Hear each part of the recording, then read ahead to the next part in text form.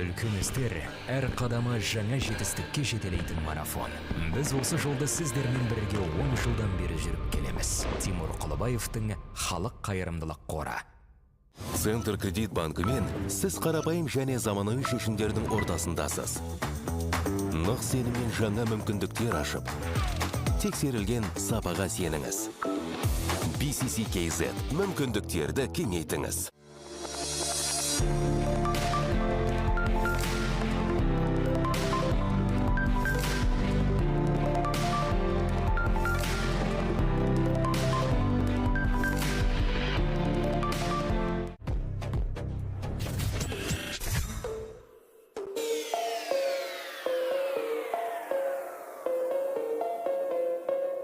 Games of the future.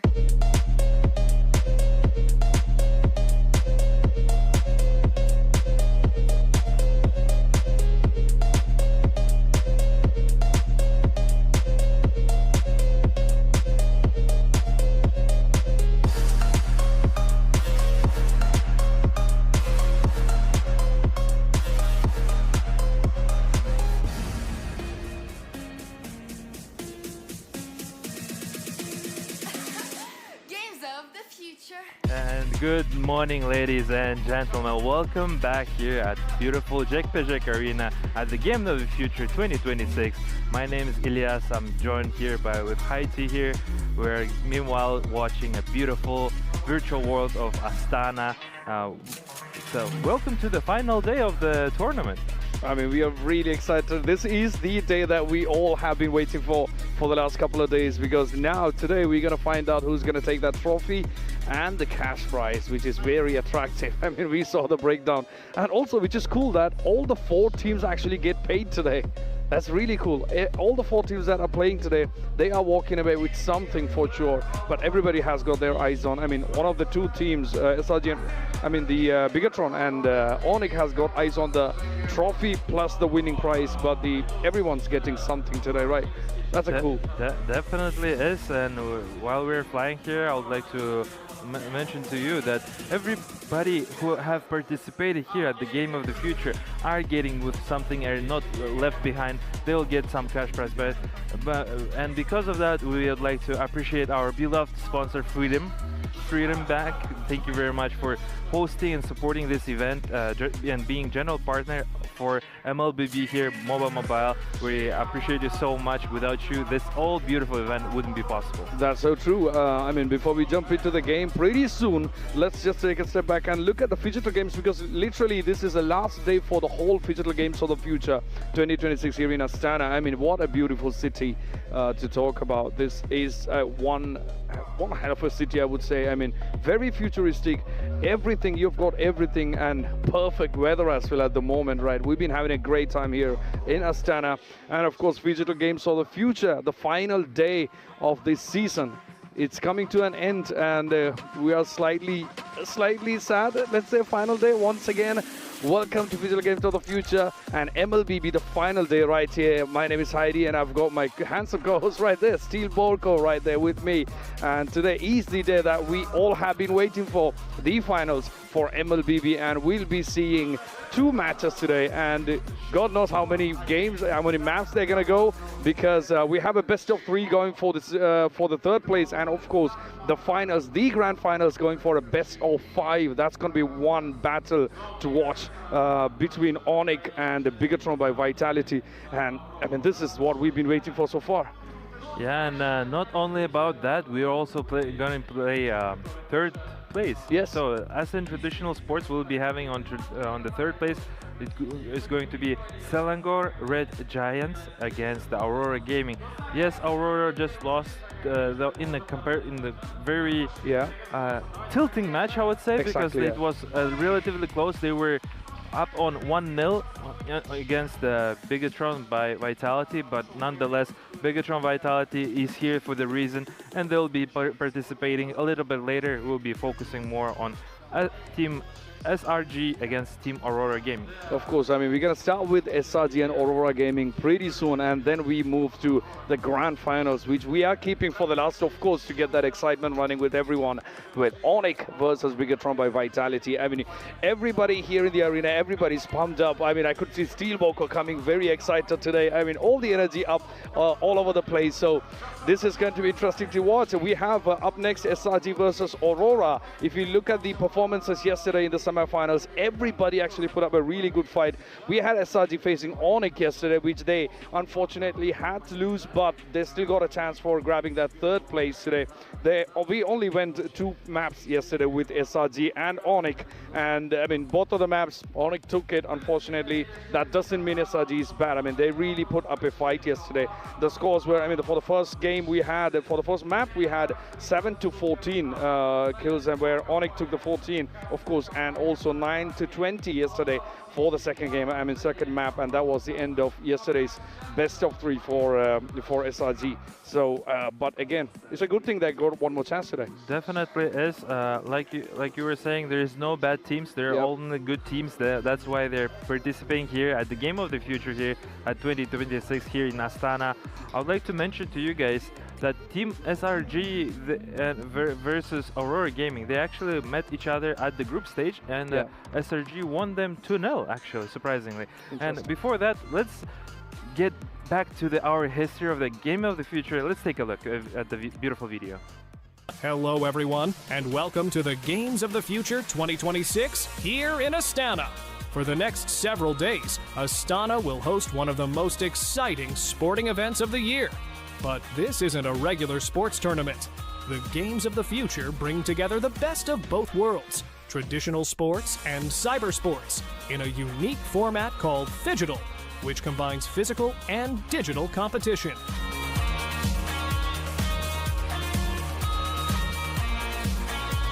In Phygital sports, athletes have to perform both on the screen and on the field. They need fast reactions, smart decision-making, teamwork, and physical fitness. Winning here takes much more than mastering just one side of the game. This year, the tournament welcomes more than 800 athletes from more than 50 countries, competing across 8 different disciplines. Players, coaches, fans, and technology brands have all come together in Astana to be part of this global event. The competition is fierce, with a prize pool of over $4 million. But the Games of the Future are about more than just winning. They show how sport is changing and how technology is creating new ways to compete. The event has already attracted a huge global audience. The tournaments are watched by hundreds of millions of people, most of them between the ages of 18 and 34. A younger generation who are invested in both sports and digital competitions. It's clear that Phygital sports are becoming one of the fastest growing trends in the world of competition. Over the next few days, we'll take you behind the scenes, meet the athletes, hear their stories, and find out what it takes to succeed in this one-of-a-kind tournament. From quick interviews and fun challenges to exciting matches, we'll show you everything happening at the Games of the Future. So stay with us as we explore the future of sport, right here in Astana. Let's get started. That was a beautiful video about Games of the Future, the history, and of course what's been happening for the Games of the Future this year as well. I mean, something really cool that they mentioned is we got more than 800 athletes, I mean, competing. We are talking about being a part and competing in the tournaments and in all the disciplines, we got 8 disciplines for Games of the Future this year. Plus, I mean, the athletes are from more than 50 countries. I mean, this is truly huge, right? Yeah, definitely. It's also a very international place, and just fortunate to be here. As you guys were seeing on the video, just quick reminder, Phygital sports. What is Phygital sports? It's about a little bit about the sports and about the actual digital. But before that, let's take a look at one more thing that we'd like to share to you guys. The Phygital Virtual, you can watch all the games right there up on our official website, phygital-plus.com. Make sure you watch, because today is literally the last day where you can watch Phygital Games of the Future for 2026. So we tell you, do not miss this, because today is an action-packed day everywhere. All the discipline that remains, we got the finals, grand finals running today. So one good day to watch this on the website. Check out phygital-plus.com to watch all that. But getting back to where we were, like SRG versus Aurora coming up next. And let's take a look at the players. I mean, for SRG, we've got Cram, Uni, Stormy, Yums, and Innocent. I'm really looking forward if the Innocent and Yums are going to go with that power combo, which they actually went 2 days ago with. The Harley and Melissa, yet to see. But we got the brackets up on the screen. Finally, we are at the end. Definitely we're at the end here, and as we can see, Aurora, they managed through winning Falcons, but they lost to Bigatron by Vitality. However, the Aurora Gaming, like we got Pagu here twice, I believe, at the here in the panel desk. He was mentioning us that they came here to beat Onyx at 3-0. Unfortunately, that's not the case, but they will be playing for the third place. And would like to also remind you guys about our website. That will be shown down below, astana2026.gofuture.games. You guys can take a look to make sure to not miss any announcements, any feedbacks, any information that is related to our games of the future. Of course, and let's also take a look at Aurora, who competed yesterday. We got all the 4 teams competing yesterday, so we have all the same 4 teams competing today as well. But let's not forget, make sure you manage your finances wisely, and that's where the Center Credit actually comes into effect. You got a QR code up on the screen. Make sure you scan that, download the Center Credit online banking app, and manage your finances easily with Center Credit. Huge shout out to the partner Center Credit for that. Back again with Aurora Gaming. I mean, the team is huge as well. I mean, we got Rosa, we got Pagu, TNZ, one of the best players we have seen in the team so far with a consistent performance, I would say, except for that one game yesterday where TNZ went a bit, But other than that, he's been going strong. And then we got Sigibom, who actually grabbed 2 or 3 MVPs in the last 3 days. And then Lunar, of course, competing and contributing to the whole team as well. I mean, they had competed against Bigatron yesterday.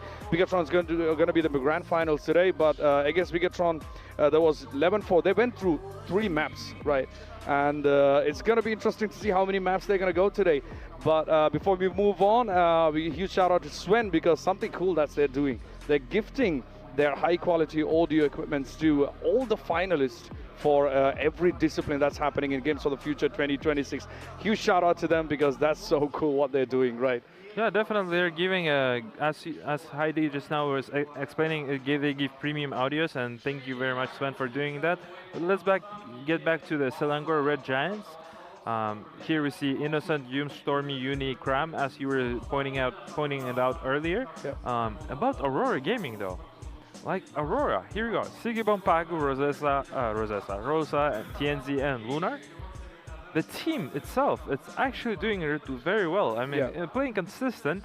It didn't work out for them. They've been losing, and they were having tight games overall, and just overall it was a little bit challenging. Yeah. Hopefully they're not tilted from yesterday's series, and they will be playing for their fullest here at Jack to Jack Arena.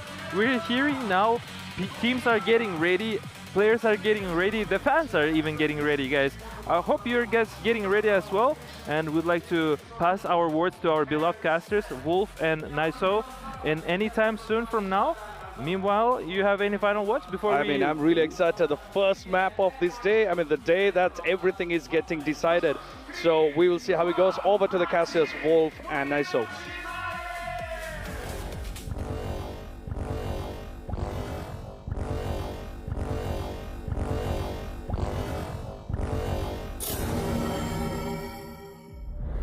Harmony between worlds rests on a fragile balance. Legends of the Great Step tell of the sun-headed man who helped maintaining the connection between the worlds for centuries. But sometimes, the very nature of existence disrupts the natural order of things. When the ancient power left the sun-headed man, the balance shifted.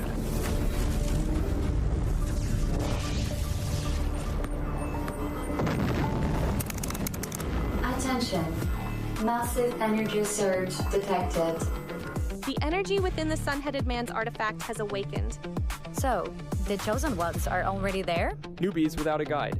Then it's time to meet them. Someone's got to get them up to speed.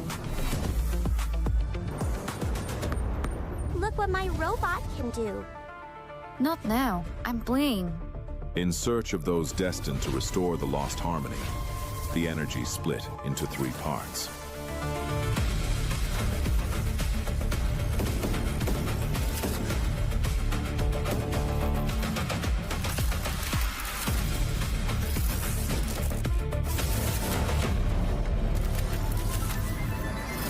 Hey, I'm one of the guardians of balance between the worlds. When the ancient power awakened in Kazakhstan, it chose you.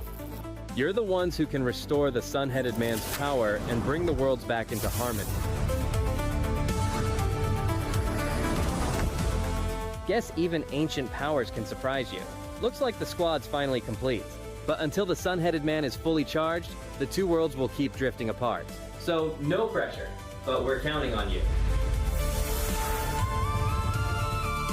And so began the story of the new heroes. Ahead of them lay the greatest challenge of all, the games of the future in Astana.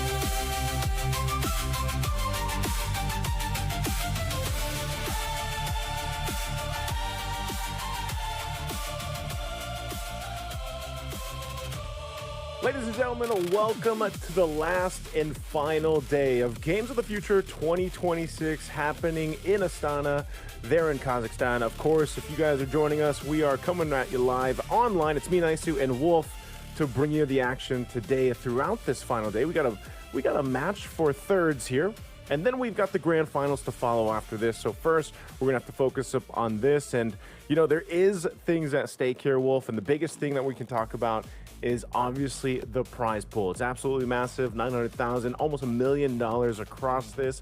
And between the third and fourth place, just if people are curious, it's about 40-ish plus $1,000 difference. That's quite a bit of money. Yeah, that's a lot of money that teams are going to be playing for. And that's the reason why you should really take this seriously. I personally don't like the fact that there are third place matches. But if there's like millions of pesos in between them now, you're thinking, okay, yeah, we really have to really play this one out. At the same time, I think that we are slowly getting used to this kind of tournaments. The first time that the third place match was held outside of a federation tournament, we were like questioning it. But now that we've seen it many times, I think it's just natural. And the reason why that is because we want to still see our semi-finalists. Like Aurora Gaming, for example, I would hate to not see them play again. And that's also true for SRG. They made a lot of fans around the world. We know that they can actually get into the finals and beat their opponents, but here they are fighting for the glory of third place. It still is going to be a very interesting match.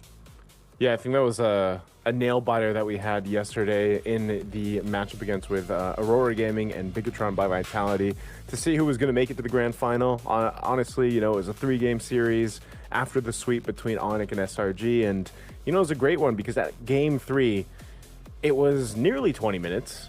But I think the most interesting thing in the stuff that I heard and saw online after that was the picks, man. And shortly we'll be here in the draft because we're talking about the Matilda and Ixia pick coming through, and then of all people, of all heroes, a Mia ends up going in the hands of Emon for Bigatron by Vitality to work. So, you know, I remember someone posting this, Wolf, and just saying, what even is the meta right now? Well, it's about, I guess my quick answer to that, and that was proven by the lineup that was brought by Bigatron yesterday, and in combination with what Onyx has been doing, as well as what Team Spirit has been doing as of late, is to win your matchups, right? I think that's, if there's anything that you want to take away from the meta, and if you want to just understand it easier right now, just win your matchups in the laning stage, and you're gonna be fine. And if you can't win, for example, your gold versus gold matchup is not gonna win, what you have to do is just pick a hero in the middle that will win that lane, and then your roamer can now get into the gold lane. It's like you compensate in other parts of the draft. That's what I'm saying. What I'm trying to say. So, I said so many things, but all I'm trying to say is that you just have to win your laning matchups. That's the meta, basically. Because if you win your lane matchups, it means you win the early game. Yeah, but who would have thought, you know? Who would have thought that matchup in the gold lane would have been an Ixia and a Mia? I mean, even when Leo and I were going through that draft, we weren't. That was not on our list, you know what I mean? Sure. And I don't think it was on a lot of people's lists. But I know people were rejoicing that the fact that even Mia gets a win might be promising for some people, not just the Mia mains out there, but also just, again, the people that like to kind of go outside the norm or outside the meta that, you know, we're used to seeing. Because I would say we've already kind of got that standard going where it's like, you know, there's already going to be that trade for the Barretts, the Belric probably, the Atlas if it's not banned out, Nolan and Hirata in the jungle. Melissa's the topmost picked hero right now. So when it is something different that goes against the norm, I'm all for it. As someone who likes to go against the meta and who, you know, played one hero before he actually was meta, which was Gord. I was happy to see it too. Yeah, I get what you mean. I think with the Mia or heroes like this, like Mia, right? It's hard to justify them from a normal person's perspective. But I guess if you played the gold lane so much and you obviously have grinded it out in the Land of Dawn and in-game and through your scrims, through the actual tournaments, your understanding of the game is, you know, it exceeds what normal people could understand. And that's probably, this is my guess, this is the reason why Eman, when asked why he picked the Mia, is that he looked at the heroes and he feels like it fits. Like, what the hell kind of explanation that is. But if you dig deeper, I think what he's trying to say is that my knowledge tells me that having the Mia without any kind of threat to the Mia is gonna be okay. Yeah, I think what made it work though too was the fact that, you know, you eventually had that Rafaela. The Rafaela is a really big game changer. just because of the fact that you get that revive, you know? And we saw a lot of the fights going through in that Game 3 where Aurora Gaming would get one of the members down, a Bigatron by Vitality, but then because of the revive, like, you know, they're back to full fighting form quickly. And that was one of the things that we've seen now for different teams that have drafted in that Rafaela, and now you see the trades happening between like a Matilda, even, for example, Matilda, Rafaela. And I don't know how much of that is going to be different here in this third place match, but the bans already look pretty standard from what we've seen. It is going to be the Atlas going out, Paquito there, Freya, pretty much red side staple. And I think the main question is, do you go ahead and just grab the Hirara for Uni? I think that's one of the main things they'll be contending, or trading it out for the Barretts. Yeah. Barretts, I believe I was able to talk to some of the players, and they feel the same way as I feel like. Of course, you pick up Melissa, Hirara. Those are the biggest, I would say, heroes of the patch. But it definitely is Barretts that will take #1 place when it comes to like what is the most OP hero, and because of how much impact there could be with this hero with the Barretts. A lot of players feel confident that it is indeed the strongest hero we have in a meta game right now. We're about to see it, if it will be picked up again. Aurora Gaming, they like playing the Eudora, but they also like to play Tienzi's hero, like maybe Rosa's hero, third pick, or even into that more later into the draft. Okay, is this Barretts or Hirara? I think they're gonna go Hirara, man. I think they're gonna go Hirara. I wonder what the audience is more a fan of. Are they Aurora Gaming fans or are they SRG fans? Because yesterday everybody in the audience had their, you know, the signs on their phones and everything else, and it was good to see. I know there's a lot of Onyx fans waiting to see if Onyx can be a repeat champion here, but as we wait for this next pickup for SRG, that'll tell us what's going to be traded out. Is it the Barretts? Hirara can work. Both are good, and both kind of start your composition off great, especially on blue side, and it's going to be neither, man. It's the Melissa, the other hero that has been rising once again in priority, although it's been picked the most. But is this worth the trade? You give the Barretts over, and probably, I don't know, what, the Belric? Hirara? Belric? Yeah. Both can work. Both are good, but I think they will go Hirara because they want to reach this Melissa. And Tienzi with any kind of hero is already really good. And if you give him an OP hero, he's gonna make it work for sure. Especially with the help of the Barretts as well. If you add those two factors, then it's a no-brainer to pick up the Hirara this time for Aurora Gaming. Oh, SRG. I think the next thing you'll do is get maybe Nolan and then get the Uranus, I feel like, is that's the what I was other thinking. option here. Yeah. Just grab the Uranus. I almost half expected, I guess that's why they decided to go ahead and trade. It was like, we'll take the Melissa because there definitely could have been a trade instead where Aurora Gaming picked up a Uranus, because that seems to be more of an answer when the Melissa is there. They like to go ahead and build in that, pick up that XP lane for the Uranus pick. But Barretts, like you mentioned, probably the most impactful, I would say, hero right now. Whoa, it's going to be a Fanny instead for Uni. But like you mentioned, instead of the Nolan, it's Fanny, and then the Uranus goes over. It makes sense. But yeah, do you think the Fanny is that a good pick for Uni right now? Yeah. All things considered, yes. My brain defaulted into thinking that Fanny was automatically banned, but it isn't. And that meant that this time for SRG, they're going to get a strong hero in a way that it can make a lot of outplays. It's like, it's a strong hero when used properly is what I'm trying to say, right? So, still not the easiest to pilot. Aurora Gaming, though, a great response is the Matilda. Typically, when you're facing against the Fanny, you would look for any kind of lockdown, right? Mm-hmm. But some teams have realized that we don't really need a lot of stuns against the Fanny. If we can sustain ourselves, then it also works against the Fanny, because all of a sudden you're not controlling the Fanny, but the Fanny is not taking down anyone.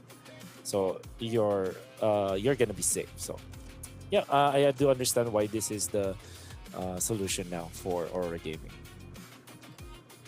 I mean, when the Fanny was popped up one time, we saw the Kufra be the choice to deal with it, but I think the Matilda obviously just works better with this, especially when you have a Barrett's already there, and just already a mobile enough hero in the Herrera that, you know, if you have a guiding win, then that's great.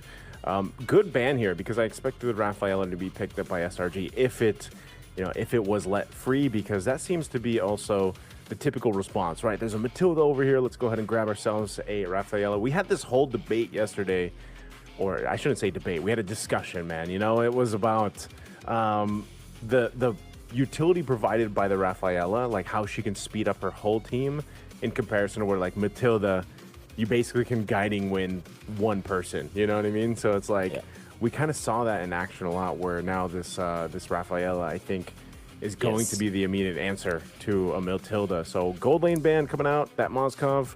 Now we have to question what is going the gold lane. We got a whole... Hey, they're going opposite of each other. The sweeps, one for Aurora, one for SRG. Beside each other as well. I think they've been watching ever since, right? I think I kind of recognize that. They probably have watched since day one, so that's pretty cool. For Aurora, you're going to be looking... Okay, they immediately go Brody. Good answer to the Melissa, and also good answer to the Fanny. So I think this checks both boxes. Another option might be the Moskov, which I would have said. However, it is going to struggle against the early comp of SRG. So the Brody makes total sense here. You now have to look for your burst from your mage if you're SRG. So I wonder if this is like Novaria plus a stun. Maybe Novaria and Cho, maybe? Novaria Cho. Yeah. Novaria has also just kind of risen ever since her little buff that she's gotten recently. The Cho has been banned out quite a bit, though. So now that it's open, we'll see if that goes in the hands of Yums. Would work. You can also scout out if you do grab that Novaria with that Astral. Whoa, okay. No Astral Echo. It's going to be a diversion with this Louis Yi. And then the Minotaur. Wow. So they got two tanky dudes. Yep, they get the condition that they need. Two tanky dudes with the Melissa. I am partial about this Louis because it is easy to dive with the Matilda and with the Hirara.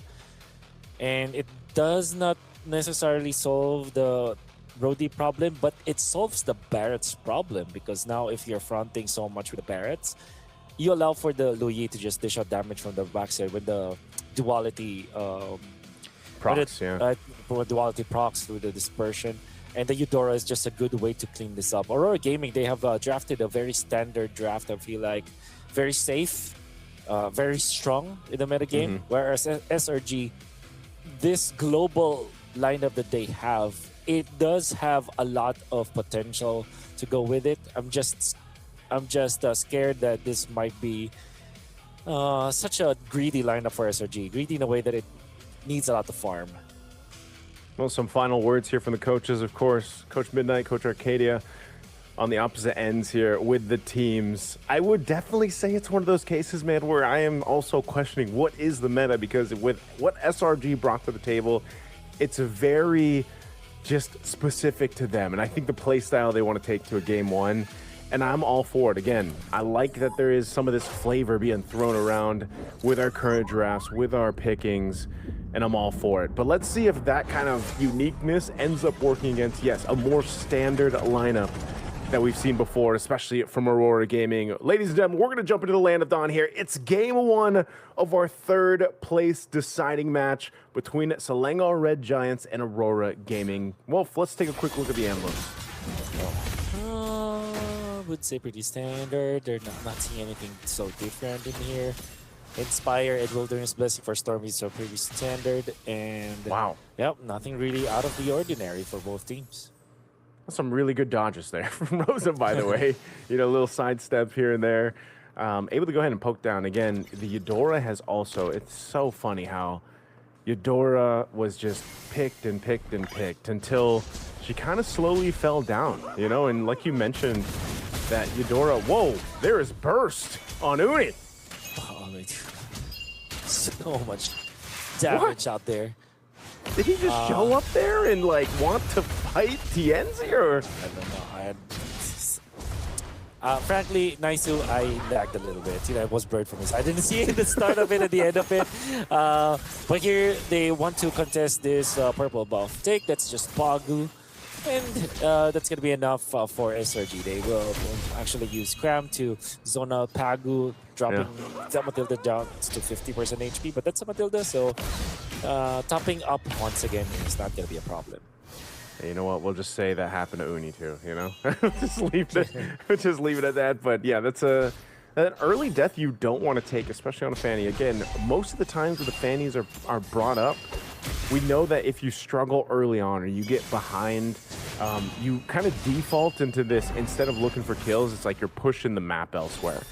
Looks like he might try to make an attempt on Tienzi now. I do want to die. Tienzi! Oh, so much damage coming from Uni! Oh.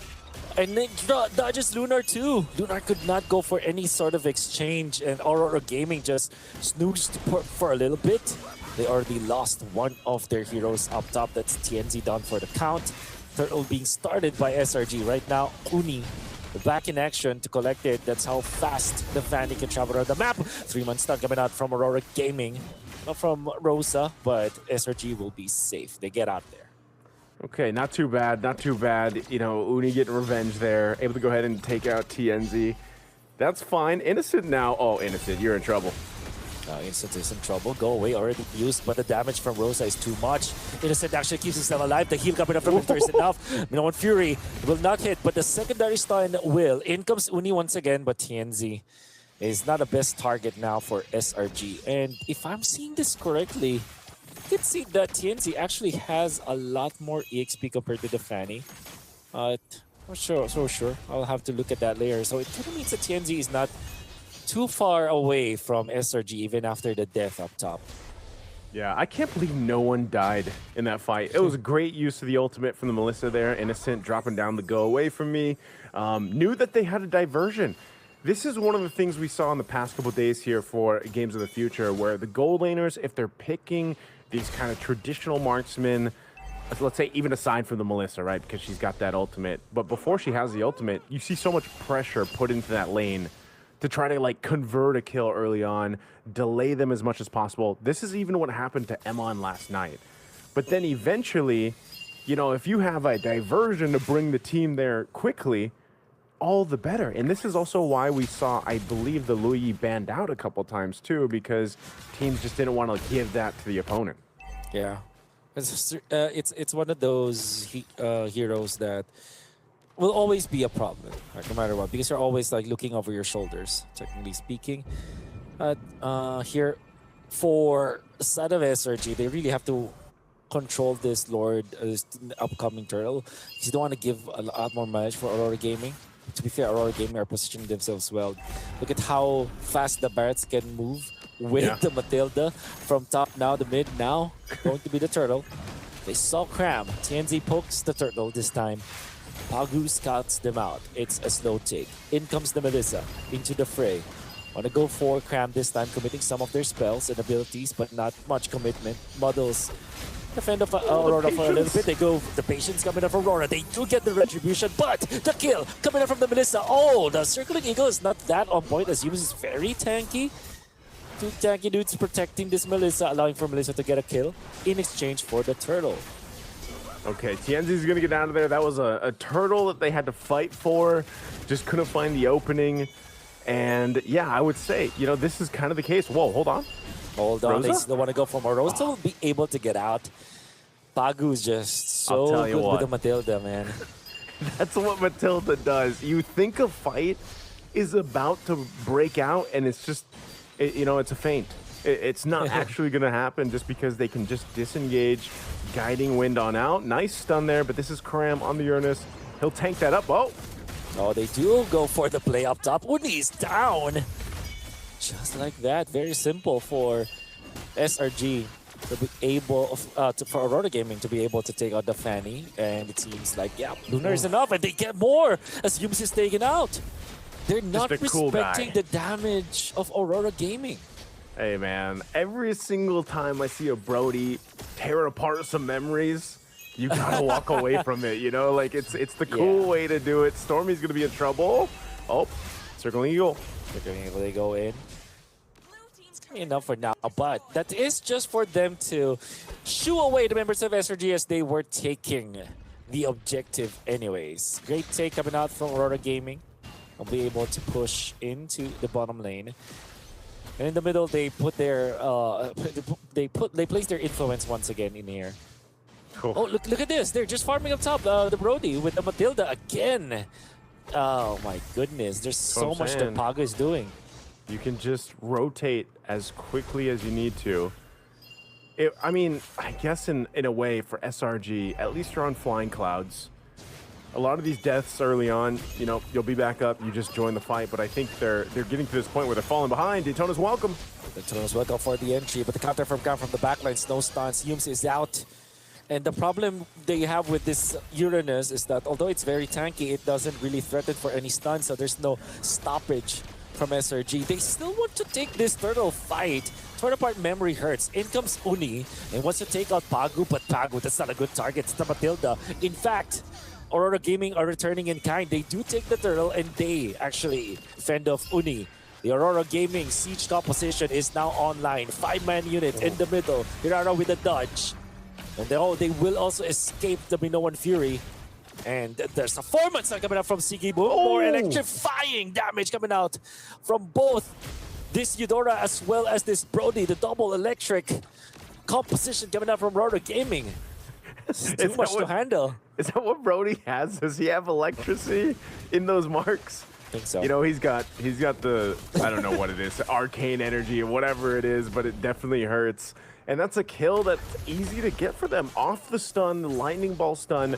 Lunar man. Again. They do have the damage. Flicker committed. That's going to be enough. Lunar bid his time down the bottom lane.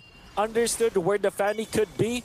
Game sense as well as game IQ from Lunar is top of the line for sure. That's why I said, man, you can't give Lunar the Barretts. Oh, he's going to take some damage here, though, but he's got enough shields and he can just Guiding Wind out of this, but I think it's a bait. They're going to force the Flicker anyway. There's a heal from Yums, but look at this. Lunar just knows. He's so safe to be able to just say, I can play at less than half health. I can just fly. Like, I can evolve whatever this dinosaur is, I can then get wings because I have a Matilda in the hands of Pagu. I just like how Aurora Gaming are so good with it. Most especially the way they're utilizing the Matilda. It allows for the Barretts to get into the fight, the Brody to get into the farm. And whenever they press the attack, you know that they can be aggressive because there will be the Matilda to heal them up anyways. So they're always incentivized to make an aggressive play against SRG. And not only are they doing that, they're also making the right moves. They're reading the map like crazy. And now Uni wants to poke TNZ. Look at that. All the damage that Uni was able to deal, it's the Matilda with just one skill 2. And they're topped up. Okay. Topped up. Lord is up. Aurora Gaming's got control of it. As you can see, this is what I was saying with the problem with Fanny, man. If you get behind like this, you default to just being in the opposite lane to get some push, because that's all about you can do. So Lord is secured. Aurora Gaming gets that secure. They're going to be looking for another kill. You're not going to be able to survive this as Cram tries to get away. He does pop the Consecrate, but TNZ will pick up that one, and they're going to take this tier 2 turret down as well. Amazing siege coming out from Aurora Gaming. SRG seems like they can't do anything right now.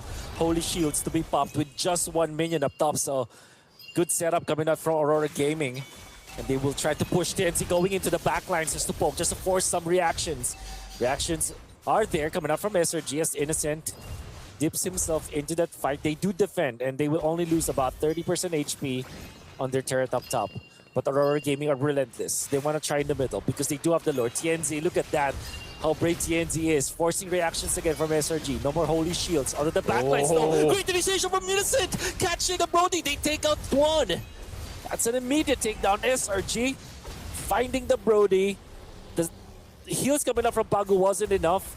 and it will be Innocent to collect the kill. All the while that's happening, Uni is gonna be there. Look at this, the diversion play. I really want to find out how they took out the Brody, but I guess it's just a duality stack. And for some reason, they take out one kill. Uni, now Lunar in trouble. Overstaying in front of SRG. Cram pops the recalls, but you gotta be careful. TNZ on the backlines. Humes receives the damage. Damage from Melissa, though. They're returning in kind, SRG. TNZ still wants to fight. No in comes way. Pagu with the Circle Eagle. They stun Stormy, but there's no follow-up just yet. They're quite slow. They want to go for another kill. They eventually take out Humes with the damage coming in from TNC. 3 versus 3, but the damage of torn apart memory, poking them down. TNC wants to collect the kill, but he won't be able to do so. Cram overstayed, and now he's able to with a Sky Piercer. Skiggy Boom is gonna take the turn.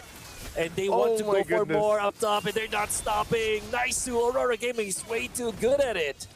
Wolf, the fight started in the base, it went down to the mid lane, and then ended in the base of SRG. And that was probably one of the longest continued fights we've seen in MLBB. I mean, my goodness, is that, again, the power of the Matilda, and also we got to throw in some flying clouds there too, right? Give it up to the flying clouds to bring everybody back into the fight that quick. But it all resulted into some base turrets going down for SRG. I still have to commend what they were able to do, how they found Siggy Boom and actually were able to defend in the base and try to turn the tide. That might have been the best opportunity that they had to make something happen. Unfortunately, it didn't, but they did start to get at least a little bit of gold in their pockets. Now, Innocent picks up a major defensive item, gets the Wind of Nature at least, and what we're seeing here is Aurora Gaming is weaving around TNZ. TNZ has these stacks here, and they just kind of whittle down the member of the SRG and then want him to go ahead and finish it up with that stack, that Sky Piercer that he has. So Siggy Boom's gonna go ahead and start up this Lord. It spawns in. I'm wondering, the Selengar Red Giants actually want to contest this? Well, Stout keep getting taken out by Aurora Gaming quickly. Or they utilizing the models this time. No ultimate commitment just yet. Luna wants to go in. TNZ is here. They want to poke Crab. And not even poke. They're threatening for a lethal. Now up against her. The no Luna goes in, but the damage coming up from Rosa. Go away, stopping 2. It's not going to be enough. The Hirara will be able to get the kill. TNZ onto the backline. Still, they're finding dead for now. Does pop the immortality with Uri going in. Damage coming out from Stormy will not be enough as they get away from danger zone, and the kill onto Innocent is enough for Aurora Gaming to retreat and get to the Lord this time. So they retreat. That was really good juggling happening there. Uni was able to go ahead and at least get TNZ low enough, but he bought the immortality.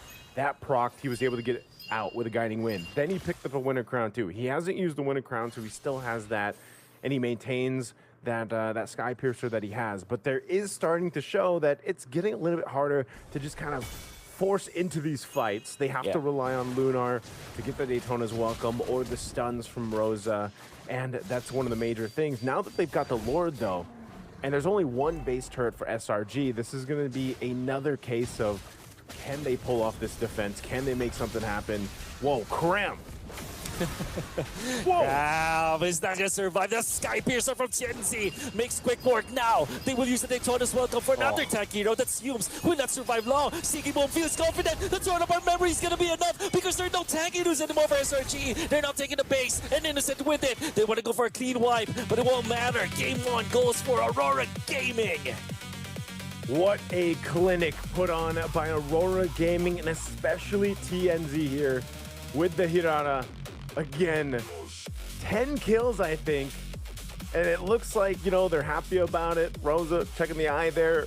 You know, I think they were celebrating really good about that one because, man, was that a great game 1 in this best of 3. Again, it's a best of 3 for this 3rd place match. Aurora Gaming gets the first one. We're going to throw it to a break before we go to the studio.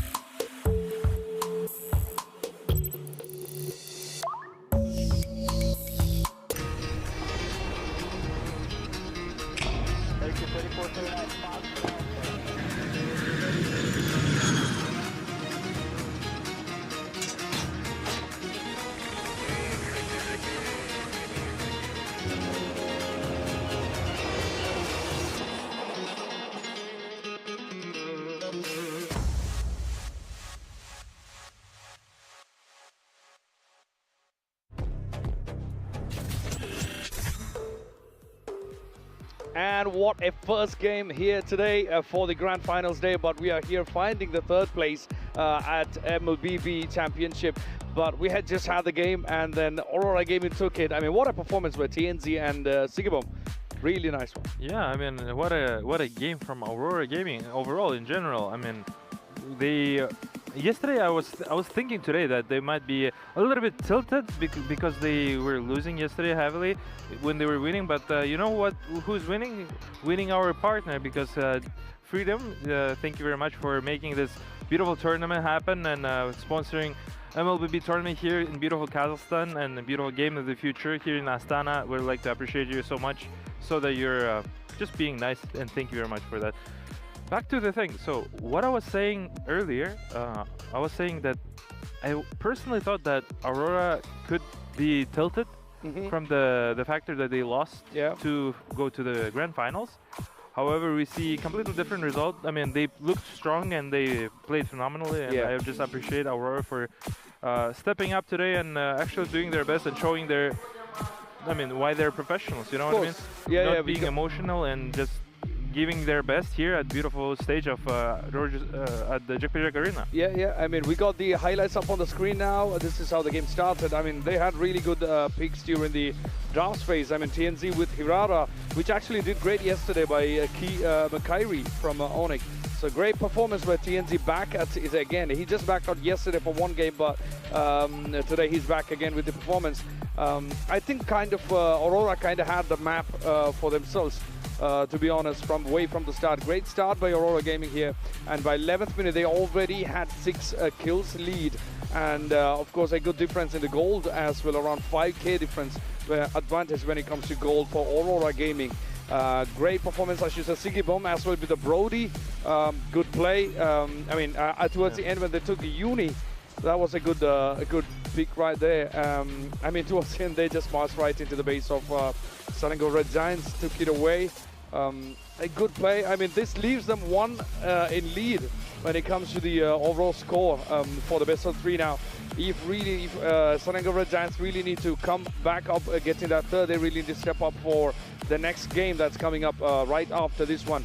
You will see how the fights went down next to the base, and I think at this point it was pretty much sure that Aurora Gaming was going to get it. It was a pure dominance from Aurora Gaming. Let's put it. Let's be real here. I would like to. You were saying Pigabom and TNZ. Don't get me wrong. The 2 players are phenomenal, but I would like to specify Rosa and Pagu. Pagu with 0 kills, 0 deaths, but 10 assists. In the other hand, with Rosa as well, 1 kill and I believe 9 assists or 7 assists, somewhere there. Also with the 0 deaths. I mean, they just played phenomenally in the game number 1 here. As you can see, TNZ with 10 kills.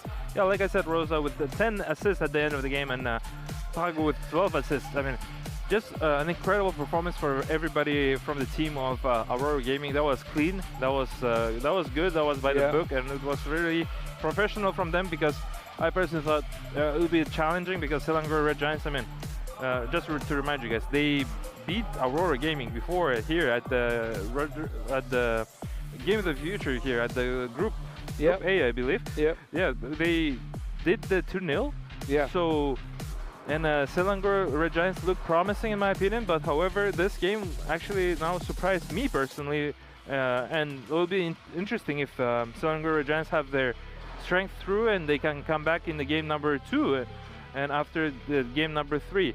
However, nonetheless, would like to appreciate Yandex Go for making our lives easier, making the fans' lives easier here at beautiful Astana.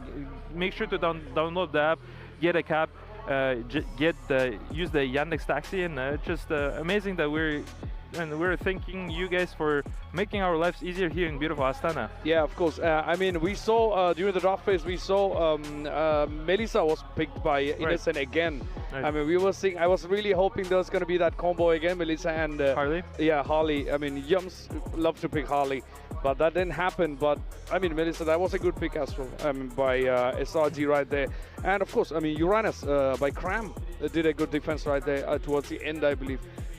Great performance, both the teams for sure, but at the same time, I mean, Aurora had the map. I feel like Aurora really had the grip of the map even towards till the end as well. So great performance by both the teams. I mean, the picks, the drafts. I mean, that was interesting to see. We got the stats up on the screen for Innocent and Sigibum. We just talked about Innocent picking Melissa. We have the stats up there, and Sigibum as well. Good performance. Yeah, man, Sigibum is always at the notes. He's always there on point and just doing the damage and taking the damage for the team, and always doing that dirty work as always. And he does it just very well. And I mean, congrats to Sigibum for doing that. And we'll be looking forward how it's going to be played out on game number 2. Yeah.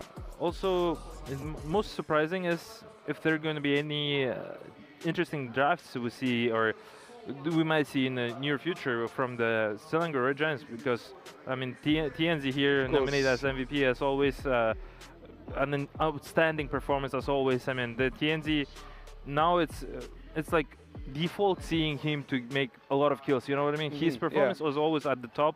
That shows that it's so rare to see him underperforming, because you get to see him always outperforming and doing it so well. I mean, again, TNZ, great job here. Now, real important thing is they got a game number 1. Can they finish it off? Because they were losing like that before in the yesterday and day after before. But before that, we'd like to show you guys a quick video about the teams. Let's take a look. The Mobile Legends Bang Bang Tournament at the Games of the Future 2026 Astana has reached its final day. After several days of intense competition, only 4 teams remain, but they will now compete for 2 different prizes: the championship title and a place on the podium.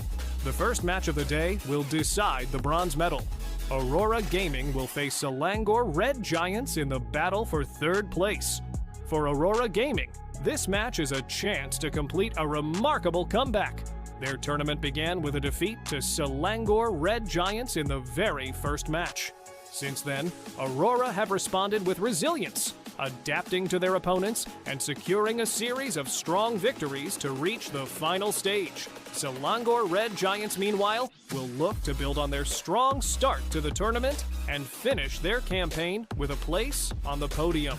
Having already defeated Aurora earlier in the competition, they know exactly what their opponents are capable of. But this time, there will be no second chance. Then comes the main event, the grand final. Onyx will face Bigatron by Vitality with the Mobile Legends Bang Bang Championship title at stake. Both teams have fought their way through a demanding tournament and now stand just 1 series away from the trophy. At this stage, individual brilliance alone will not be enough. Every draft, rotation, team fight, and objective could determine the outcome. For Onyx and Bigatron by Vitality, this is the moment everything has been building toward. One final battle will decide who leaves Astana as the Mobile Legends Bang Bang Champions of the Games of the Future 2026.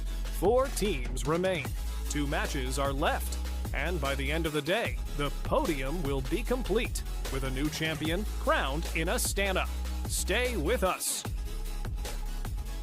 That was an interesting video about the finalists for today, which is going to be happening in a bit, but we still have to wait for the grand finals, right? We still got 2 more, possibly 2 more maps, or we don't know. If Aurora managed to win the next one, there's only going to be that 1 single map which decides the 3rd place. Yeah, I mean, it would be very strong and very bold if Aurora closes up with a 2-0 here.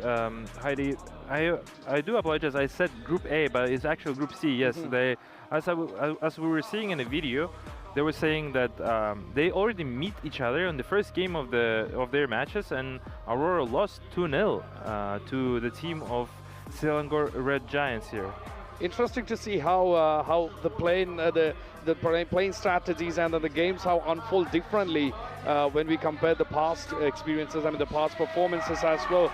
I mean, and Pagu. I mean, let's say Rosa. Sorry, so Rosa and TNC actually played really well, as you said. Like Rosa came up with he went with Eudora.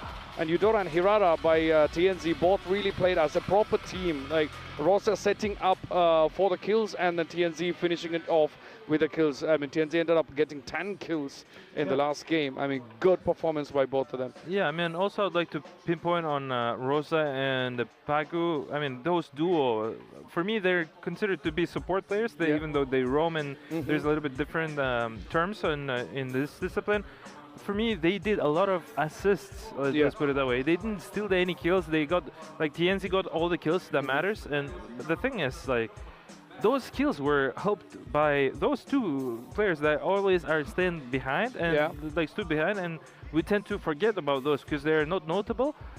We get to see the heroes who are making more skills, but I would like to also, you know, shout out to Pago and Rosa for being just outstanding performance and making sure your team is getting those skills that are necessary, and TNZ getting this item that is necessary for his hero to make sure that you guys close the game properly. I mean, just incredible performance overall from the team of Aurora Gaming. Yeah, like that was some proper teamwork by Aurora right there, which we saw in the last game. I mean, Sigiboy went going with, Sigibom going with Brody, and Pagu with Matilda, Rosa, of course, Eudora and Hirara by TNZ, and of course Lunas with the Barretts. I mean, great play by the whole team, to be honest. I mean, they went for, I believe, Hirara and Eudora. It's more like they are really good in isolating single targets, which they really played out well. And that comp was, when I saw the drafting, it was more like built for forcing fights. But I guess it's time to decide who's going to be taking the third place yet. So we're going to move to casters, Wolf and Niso. Take it away, gentlemen. It's game time.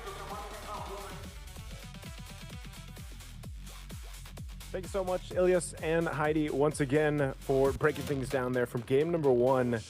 It was an amazing game for Aurora Gaming, of course, and now they're very close. One more point to go ahead and win the third place match here against, again, a formidable opponent, Selangor Red Giants. I mean, I expect this to go to a game three, Wolf. Where can SRG adjust? I know we're going to say, you know, draft, but where in the draft can SRG change things up?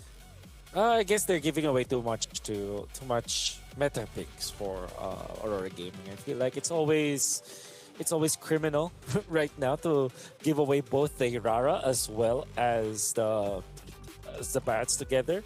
And they traded for a Melissa, which is a good hero, but at the same time, between those three heroes, I think the Melissa will take the least priority. I think you still want to look at the Barretts as your priority hero, and you pair it up with, because that's the thing with Melissa. It needs other heroes to be effective. Whereas for both the Hirara as well as the Barretts, it actually allows for other heroes to be picked up, right? The Hirara is so flexible.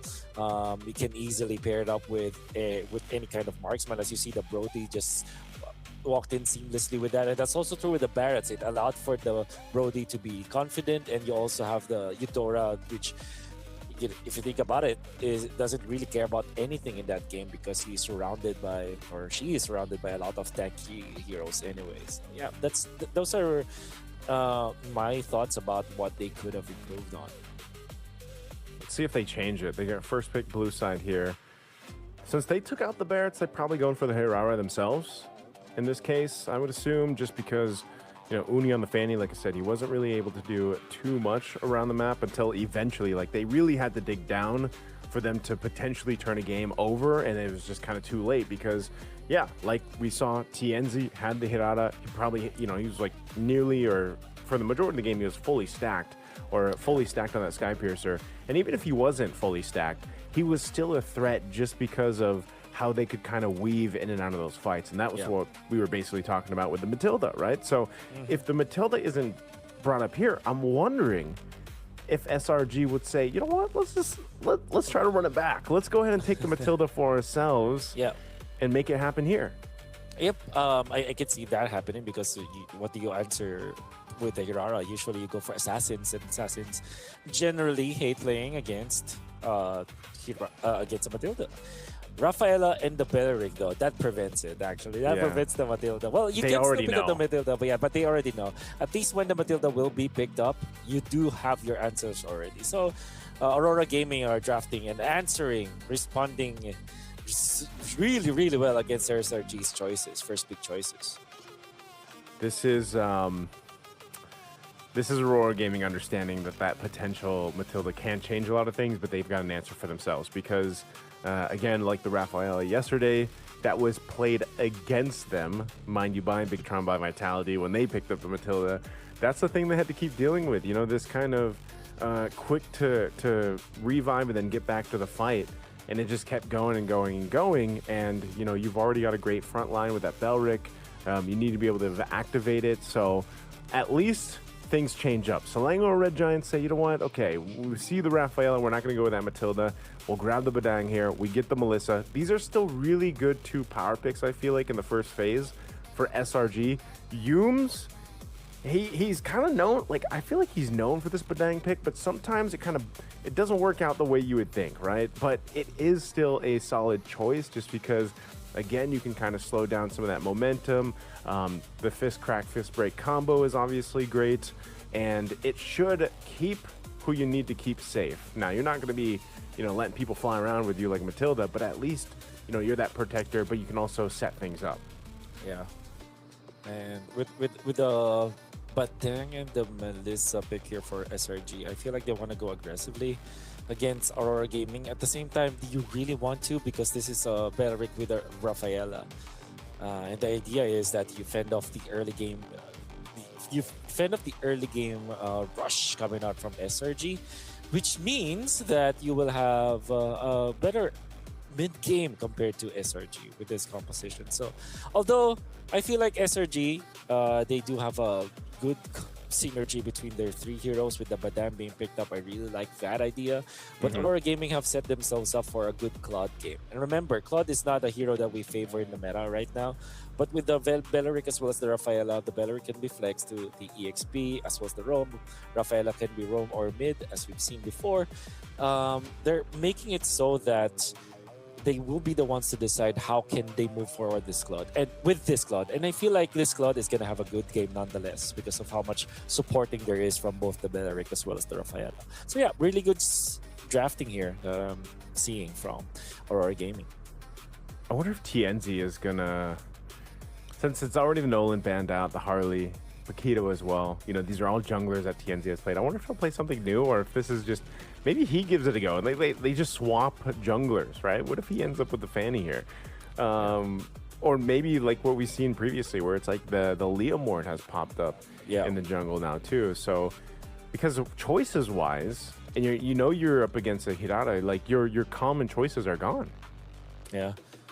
Go for the Ruby. They can go like Suyu, for example, maybe if there's no other choice. There are some other heroes that can be picked up, but yeah, I get what you mean. It's like you're going to be scraping the bottom of the barrel right now if you are Aurora Gaming. At the same time, you know that you can actually make it work. And all due fairness, I think that TNZ can play so many heroes out there. So yeah, I was gonna say his barrel is pretty deep, Wolf. You know, like you Yes, gotta have a long I arm agree. to scrape the bottom of it. But that's one of the things that made TNZ such a prominent jungler and such a good jungler was that, you know, he surprised a lot of people. I remember when Harley wasn't even meta, and then he picked it up, right, and then he started playing it, and more people picked that up from there. So these last 2 picks will kind of, I feel like, put TNZ exactly where it needs to go. Oh, wow. The Edith, and then, of course, the Selena comes through.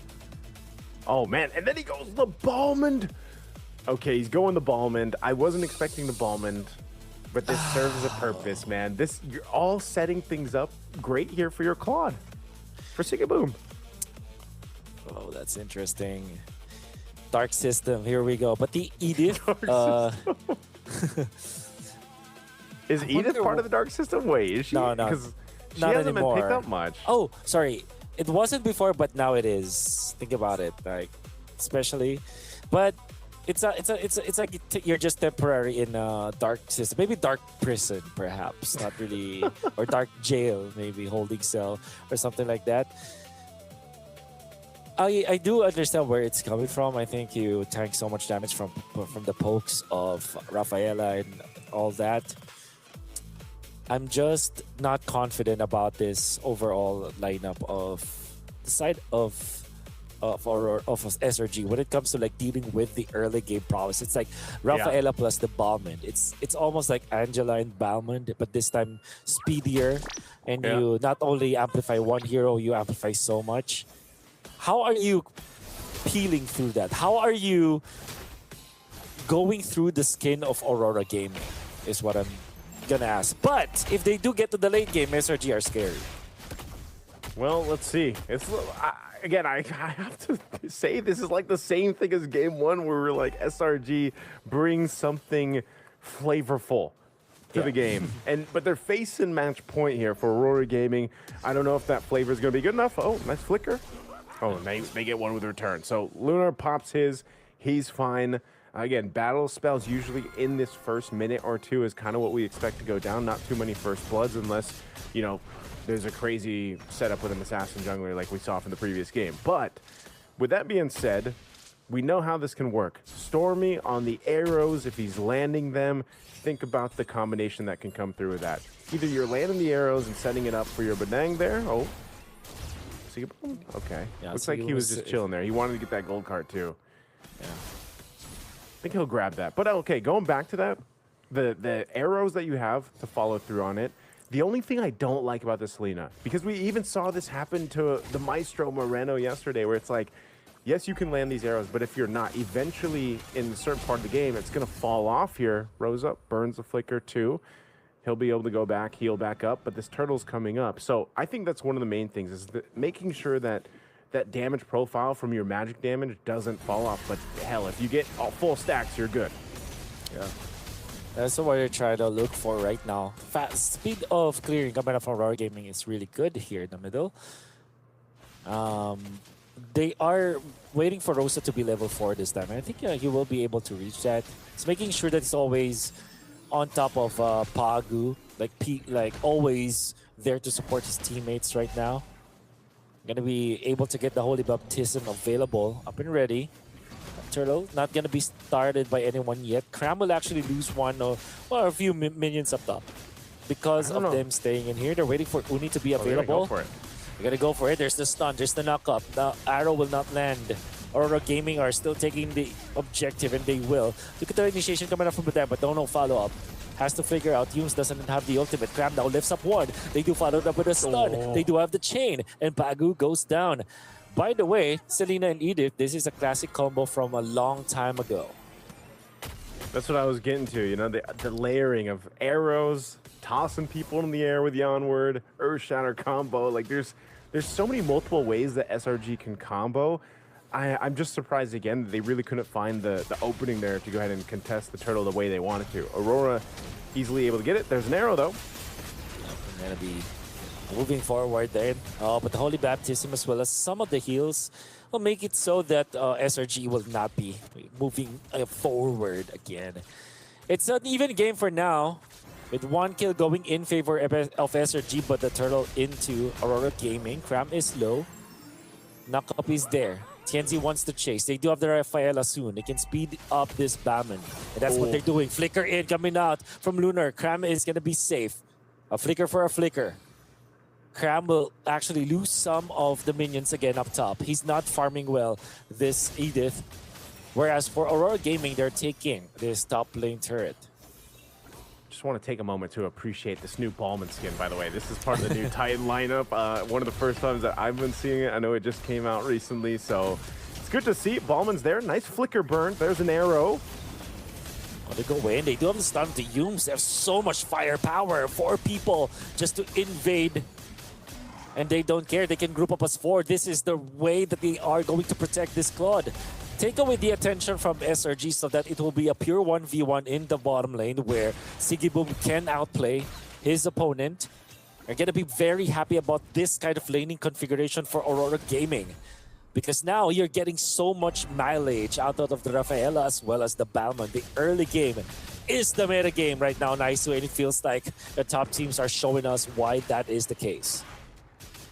And right now, they're just going to trade objective for a buff. It's going to be another turtle. Second one going to the hands of Aurora Gaming. Uni was able to go ahead and take the purple, but you can see a play potentially looking to unfold here. They might pay attention now to this gold lane now that they're going to rotate down here. With that speed, conceal is going to be used. I want to answer this. This might just be a disengage just because both teams see each other and they're like, nope, we're good.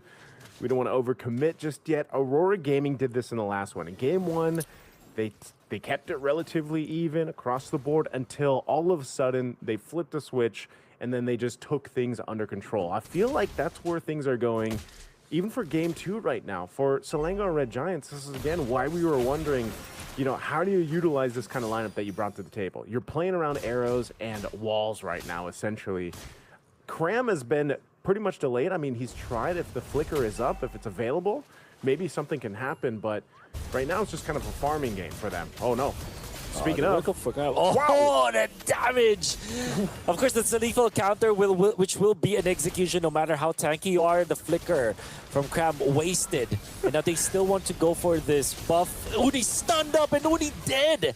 Look at this kill squad coming up from Aurora Gaming. Oh. You can't even primal wrath out of that. You just get dunked on with a lethal encounter. Cram was gone in an instant, it felt like. And there's a big problem with this Ballman and the rest of Aurora Gaming right now. TNZ, what a difference, you know, of hero from going from the Hirara now to the Ballman, where you're basically spinning to win, shredding down some of that armor. And imagine, Wolf, we haven't even seen Siggy Boom utilized yet. He's just been doing his thing. Being in the gold lane, having the gold lane experience, sometimes double laning if you can. You know, we know that Claude needs some time to go ahead and build up that power spike, hit the 3 items. Hell, the rest of Aurora Gaming has completely allowed that to happen here. For sure. They do want to get a chain stun onto Pagu, but Pagu just stands there. Very tanky tree. Aurora Gaming will not be contested in this turtle take there. Look, did you see how much damage the lethal counter with the Retribution can do? I saw. It's very lethal, as they would say. You know, is that like 40% HP that he's able to get? Turtle didn't stand a chance, man. Turtle didn't stand a chance. I don't know. Maybe the Lord will do better because TNZ right now, there's going to be more Ballmans popping up in your ranked games. I'm sure after this, just like the Mias. Now everybody has an answer. Now that we've seen Hanabi and Mia in games of the future, people are like, it's all viable. Oh, purple buff. Purple buff, Yume's taken again. This purple buff is officially Aurora Gaming's. It's no longer Uni's. It's no longer SRG. SRG right now, 75% of the map is Aurora Gaming's territory, and they're just trespassing. TNZ feels very confident, pops the Retribution, forces some reactions right there. And when Uni puts himself into the purple buff of Aurora Gaming, he's not going to be able to find anything. Like, SRG are now fighting for scraps, essentially. Yeah. Against what Aurora Gaming is giving them. It's one of the tough things to see. Again, maybe there's a lockdown. Finally, we actually locked down TNZ. They had to stop the Ballman, and they do just that. The taunt, as well as the Wrath of the Dryad, taking out Stormy, and that will actually result into an Aurora Gaming push in the middle. They do have another stun. Yume's in trouble. Yume's low. Yume's out. Gonna go for a change here with Pagu, but now they snag Innocent. Innocent does have Purify. Oh, from the back. Oh, from the back. It comes to take out Rosa. Really well done coming out from the Assassin, but all that just to fend off the attack from Aurora Gaming, who's now leading by 5,000 gold. They got 5,000 gold up. Lord's going to be up here shortly. They are going to take this. Rosa will be up in 10. But here's, I guess, the caveat for SRG and everybody looking to see this go another game. At least you go ahead, Uni gets a couple kills, right? Starts to go ahead. I believe he has a Sky Piercer. If we could take a look, yeah, he does. He's got one. Oh, they want to force this fight anyway. They want to force this fight. Indeed, Lunar down. Damage from Innocent is enough. Cram is the sacrifice. But if that means that your gold laner will be able to take one and your jungler onto the orange side or the other side of the map, I think that's going to be worth it for Cram, but they do need a lot more like this. Yeah, like I said, it was a little caveat. It was a little opening that SRG is going for. Now Innocent is starting to get locked in. He's got his Trinity. You know, Uni's a bit more of a threat. The difficult part is, again, looking for that either swing from the back, that opening that we've seen from Uni now a couple times. And honestly, the biggest person to do that is, if it's not an arrow, it's got to be Yums here on the Bedang. And that's why I was saying, you know, this is a hero he loves to play. They got to make it happen here. Yeah, the stun connects out of the backlines. Rosa is low, but that is Rafaela to be able to heal up. As long as there's no elimination from SRG, no quick takedown of a hero, Aurora Gaming will be able to heal up. It's 10 minutes now. And for the longest time, SRG are just struggling. They're looking for the farm, and they're sharing some resources here in the middle. They are famished here, SRG. But if they hang on for a few more minutes, maybe there will be a time where the natural gold gained by their heroes through the defenses, as well as the ambient gold that you get, maybe that's going to be enough for them to get the items that they need to team fight against Aurora Gaming.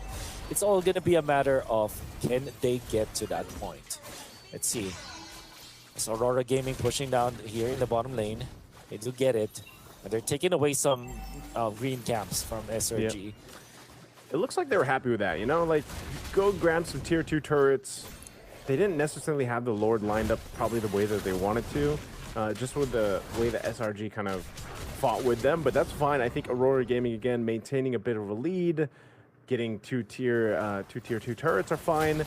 Now you're 50 seconds away from the next order. You're also going to go ahead and continue to keep them famished for SRG, but SRG, despite this all, Wolf, hasn't done a terrible job, right? I mean, they've kept things relatively, I would say, within a 2,000 to 3,000 gold range. It hasn't gotten out of control. I mean, the last game we saw, at one point it was almost 8,000 gold ahead. And that starts to be in the territory of, okay, this is really difficult for us to turn this fight around. Whereas now, as long as Innocent is protected and Uni is able to weave into these fights, you can actually still win a team fight with this composition that SRG has. That's one of the main things. And now a Wind of Nature is available here for Innocent. So that is going to be crucial to go ahead and deal when Siggy Boom comes in with that blazing duet here, of course. So this is an opportunity now for SRG to make something happen. Yeah, I get what you mean. It's like, they're within arm's reach at least. It's a long arm, but at the same time, there is a way for them. It's not impossible. Doesn't look impossible for them to get there. But then comes the zone out coming up from Aurora Gaming. Gonna be very tricky now. They do go for the conceal this time, but there is not much initiation yet. Uni comes in the fight. Already pops one iframe. Pagu is low, but it will be enough to zone out SRG to the point where they will get the Lord. There will be one kill. Dump it from Cap. Damage from Prime. It's not gonna be enough as they get dunked on. In comes the blazing duet. Yums is compromised. Yums is down. So is Stormy, and so is Innocent. The triple. 4. Siggy Boom has been quietly farming, now activated, now showing what Uni. he is worth. I don't know what Uni wanted to do, and it looks like Uni's going to go down too. He tries, he does dodge the lethal encounter, but he goes down anyway. Wolf, this might be it. This might be it. This is how they fall. SRG with the triple coming up from Siggy Boom. The placement coming up from Aurora. The early game lineup. The Balmond with the Rafaela. They will take the 3rd place match. And Aurora Gaming does it in a sweep. In a fight I didn't expect to break out, they end up trapping the Giants in the jungle and get a massive team fight in their favor. Of course, they're going to celebrate this win here. Really dominant in this series. Once again, Aurora Gaming 2-0, a sweep for the 3rd place finish here at Games of the Future 2026. That'll set them up well with a $108,000 prize pool too for that one. So again, you know, this battle of thirds, it's some extra money in your pockets here, and it's great to see. Again, hopefully, you know, I wish we got the 3rd game. Unfortunately, we didn't. SRG, of course, it's been a long journey for them going from MSC to this point too. They've got some time to recover, hopefully, as all the teams complete here. We're going to be throwing it over to a quick break, though, before we go back to our panel.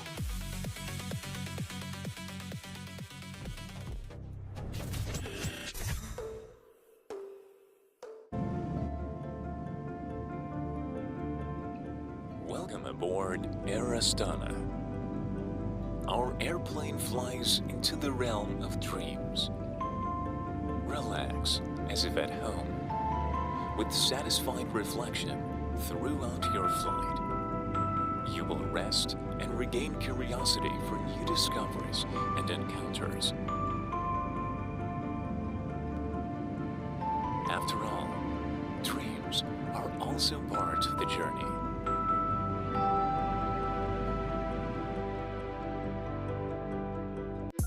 The premium family plan's connected. That is by Steedy. Got a smartphone absolutely free. That is by Steedy. Hooked it up and no longer problems with home internet. Get home internet and a smartphone for free with the premium family plan. Get ready for school with WB. WB, all you need for classes and breaks with try-on and payment on delivery.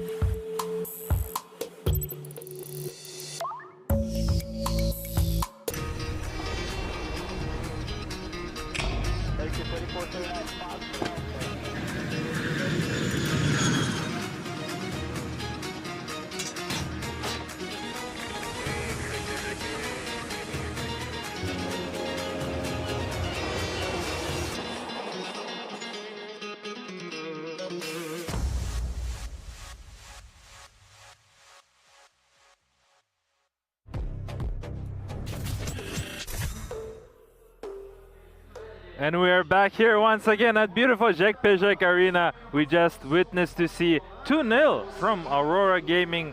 What an incredible performance from Aurora, coming back through toe-to-toe the team that actually beat them in the group stage. Yeah, I mean, they did not give any chance to the SRG today. Yeah, right? and you guys know what? We have a perfect and a great guest here, third time in a row, Pagu from Team Aurora Gaming. Hello once again, Pagu. Congrats again. Hello, how are you? How's everything? Perfect. Perfect? Perfect, 2-0. 2-0? Honestly, very surprising. I personally didn't think that you guys gonna do 2-0 because the team SRG have won you guys in the group stage. Could you tell a little bit more on that? Yeah, so initially after the first loss in the group stage, we kind of locked in a bit, fixed the draft and everything. Now we just 2-0 them, right? Yeah. That was a payback, I believe. Yeah, revenge. that was definitely a payback. That was an incredible performance. I mean, this is the third place for you guys. First and foremost, congratulations. And secondly, I would like to acknowledge you and all your team of Aurora Gaming for being professionals. Why do I say that? Because, I mean, yesterday was a devastating loss, let's be real. And what was tilting, and I wanted to ask, many people are gonna ask the same question. I thought you might be guys tilted because you guys aim for being a champions of the tournament, right? You mentioned you want to do 3-0 against Onyx and to play against Onyx, but that's not the case now. Tell me a little bit more on the yesterday game and how you guys managed to fight against your tilt and be here now at the 2-0. I mean, that was quite easy, let's be real. Yeah, you're right, we were like a bit disappointed at first, but also Bigatron is a very strong team, so the game was really tough. We played well, they played well. So we just acknowledged that they really played good that day. They had a good draft, good gameplay, right? So they won and they kind of deserve it. So we weren't really that tilt. Also, we know them, they are friends. We scream against them a lot. Well, that's good. Unfortunate for us, they won. Yeah, I mean that's how all the time. That's pure professionalism, right? Yeah, I mean, even after 100%. the lows, I mean, you get back up. I mean, get things together. Go as a fresh day for another day, but you sweeped it today. I mean, complete 2-0, clean one. And as you spoke about the draft phase, I mean, we were really, I would say, slightly shocked when TNZ went with the Barman for the second game. That was you had it in your pockets, or that was a quick decision that's made for the game too? Yeah, so after loss yesterday, we managed to we change our mindset a little bit. Like, we don't hold back in draft, we just go all in, right? If we have an idea, right, we just go for it.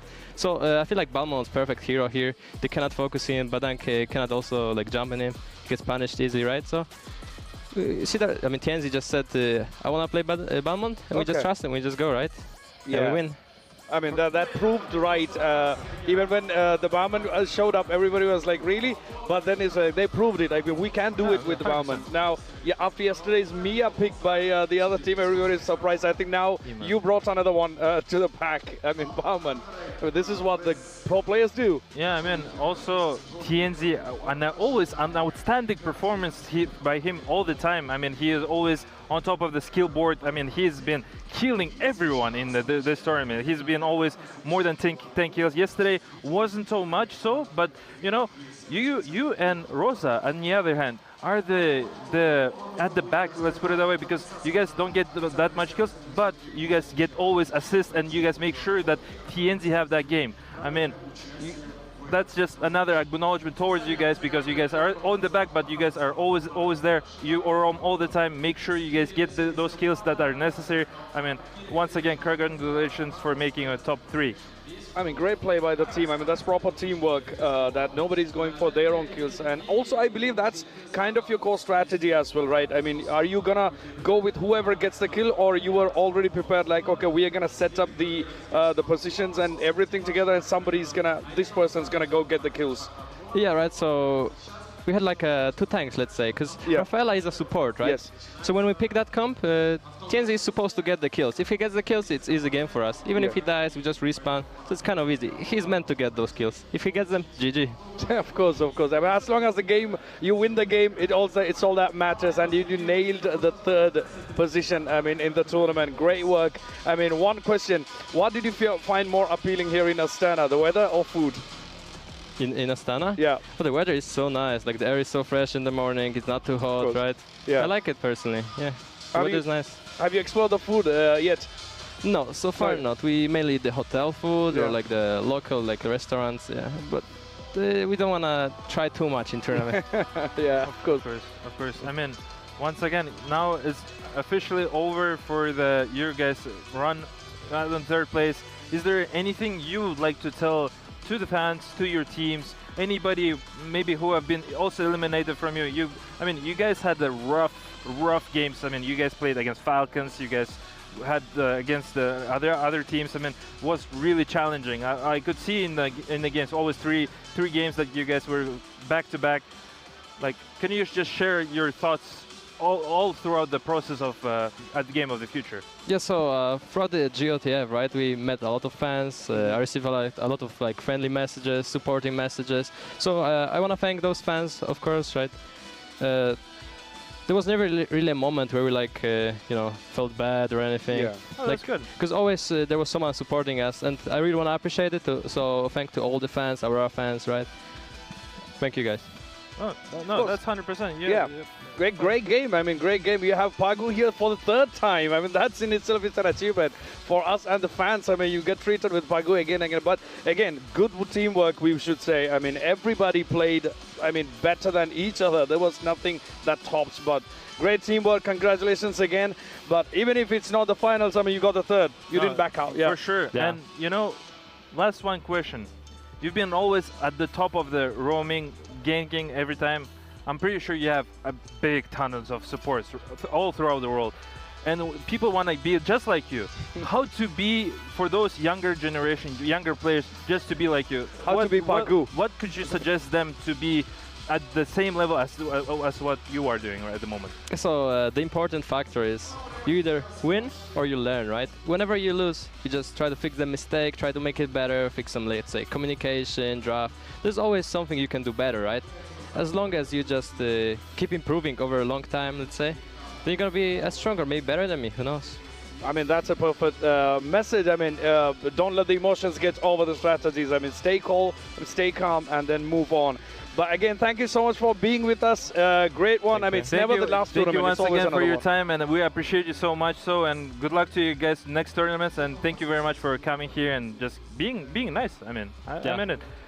That was Pagu from Team Aurora Gaming. Once again, thank you very much, Pagu. You can leave, and thank you once again for making this, giving us the interview. I appreciate it. Thank you so much. That was Pagu from Aurora right there. Great performance, himself and also the full team. We are having the highlights right up on the screen right now. Let's go through the game once again, and because this is going to be this highlight is practically the last thing that we're going to see today for Aurora Gaming, because now we're going to be moving to the finals. Up next, what do you think about the last game? Let's look at it once more. This is 8th minute. We can see Aurora had a lead with 2 kills, and of course, almost, I would say, 3K difference in the goals, right?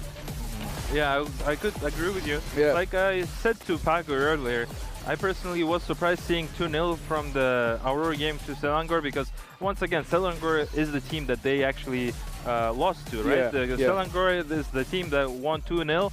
And I thought it would be a very challenging game for Aurora Gaming, especially after devastating loss from the yesterday. But I mean, today they're fresh. Today they're completely different, as he was saying earlier, right? They changed the draft against the Selangor, and also they changed, like, they had whatever idea they had. TNZ asking his hero, and he's getting his hero and making sure the team is getting those kills for TNZ, making sure his game is enabled to make sure that he can do whatever he would like to do on his game. That's true. And one more thing before I give you for a word, it's like Pago and Rosa again, once again, 10 assists, 8 assists, making sure the team is getting those kills. I mean, Sigibam always also getting this amazing triple kill at the late stage of the game. I mean, just incredible performance overall from the whole Aurora Gaming. I mean, great performance. We got the stats on the screen, just like Steel said, as we can see a lot of assists. I mean, assists are as important as the kills for a team overall. So, great performance. Let's not forget, Selangor also did put up a good fight. But unfortunately, as Steelwork always says, there can be only one winner after a game. So, it is what it is. But a great performance by both the teams. At the end of the day, Aurora Gaming took the 3rd place. We can see Sigibam with 6 kills. Pagu, Rosa, TNZ, and Luna, everyone played their roles really well. And TNZ with 6 assists and 3 kills. Good performances. And look at Rosa, 10 assists. That's good. Yeah, I mean, as always, I take a look at Rosa. I mean, this time Lunar as well. But whenever I take a look at the scoreboards, I see Rosa and Pagu are always on top of the assist, whereas the TNZ is like machine, unstoppable machine, with the 10 kills, 17, 18 kills, and sometimes getting less than 5 kills, and surprisingly. And when we get to see that, it's not that normal, I would say. But what is normal is our general partner, which is Freedom. We'd like to appreciate Freedom very much, because you guys are hosting and sponsoring this event. Without you, this all beautiful event would have not been happened, and we just appreciate you so much, so that you making this tournament possible. Yeah. I mean, the first map we saw TNZ playing with Hirara, really good performance. And when it came to the second map drafting, I mean, actually SRG grabbed the Hirara. So I was like, TNZ, okay, what they're gonna go for? And the TNZ came up with a really big surprise, the Barman. But I mean, they did it. They did it. Whatever they got in their hand, they did. They took the 3rd prize. We got the stats of Lunar and Cram up there on the screen. As you can see, I mean, great performance both the teams. I mean, nevertheless, where damage taken has a slight difference, not much, right? Yeah, damage and hero damage and damage taken is not that much difference, but the KDA is a lot of difference. We can see 11-0 to 1-0 for the Karam, and Lunar has 11-0. I mean, he has a enormous amount of assists, and he has a little bit of kills, but he's been also helping make sure that Sigubam and that TNZ have their good games, and making sure that he'll be in the back end along with Rosa and along with different with the Pago. Very true, and let's not forget Sven. Big shout out to Sven for being one of the partners. I mean, they're doing something really cool. They're gifting all the finalists of Games of the Future. Today's literally the last day, so we are seeing a lot of finals today, and everybody gets something really good in terms of the audio equipments from Sven. So big shout out to Sven for doing this incredible stuff of gifting the players with something. So it's everybody walks out with something. Thank you so much. And the MVP is right on the screen. Sigibam once again. I mean, he's I don't know if it's the 4th MVP in the last 3 days. I'm not sure. Yeah, I mean, Sigibam is always on the top. I don't reckon TNZ that much, but Sigibam is always there because he's always taking that initiative, taking those moments of being making sure TNZ have a great game. And I mean, we see 70% of kill participation, 6 kills and 3 assists, almost 900 of GPM, and overall, like, a beautiful triple kill at the end of the game that was made by him. Yeah, I mean, great game, great players, I mean, great performances by everyone for the 3rd place, but at the end of the day, Aurora takes it, so we leave it at that. But this is going to be, next up, we're going to be having the finals up next very soon. We're going to be waiting for that. Everyone's waiting for that. But yeah, let's also look at next up. We got Bigatron and Onyx up next. What are your thoughts? Yeah, before that, I would like to mention about our another partners, the Results Integrations. And we'd like to appreciate them for making sure that our events are being clean and smooth. And we'd like to appreciate them so much so. And moving forward, like you were mentioning before, you were saying about the next team. Yeah. But let's hold on into it. Let's acknowledge a little bit more of the team Selangor Red Giants. Yeah. I mean, they pulled it through. They had a rough game against Onyx, and the second round they're facing off another monsters. Let's put it that way. Yeah. They're playing against Aurora Gaming, which was actually really challenging for them. Surprisingly, I thought it was going to be 3 maps. I thought actually Selangor is going to win because they won in the group stage, and they won in the group stage very confidently. They got a 2-0 from Aurora. Yeah. So, great game, I should say. Both the playing teams, I mean, they've been playing against really big giants so far, both the teams, and then they fought their way up to this semifinals and then to the final day, but for the 3rd place, and Aurora, of course, grabbed it. And we are all waiting for the big game. And what's special about the grand finals is, I mean, apart from we've been having best of 3 so far, and now we are in for a treat because that's going to be a best of 5 coming up, which means we're going to be possibly having 5 games. We cannot really guarantee that. It depends on the performances. And also looking at Onyx, I mean, they've been unbeatable so far. They are going non-stop so far up until even the semifinals, because semifinals they grabbed it clean at 2-0 again. I thought that's going to be a 3rd game, but nope, they were like, no, we are not losing in this tournament, and we are yet to find out if they're going to have a lose or for the upcoming finals. 100%. I mean, as I was saying earlier, the team of Onyx, they haven't been undefeatable for entire tournament. I'm very, if I would be in under Bigatron by Vitality shoes, I would be very not scared, but I would acknowledge their because this is the team that they have been there always, and I mean they are defending the defending champions again, and we'll definitely see how they do. And making sure, I would like to mention to you guys our official website for the tournament, which is Astana 2026.GoFuture.games. Make sure to check it out and check all the announcements, everything that to keep in track of with our beautiful Game of the Future tournament. Of course. Moving forward, I mean, Team Selangor. Yeah. We got Uni before. Yesterday he was saying that he would be excited and to see anyone, but sadly I see they couldn't do well. I mean, against the team Aurora Gaming, but Aurora Gaming, they looked fantastic for the entire series. They did indeed. I mean, let's take a quick look at what the performances yesterday at the semifinals by Onyx and, of course, Bigatron. They both came up to the finals now. Onyx had as we said before, it had a 2-0 win yesterday against DFYG, I would say. And we are yet to find out what's going to happen up next. But just before that, let's take a look at the teams. And we have a cool video to showcase the teams and get to know them better. Let's take a look. Here we are at the Games of the Future. coming to you live with the freshest and most exclusive interview material. We had asked our Mobile Legends Bang Bang finalists about their previous matches, experience with the tournament, and their feelings about how everything is going so far. Selangor Red Giants, Onyx, Aurora Gaming, and Bigatron by Vitality made it to the semi-finals. And now we will ask the two teams about their thoughts. Let's take a closer look. What was your key moment of the match? I think the key from our draft, I think. Yeah. Did today's game go according to your plan? Yeah, it's according to our plan from the strategy that we want to play and our hero also. Yeah, it's according to our plan. What motivates you during high-pressure moments? On the second game, because on the early game we struggled a little bit, but yeah, we still make it. What did you learn from today's match? The things that I can learn, maybe on the first game I got picked off at the early game. I think I can learn that I can respect my enemy a little bit more.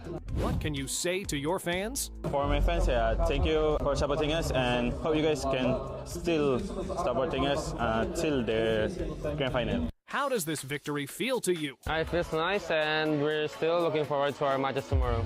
What was the key moment of this match? I think Kalara's Granger. My team is Granger, Kalara. What was the biggest challenge of the game? The biggest challenge was we didn't expect some heroes of our enemy and it actually surprised us in the early game. Is there anything you want to say to your fans? Thank you so much for supporting us and I hope you guys still support us and watch our games tomorrow and until GOTF ends. Thank you. Thank you so much for letting us interview you. We wish you all the luck in this tournament. And that was an interesting video to get to know the teams better. For the next one, we got the Onyx versus Bigatron by Vitality. Two great teams, great performances so far in the last few days. But we're going to be taking a look at what went so far in Games of the Future for MLBV to get to know what actually happened leading up to the finals. We got the brackets up on the screen right now, and let's take a look what's been happening so far. We had the quarterfinals the other day, and 4 matches, and we have each one of them with the scores as well. We're gonna lead it up to the finals. The first game was SRG versus Foot Esports, and that was again one of those games with only 2-0. We didn't get to the third game for that one. Great performances by SRG again. They managed to all the way to get to the semi-finals for sure. And we're gonna take a look at the games, and then we have the quarterfinals. Other than that, Onyx versus DFYG and Falcon versus Aurora. And Bigatron versus Pro Esports. I mean, most all of the teams, I should say, put up a great performance.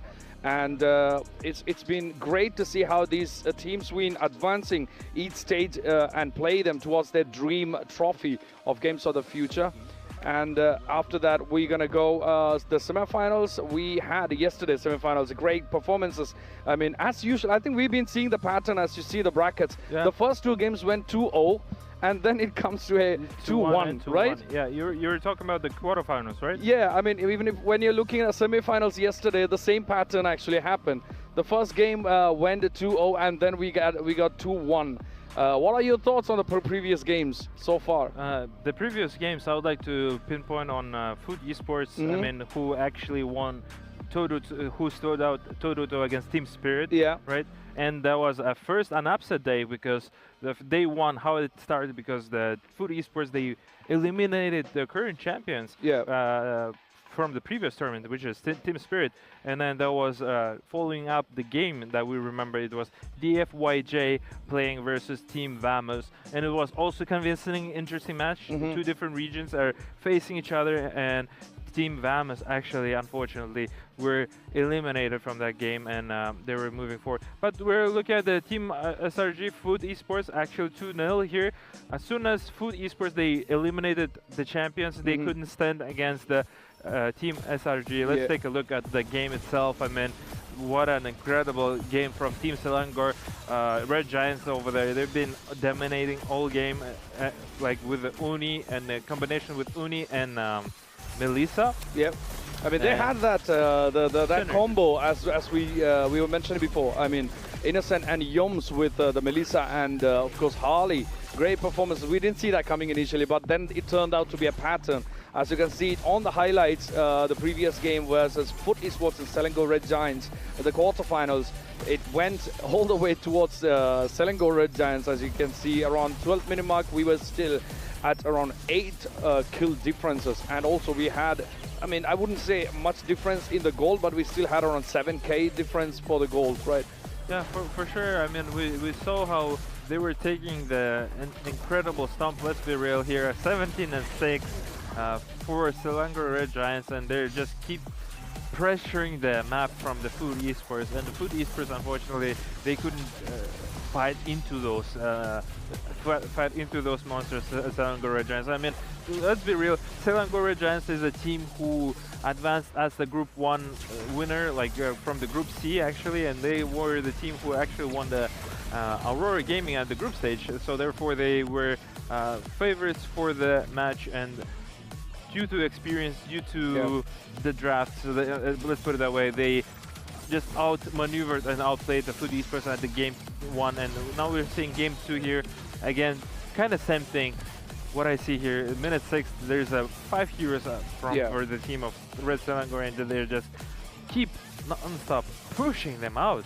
Yeah, and Kazoo, I mean, what a performance by Kazoo in those games. I mean, great performance, Kazoo, and also Blobfest actually did a good performance towards the early game for both the games, I should say. So we had Saiki here on the desk. We had a chat with him as well after this game. But this was another sweep by Selangor Red Giants after that first win, and then they went to grab the second one as well, making sure there is no third chance for Food Esports to prove them. But we should say, I mean, we should acknowledge both the teams for putting up a really good fight for both the games, and that was a clean 2-0 for Selangor Red Giants in the quarterfinals. And then we soon after that we went to the next one, which was Onyx and DFYZ. I mean, we don't have to say much about Onyx, right? I mean, they are the finalists. They've been unstoppable. They've been going on and on with nobody being able to stop them. I mean, everybody's been putting a great fight, challenging them, but most of the games, I think we saw them turning around the game completely. Yeah, 100%. Yeah, I mean, up next we're gonna see some highlights from the quarterfinals between DFYZ and Onyx. Again, another 2-0 by Onyx. Yeah, I mean, another 2-0 for Team Onyx. Unfortunately, Dianfeng Yao Guy have left us. I mean, they were incredibly promising after their day number 1 when they played against Team Vamos, and now they're facing off of the current, like the last year's champion, and currently they're at the grand finals, Team Onyx. It just was so hard for them, even though we see how they're fighting toe-to-toe, and they were like 2k advantage, but it wasn't that far advantage, let's put it that way. It was relatively close to each other. I mean, honestly, JFL Yao Guy extremely fall in love me personally for their gameplay and the way how they draft accordingly and very, how to say, very confidently on those heroes. And unfortunately, yes, they have been eliminated by the previous champions currently that they're standing and defending their title for the reason. And yeah, it was another 2-0 as you were saying earlier. Yeah, I mean, this was around 11th minute. We had a 6 kill lead, and of course a almost 5k of gold advantage for Onyx right there. And great performance by Kelra as well. I mean, Kelra and Kyrie's been smashing that game up, leading to the second one. I think this was more of a one-sided game for Onyx, but the second one, DFYG did put up a fight initially. And I think around the late stages, there was this load steal. I think this was the point, the load steal by Kyrie. This was really smart. And after that, the game actually shifted onto the other side. As you can see, it was a almost 7 kill difference lead for DFYG, which Onyx then came back and then turned the whole streak around the other way around. I mean, that was just overall such a hard game for Team Onyx. First time that we've seen Tikiri at this tournament. However, they even pulled that through. Jianfei Yao Guy couldn't finish their dominance in the early game. And yeah, as you were mentioning, the Kyrie and Kelra, they just played phenomenally. I mean, the two core players, they were doing it so great. I mean, Lutpi and the Sanji on the other hand, they were doing it so great. As we were having Kelra and Kyrie last yesterday, they were mentioning that the team communication goes through Keyboy and Sanji, but they were giggling about it, so we don't really know what's the giggle all about. But it definitely was something interesting and something that we could anchor for. Let's put it that way. Of course, I mean there could be inside jokes that they have. We never know. We never get to know because it's their fun. So I mean, it's been amazing how we saw different teams performing. But this all comes to a huge shout out to Freedom for making all this happen, and we are on the final day, and this has been amazing so far, and we are pretty sure the finals are going to be amazing as well. I mean, we cannot forget Freedom for bringing this MLBB and presenting this to us in the Games of the Future 2026 here in Astana, and we are really excited to see how the brackets actually moved. The next on the quarterfinals were Falcons versus Aurora, and this one and the next game actually went to a 2-1 score. Yeah, let's focus on this game. This game was actually really close to each other. I mean, Falcons and Aurora Gaming, they were so close to each other, how they just played initially, and the fact they were so close. I do remember how the Team Falcons were screaming their tongues out at this arena at the fans desk. They were like the people who are being coaches, managers, who were cheering so much so for their team, and we see the minute 15, nobody's taking their throne yet, but there's constant fighting, and the ending is for Aurora's favor. Yeah, I mean, Aurora did sweep the first one. But again, as Pagu just said, when he came up on the desk, Falcon did put up a really good fight, because the first game was taken by Aurora, and then they moved to the second one where Falcons actually got the second one. Yeah. But I mean, at the end of the day, Aurora actually took it. TNZ again, as always, a consistent good performance in the team for Aurora Gaming. And let's not forget the others as well, like Sigibam, Luna, Rosa, and Pagu. I mean, they've been setting up kills for everybody. So it's more of a team game, of course, and that really paid off in their performances and results. And great performance. And as you can see, the second game went a little to the other side. Team Falcons actually booted up. They strapped their boots. They were like that was on pretty it. quick game, to be fair. From that entire series, minute 11, they're taking the throne out, and now it's here. We're at the game number 3.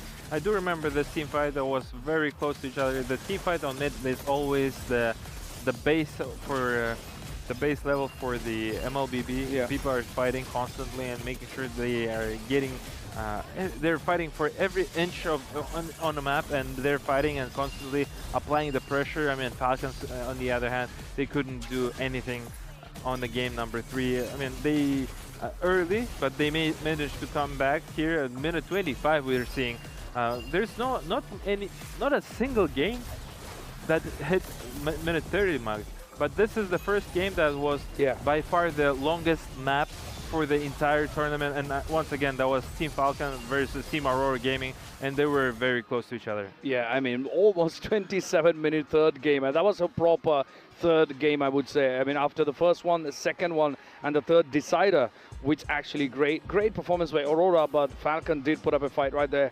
And I think this was around the second game where TNZ actually went a little bit slow with the performance, but I mean, it's just one game. But his team is covered him up and covered the well. That's why they were here at getting the third place here at the wonderful Jack Arena here at the Games of the Future. Yes, I mean, that was Falcon versus Aurora we just saw there, and then we moved to the next game for quarterfinals. Vitality versus Pro. I mean, Vitality.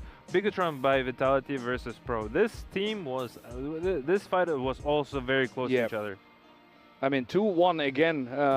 This was the last match for the quarterfinals, by the way, and we have the highlights up on the screen. Pro Esports versus Bigatron right there, and Pro actually started really well at the start of the first game.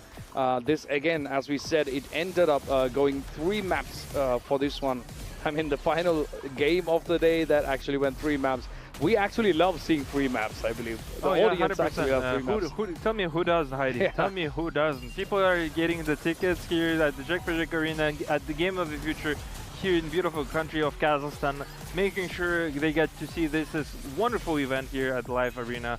And of course, who doesn't want to see all 3 maps with the longer games, with the sweat, blood, and everything there.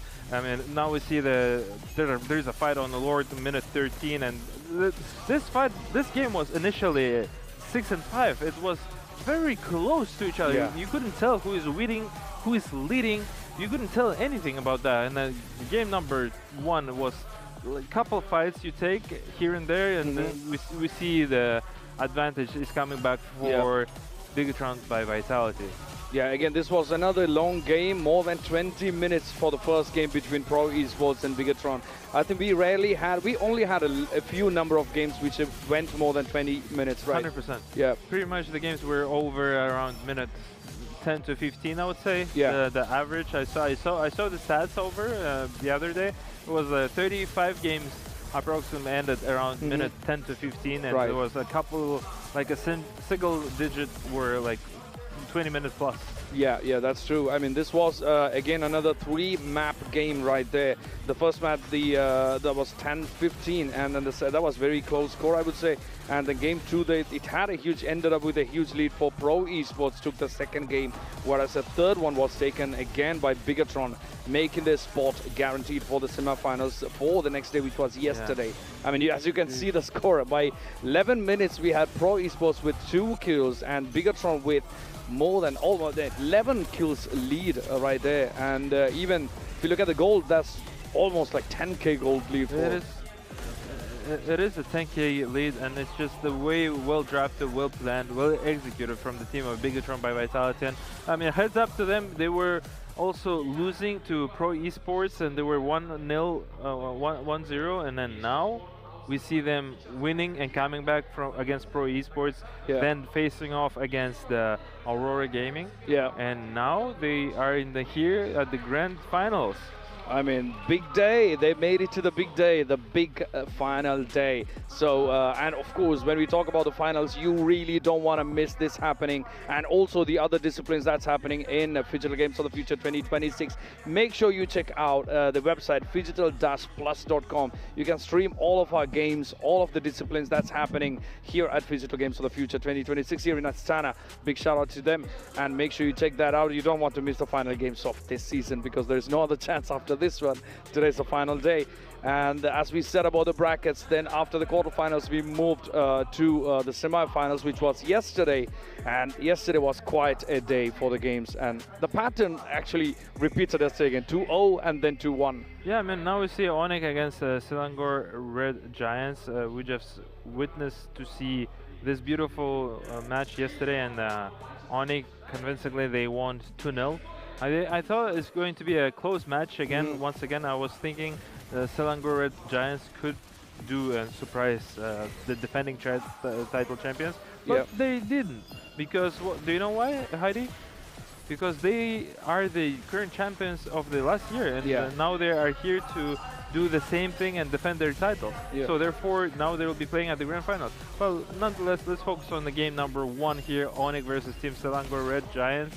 I mean, we see how applying pressure is Onyx and making sure they're taking over their map and making sure they're going to take the towers and making sure they get everything that they can get for Team Onyx. Yeah, I think this was a tough fight, I mean tough game, because as you can see the scores were running almost equal for at least up until 12th minute, and after that Onyx, which is actually the Onyx style these days, right? I mean, they, even though they are behind or even equal to the opponent, after around 10 minutes they're just like rushing to the final stage of the games and grabbing the game by the neck and they're taking it home.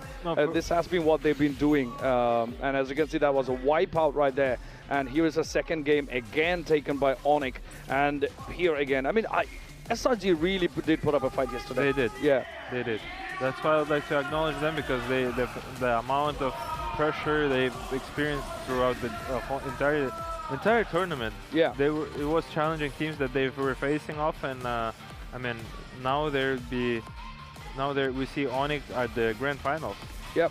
I mean, Onyx been non-stop so far. As you can see, even by around 8th minute, this was very close game. But again, we are used to seeing Onyx turning around the table after around 10 minutes. After 10 minutes, that's where the opponent gets to be scary, like where the Onyx is taking the game to. Even when they have a huge lead, the opponents have a huge lead, even by 10 minutes. You cannot exactly guarantee when you are playing against Onyx, because it can turn the other way around very quickly, and Onyx is really good at that. We saw that so far in all the games. This was the second one again, swept by Onyx one more time, and this game actually went slightly longer than the average. Yeah, it went longer. It was close fight for Selangor Red Giants, but unfortunately, when you're fighting against Beasts, it's just really, really difficult. I understand them so much. Yeah. I mean, that was a great game by Onyx right there, and SRG as well. I mean, they put up themselves against the champions. So, I mean, both are really great teams. But at the end, Onyx took it. They continue in their unlost of a journey. 0 fails, 0 losses, only wins so far, which is crazy for a team in a tournament. 100%. And For $1 million. Yeah, of course. I mean, it's even from the semifinals, no loss. Like, they've been going 2-0 as we just saw that.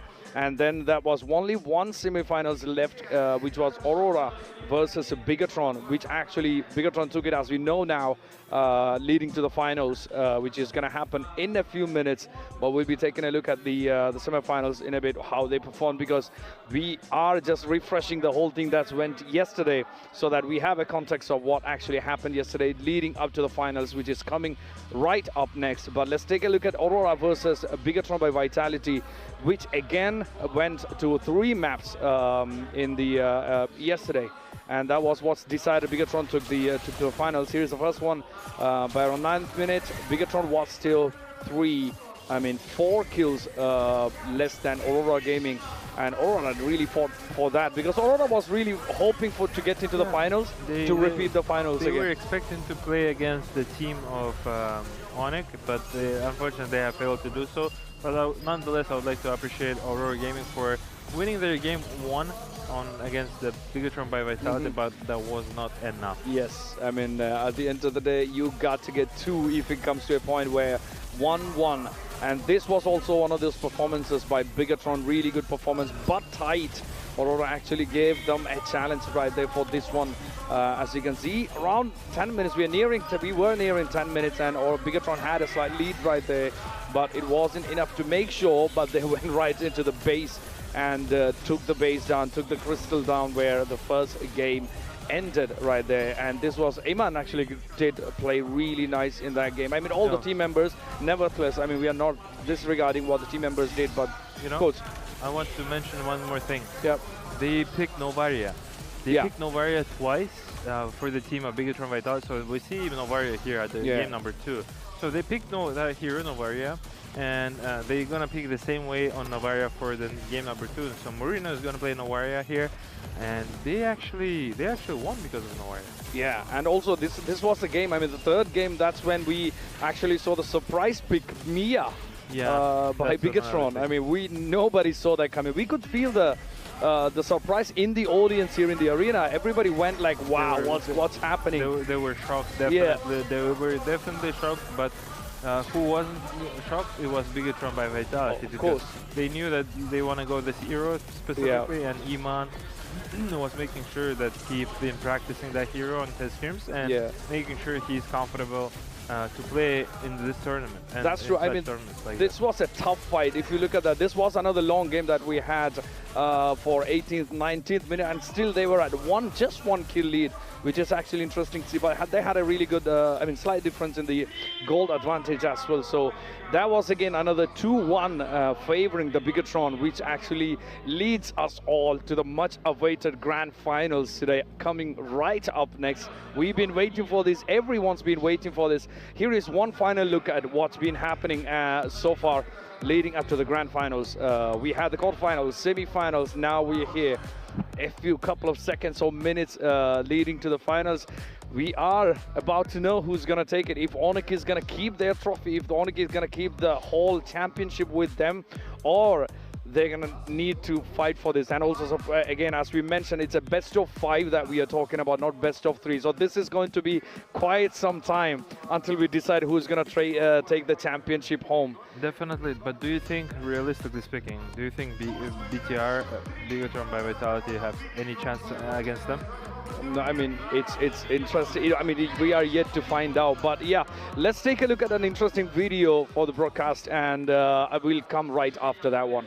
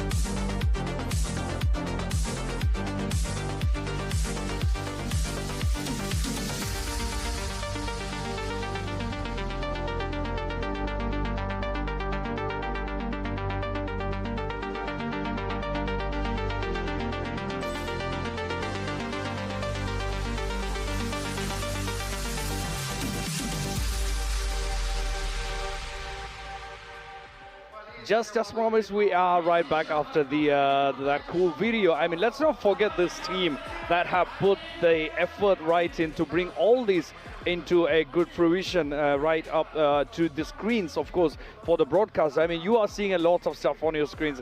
It wouldn't be possible with all these broadcast teams. You just watch the hard work that they've been putting in for all these days. And let's not forget, this starts quite some time before even the tournament started. I mean, this is a work of a very long time and a very big team behind this. I mean, we are talking about 8 disciplines in for Digital Games of the Future, and each discipline's got a huge team behind it. I mean, big shout out for them for making all this happen. And of course, let's not forget the official partner for Freedom for bringing MLBB right into this. And you can get all these details, all the details for all the matches and the teams and the schedules, everything in one place. Go to astana2026.gofuture.games. You have it on your screen. Do not miss to check that out. And that's going to be our official website. You have everything up there. But yeah, I mean, let's not forget the team behind this, right? I mean, you are seeing both of us here. That's the only thing that you're seeing, but there is a huge team behind this. And we have seen the hard work, right? Yeah, definitely. Thank you very much, Heidi, for letting us know about this. But yeah, I'd like to acknowledge the background team, the broadcast team, that they're all doing this hard work. Without them, you guys couldn't see us, couldn't hear us. And just a shout out for the great videos, the great interviews, making sure everything runs out smooth and everything goes well. And meanwhile, we're seeing here beautiful people all around are coming into Jacques Pejek Arena here in beautiful Astana to prepare for the grand final of Onyx versus Team Bigatron by Vitality. People are coming more and more. Now we expect to get the full arena here in beautiful city of Astana, and anytime soon the games will be started quite soon. Of course, as Steelboko said, I mean, the venue is packed. I mean, we haven't seen this crowd so far. But of course, I mean, it makes sense. It's the final match. It's the grand finals. And we all been waiting to see what's going to happen up next in the best of 5 that's about to start in a few minutes. We have the teams coming out right behind us. You're going to be seeing that any second from now. The energy is high here in the arena. Here is the Onyx team. Here are the finalists, and possibly 50% chance for them to get the trophy. I mean, let's be real, everybody's got equal chances. We have Ludwig, Kyrie, Sands, Keyboy, and of course, Bel Kelra. I mean, we are seeing the finalists for this year. And Shogun, Nenail, Morino, Finn, and Iman for their. We are a few seconds away from starting, Steelborko. Yeah, like we got Shogun, we got Iman here at the podcast, and they were saying that they would like to fight anybody, and they actually made it to the grand finals. So people were expecting it's going to be Aurora versus team of Onyx, but no, it isn't. There's no copy paste. It's a different grand final, and we got to experience a great game. And people are getting slowly ready now, and we're actually getting ready to see our grand finals here in beautiful Jacques Pejek Arena.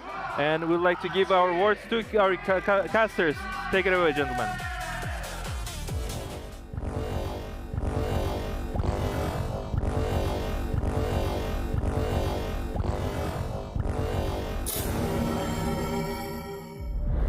Harmony between worlds rests on a fragile balance.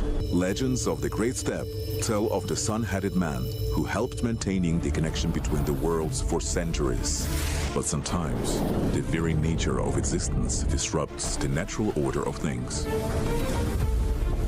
When the ancient power left the sun-headed man, the balance shifted.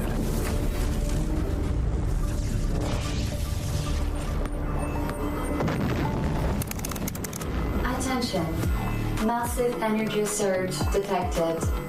The energy within the sun-headed man's artifact has awakened. So, the chosen ones are already there? Newbies without a guide. Then it's time to meet them. Someone's got to get them up to speed. Look what my robot can do.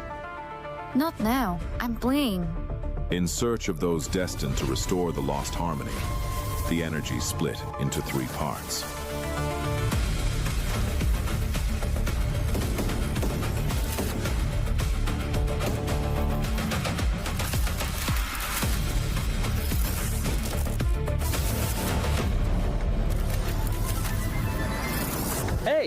I'm one of the guardians of balance between the worlds. When the ancient power awakened in Kazakhstan, it chose you. You're the ones who can restore the sun-headed man's power and bring the worlds back into harmony. Guess even ancient powers can surprise you. Looks like the squad's finally complete. But until the sun-headed man is fully charged, the two worlds will keep drifting apart. So no pressure, but we're counting on you. And so began the story of the new heroes. Ahead of them lay the greatest challenge of all, the games of the future in Astana.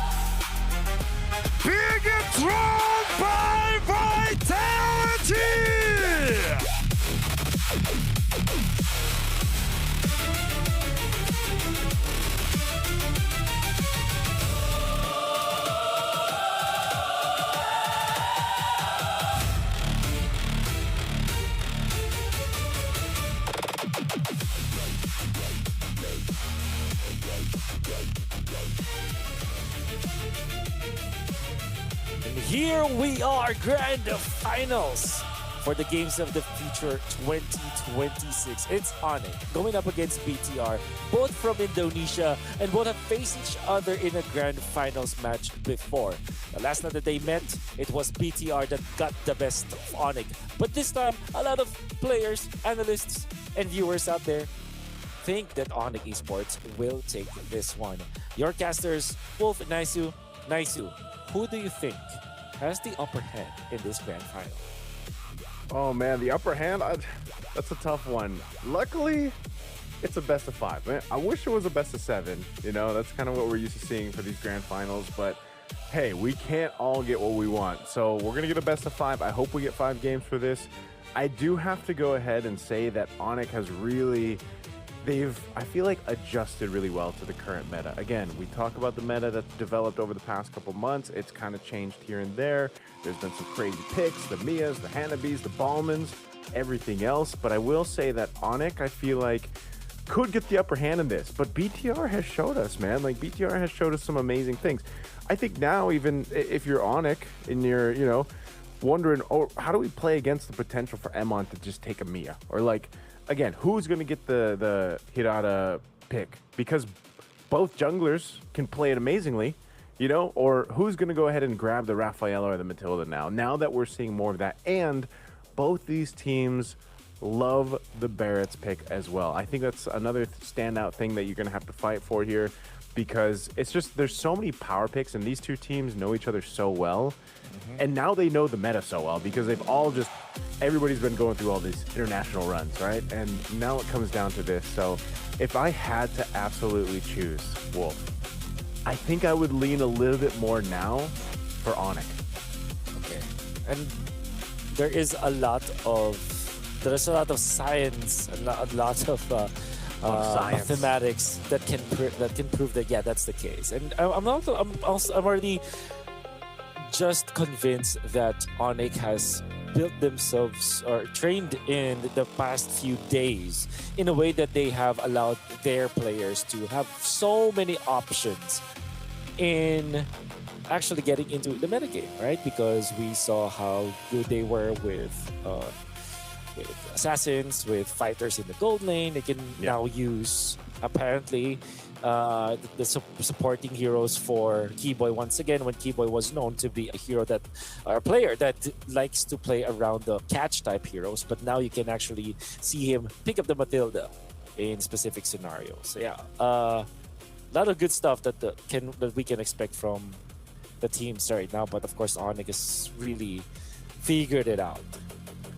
I think I think if I had to say, like, again, answering it of who I think has the upper hand in the meta, it'd be Onyx. But if I had to, like, be a little maybe biased towards someone, I love seeing Emon shine on Bigatron by Vitality, man. Again, for the lore back out there, Emon at one point was a Raider, right? He was an RSG Raider. It was my favorite team back then. Of course, they have Coach Panda there behind them, working kind of with them too. And I just think that, I would like to see also a different champion for Games of the Future, because if Onyx gets it again, they got it in a sweep last time against Aurora Gaming, but now I don't think we see the sweep here. I think this is at least, I hope at least we get the 4 games come through.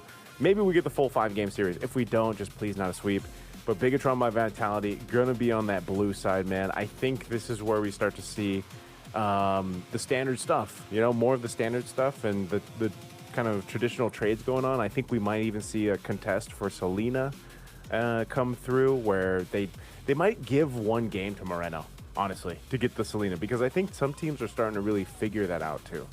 Yeah, and I guess the thing that you have to consider here for BTR is, what is their priority? Are they more focused on the Eman hero? Because there was a time where they do prioritize Eman's hero, but it felt like yesterday they can actually put it, lower priority with Mia, especially in a matchup where Kelra and Eman is going to be at the same stage. It's the gold standard versus the gold standard stopper, so that will be an interesting match, to say the least.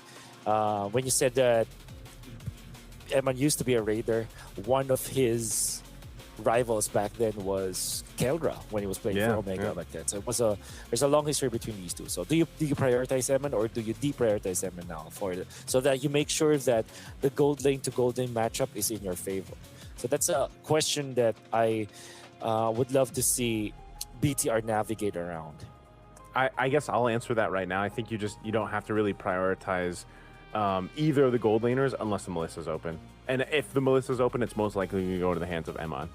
That's kind of what we've seen in the draft patterns, but at the same time, both gold laners, Kelra and Emon, who know each other very well, like, again, they're the ones who have been bringing up these more unique picks too, these more unique heroes that can work. So I think you just kind of let that be there, let that be the case. You prioritize elsewhere. And I think the biggest priority with these two teams, obviously between Kyrie and Nile, you want to go ahead and lock in your jungler, of course, which is the Hirata trade. That's where we're going to go here, unless it's, of course, banned in this last red side ban, because you could just grab it for Nile. Same thing, man. Fanny. Both of them like to play the Fanny. So I think this might be, again, one of those things where maybe a Fanny comes up. I mean, by the way, again, over the course of days, every single time we've seen Onyx play, there has been a ton of Onyx fans out there. So, and I think everybody's really happy too, by the way, to see Kyrie up on the interviews with our boys up there, Heidi and Ilias, because he spoke great English, man. I mean, I think for a lot of people, they're like, dang, Kyrie's English has improved so much. Yeah, and I There's guess the it's vitalities. also all right. The what they're called the I don't know. I just said the vitality. The robots, the red robots. the robots. Yeah, I know they're. That's why I was okay. The vitalities. Well, okay, I first saw time heard it. vitality and I'm like the vitality. Anyways, Kyrie with his confidence, great in English, good-looking guy, perfect. Come on, like best Whoa, one of the best perfect. junglers out there. Here's the thing. I went live earlier today, and here's a legit. This is a legit story. I went Okay. live earlier around 2 p.m. and you know that you saw me, right? You saw me Yes. go live. Okay. Carl TZ, the GOAT, popped in my chat. I asked him, who is the best jungler right now? And he said, Kyrie, without a doubt. Oh, man. Without a doubt. Yes.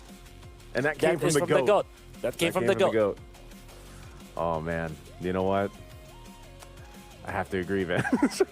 I agree with everything you pointed out. You know, basically perfect, right? But let's see. He's going to get the Hirata, the first try at it. So this is, I think every single time that hero pops up now, we've all just know, okay, Sky Piercer, Hirata. Game one plan for the opposing team.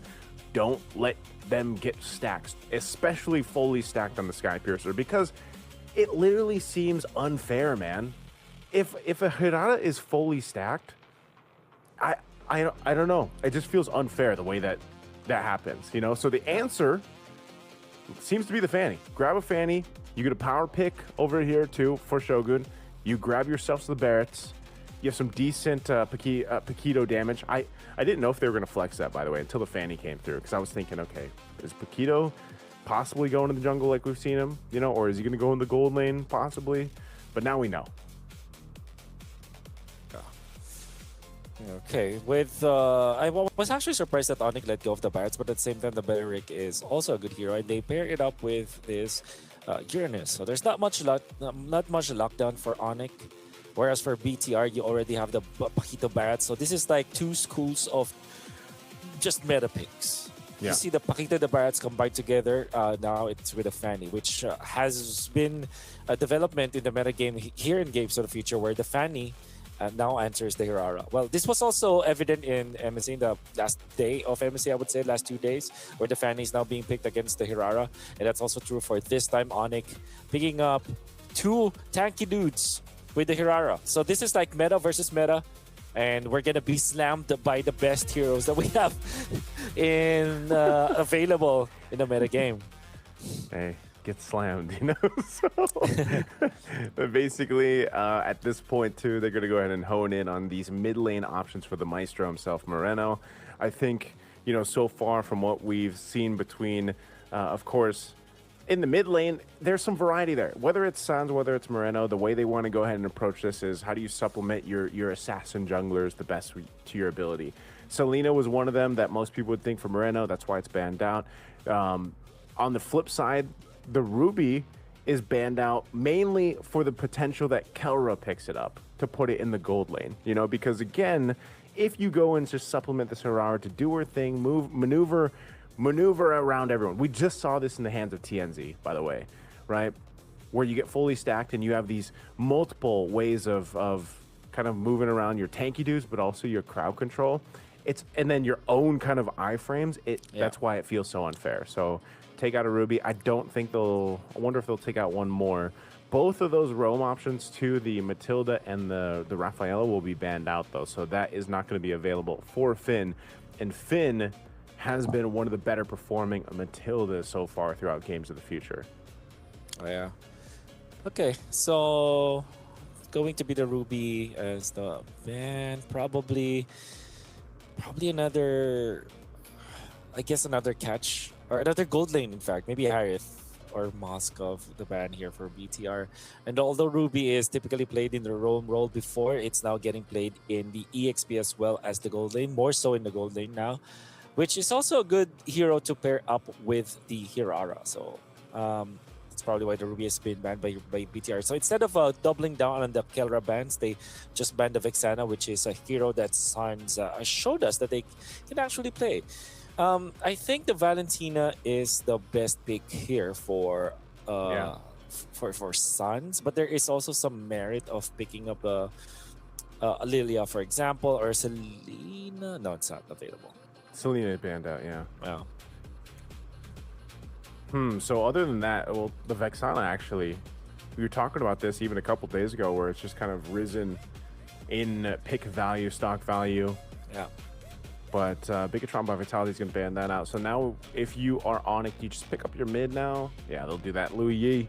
They pick up the Louis Yi. Oh. This was banned out a couple times, but then it was shown in the last series, and there's, you know, that you can't discredit the diversion, man. The diversion.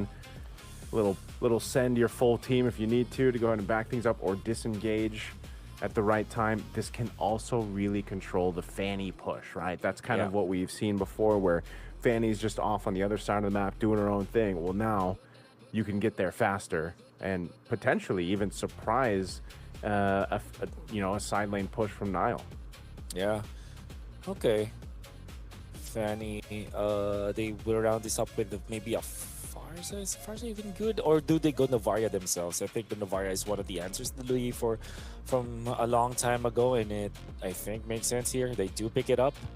So they put in the Gatatkacha afterwards. So I like how Bigatron has responded, and then they already have 3 good meta hero picks. They close it out with a Gatatkacha, which is more of a stabilizer for their lane. It's a reliable response to the Louis, because you have a lot of distance that you can cover. In case there will be a diversion, an Avatar of the Guardian can be there to save them. So it's a really good way to approach this draft against Onyx. I really like the 5 heroes that they built now. Onyx, how will they close this out?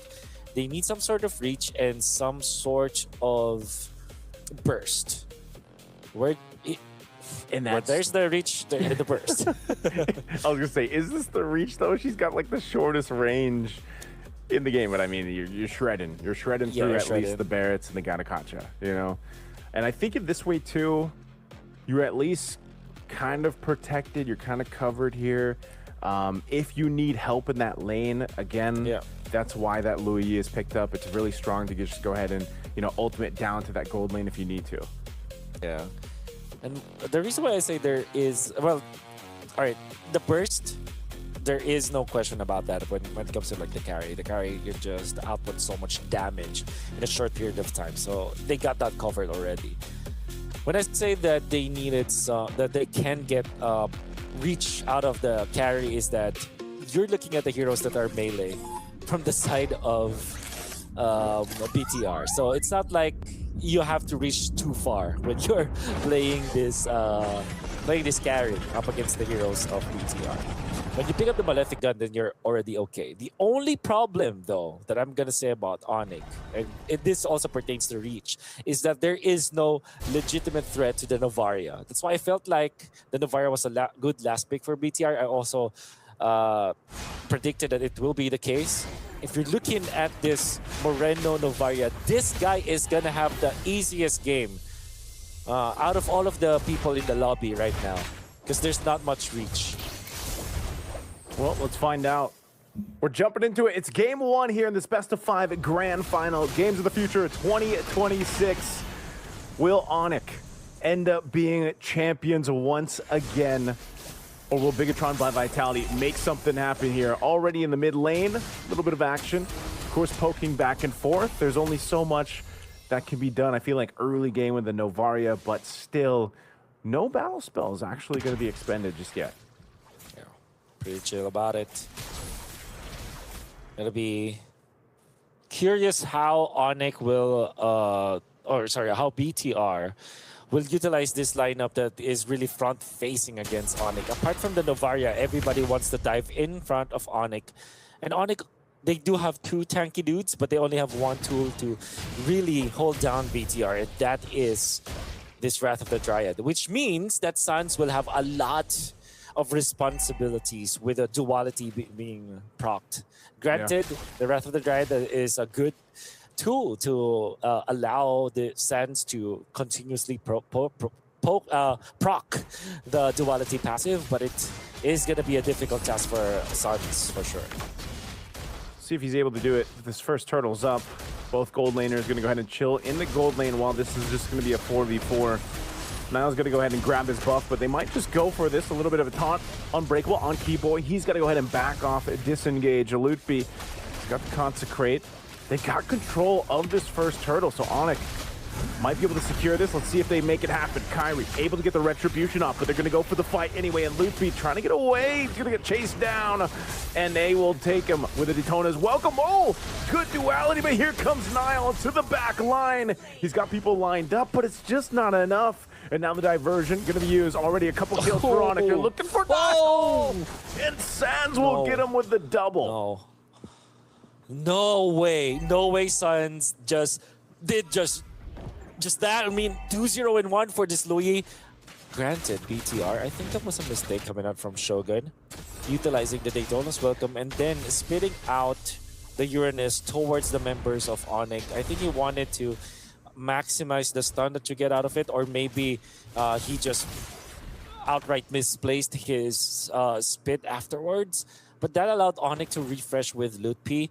And of course, the Bats staying in front for a long time means that the duality, dispersion, the damage output of Suns will be just really high because you're just constantly throwing away your orbs, and the rotation that you get with the second skill of the Louis. Combine that together, your backlines are getting ricocheted so much that they end up just being blown away by Suns, which is literally what happened in there. And then the teleport afterwards, my God, Louis coming out from Suns, that guy's scary.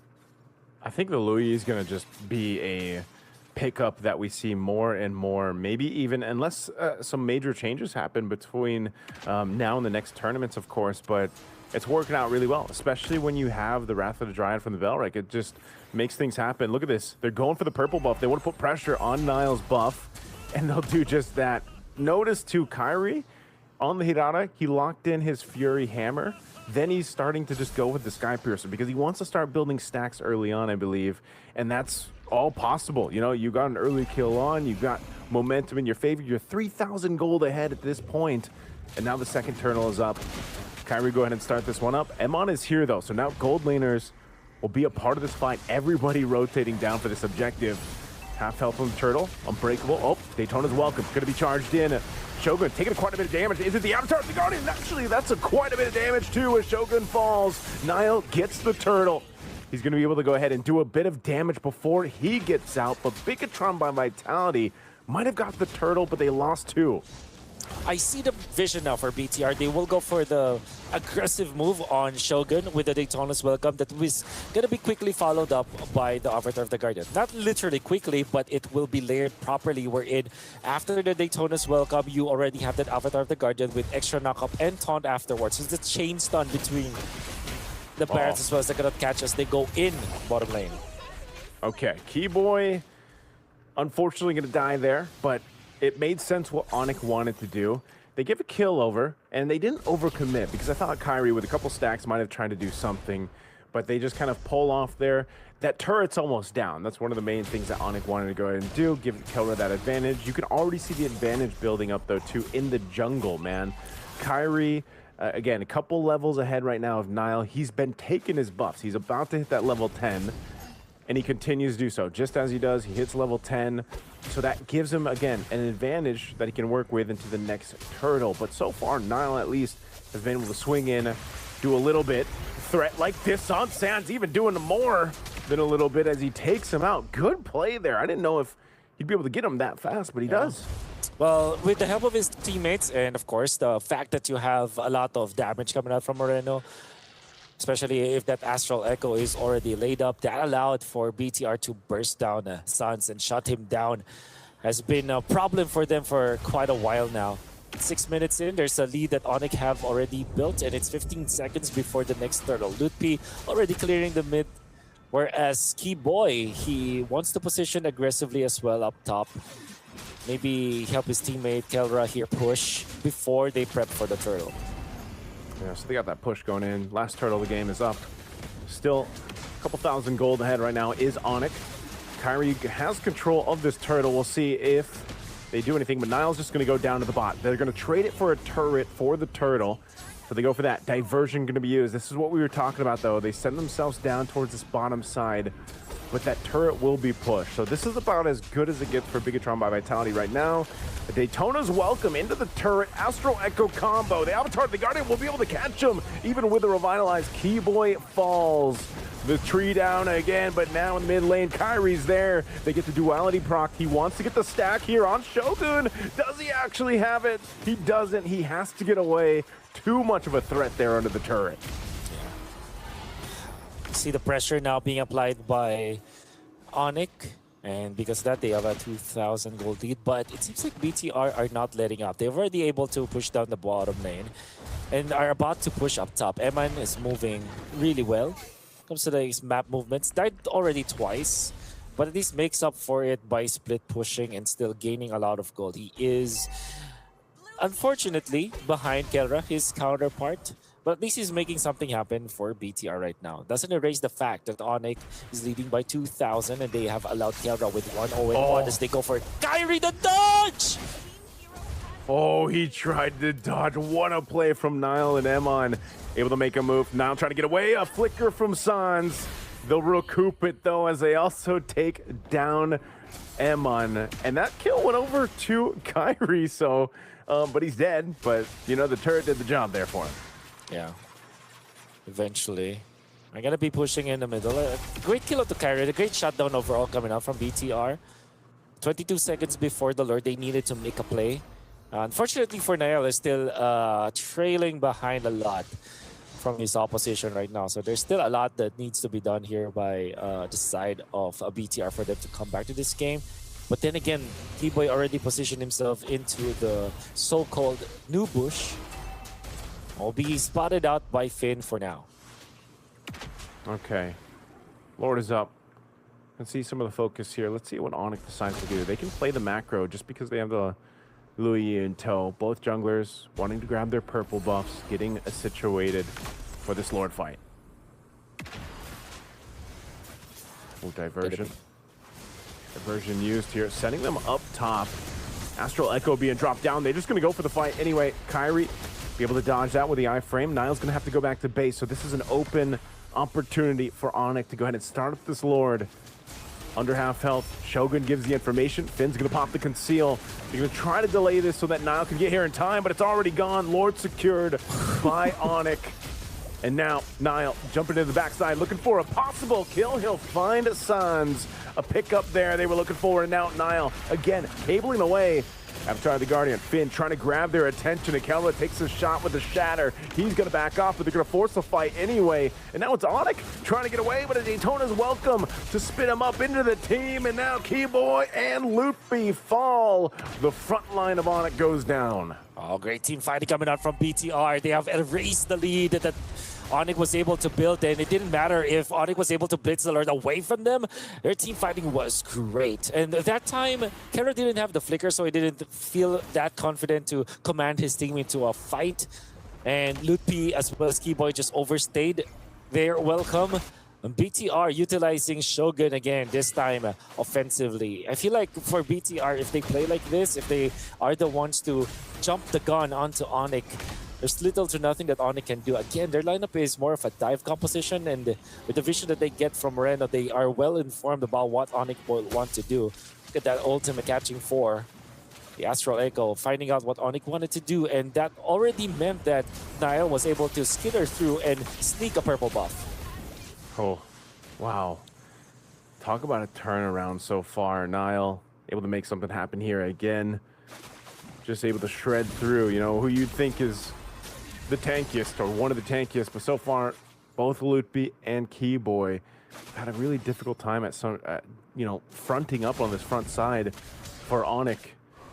Might have to be in one of those cases where now you lean towards Kelra here if you're Onyx to go ahead, and he should have his power spike. I mean, that Kelra's carry should be online, but it's more so of these fights, the way they're unfolding. They're just kind of getting outplayed by Bigatron by Vitality. Sure. This makes it really difficult now for Onyx. With the composition that Vitality has, this is very oppressive. You really have to find a way to get to the Navaria, which we said that we'll have a free game, essentially. in this game, and it has been so. Moreno is 2-0-4. There's not much that can contest him. And then eventually Shogun will be so tanky that he's no longer threatened by the damage of Onyx. Well, Kelra is always going to be a threat, but you are tanky enough that you expose Kelra for far too long. So there has to be a creative way of Onyx finding an angle to eventually take out BTR. Otherwise, it's going to be easier for BTR to maneuver into the fights. They're already going for the diversion play, but they're not going to find anyone. Well, they'll find Kyrie's buff anyway. So he's not going to have that. The Lord comes up. Emon will make his way slowly down here. The rest of the team already set up, but you can see in this, man, the Star Shatters, even on Loopy, already do a decent chunk of damage to the health bars. Moreno dropping down the Astral Echo. Extra hitboxes being extended here too. Now Keyboy, he's got to be careful because we've already seen him shredded down so quickly on this Belric, especially with a Fanny flying around. Emon spotting the Loopy here. They might try to make a play instead of the Lord. We're in now Onyx on the back front. They got to go ahead. Keyboy, oh man, a quarter of the health. Yeah. Phew, and Niall's already working on the Regis time. He's low. But be careful. Kyrie forced to pop one of the iframes. You can see how menacing Eman is right now with this Paquito.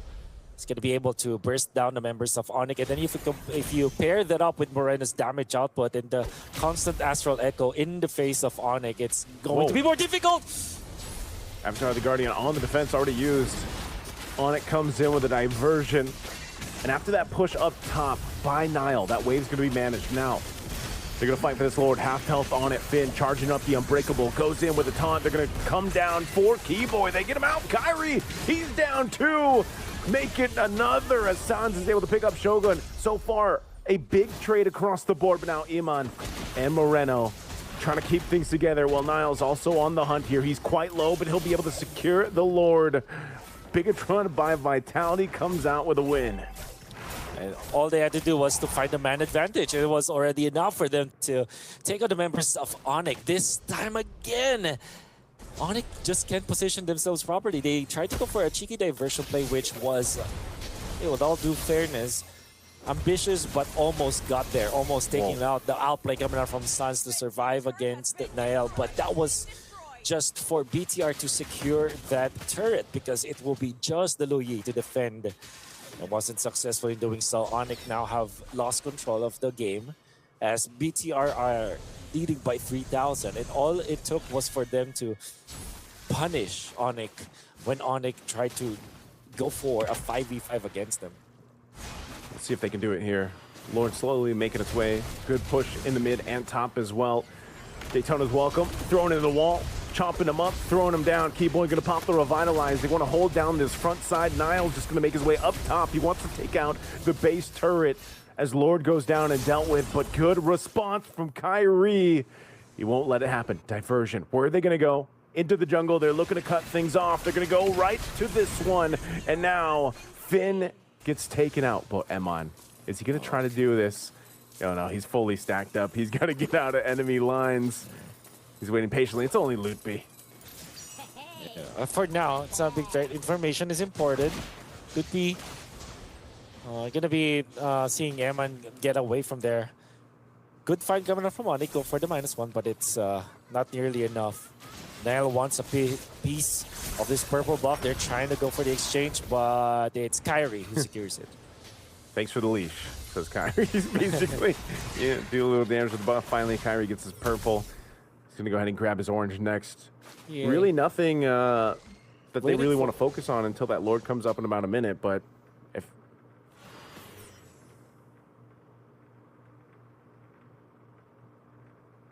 maybe if they can get a kill here. Maybe if they can get a kill, make something happen. Again, Lord's not gonna be up for 40. Yeah. It's gonna be a long time for both teams to recover this one. Kyrie going in for the Blade of Despair as his 5th full item in this game. Lutpi actually went for the Sky Guardian helmet, which I wanted to talk about earlier, which is interesting because you generally want resistance rather than raw HP as well as regeneration because you have plenty of that anyways. But I guess because of the so because of the amount of poke that BTR is throwing at him, it feels like, okay, maybe during long team fights, during Lord dances, maybe I can get out of the fight region up by myself, and then try to fight another day. But now in comes the Lord, spawned at 17 minutes. Onyx will defend their bottom lane. A little bit of long lane setup out there coming out from Loot B. Diversion gonna be used. And BTR just... They want to go for Shogun. They're going to go right for Shogun. He didn't have the stacks. And now he's taken out. They're going to go Dissipate. Kelra's got the room to work with here. But oh, Nile goes in. Moreno will cap out the kill even with a Wind of Nature. So BTR turns it around to fall. They're going to be looking for more. They're chasing down Kyrie. Moreno might be able to get a shot. Nile's going to go ahead and join in. Cable's not going to connect on that one. That's not where he wanted, but he gets Loot B anyway. BTR will win that fight. And it was one that Onyx started for Shogun. Nile jumping in. He takes out Keyboy like cutting down a tree. And now it's only Kyrie to watch the base turret down. He's got to try to dodge, but he can't. They get wiped out. And BTR will take game one. Both teams getting what they want when it comes to the draft, but eventually Vitality. When we said that their draft looks so complete with that last pick of the catch out with that Novaria, it looked very cohesive and they look really good. For the first few minutes, it was Onyx controlling it, but when the power spike happened for side of BTR, they just can't be stopped. That's just game number 1, however, of this best of 5 series. Plenty of MOBB to be played all throughout the day. We're going to be talking about that match pretty soon, but for now, I'm going to be hopping into a break.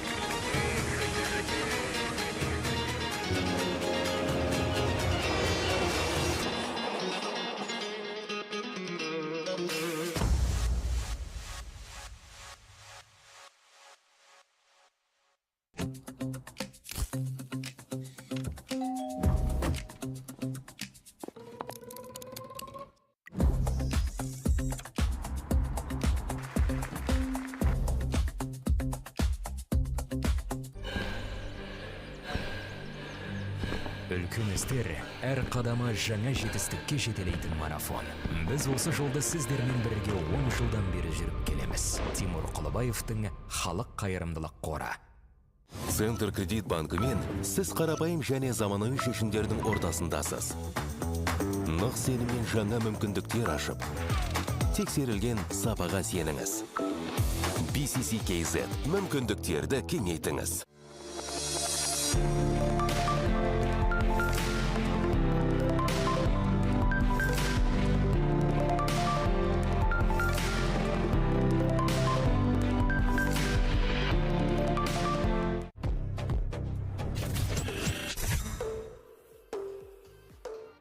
What a phenomenal, sensational moment, you guys. We just witnessed. We just watched how Onyx has lost the first time ever throughout this tournament of Game of the Future, the first map ever. And it's in the grand finals against Bigatron by Vitality. What a surprise, you guys. I would say historical moment for Games of the Future for Onyx, because this is the first ever time that Onyx lost to a team. Like Bigatron, they took the game. I mean, that was very close game, I would say, really close. Good fight, very good fight. This is what we want to see, actually. I mean, proper finals. I mean, just like you said, the game was an intense, close game. An intense, close game is our beloved general partner who is sponsoring this wonderful tournament, beautiful tournament, which is Freedom. We'd like to appreciate Freedom for making this beautiful event, such as Game of the Future here in beautiful Astana, making possible. Thank you very much, Freedom, for doing that. Moving forward, I mean, that's a surprise for the fans, for casters, for me, for everybody. Wow, what a game. I mean, just what we wanted to see as a first game of the 5, possibly 5, we still don't know.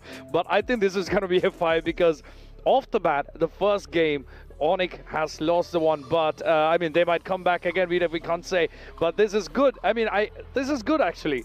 Now it's more of an unpredictability, right? If the Onyx actually won, they would have actually go on as undefeated team. And it's more predictable. Like if they're going like that, then maybe it's going to continue like that. But what a game. We want to see this. This is what we want. But we got the highlights up on the screen. I mean, we have Onyx fans here all around the arena. And they'll be getting ready. Both the teams are really excited, but I'm so thrilled to see how this is going to turn out. We had another also fans there rooting for Bigatron by Vitality. Sorry for interrupting you, but there is a fans also for Iman per se. There is a fans of Onyx and they're fans of Bigatron by Vitality. We see the highlights here. I mean, the fight, the game itself looked until minute 17. Correct me if I'm wrong. Until the minute 17 on the second, until the second Evolved Lord was even. Yeah, I mean, we've been trying so hard to keep up with the game because a lot's been happening on the map. As you can see on the highlights, we are at around 5th minute mark and Onyx had a clear lead by then. I mean, initially I believe around 3k gold advantage was there, but then as it went through, Bigatron actually stepped up their performance and then swept it at the end. I mean, this was a tough fight for both of the teams. What great performance for both of the teams.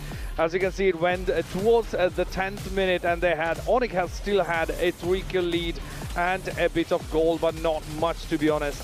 But the fights, man, I mean, I'm trying so hard to keep it up with that.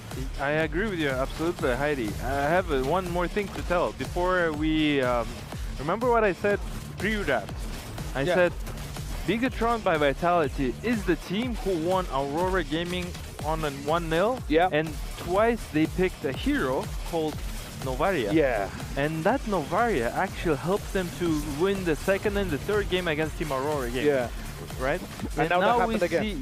Now it happened again. That's what I see. Like, I saw that coming in. Yeah. I'm surprised that Onyx wasn't really paying much respect for this more news Novaria, because he's been playing it 2 games in a row.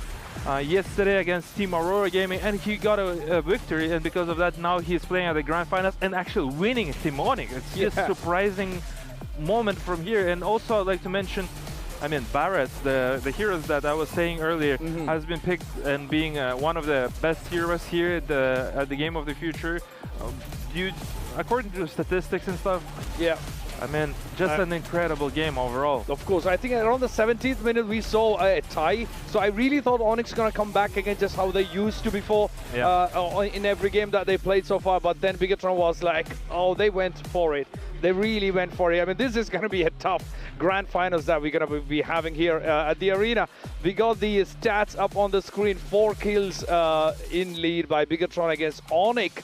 And this is only the first game now.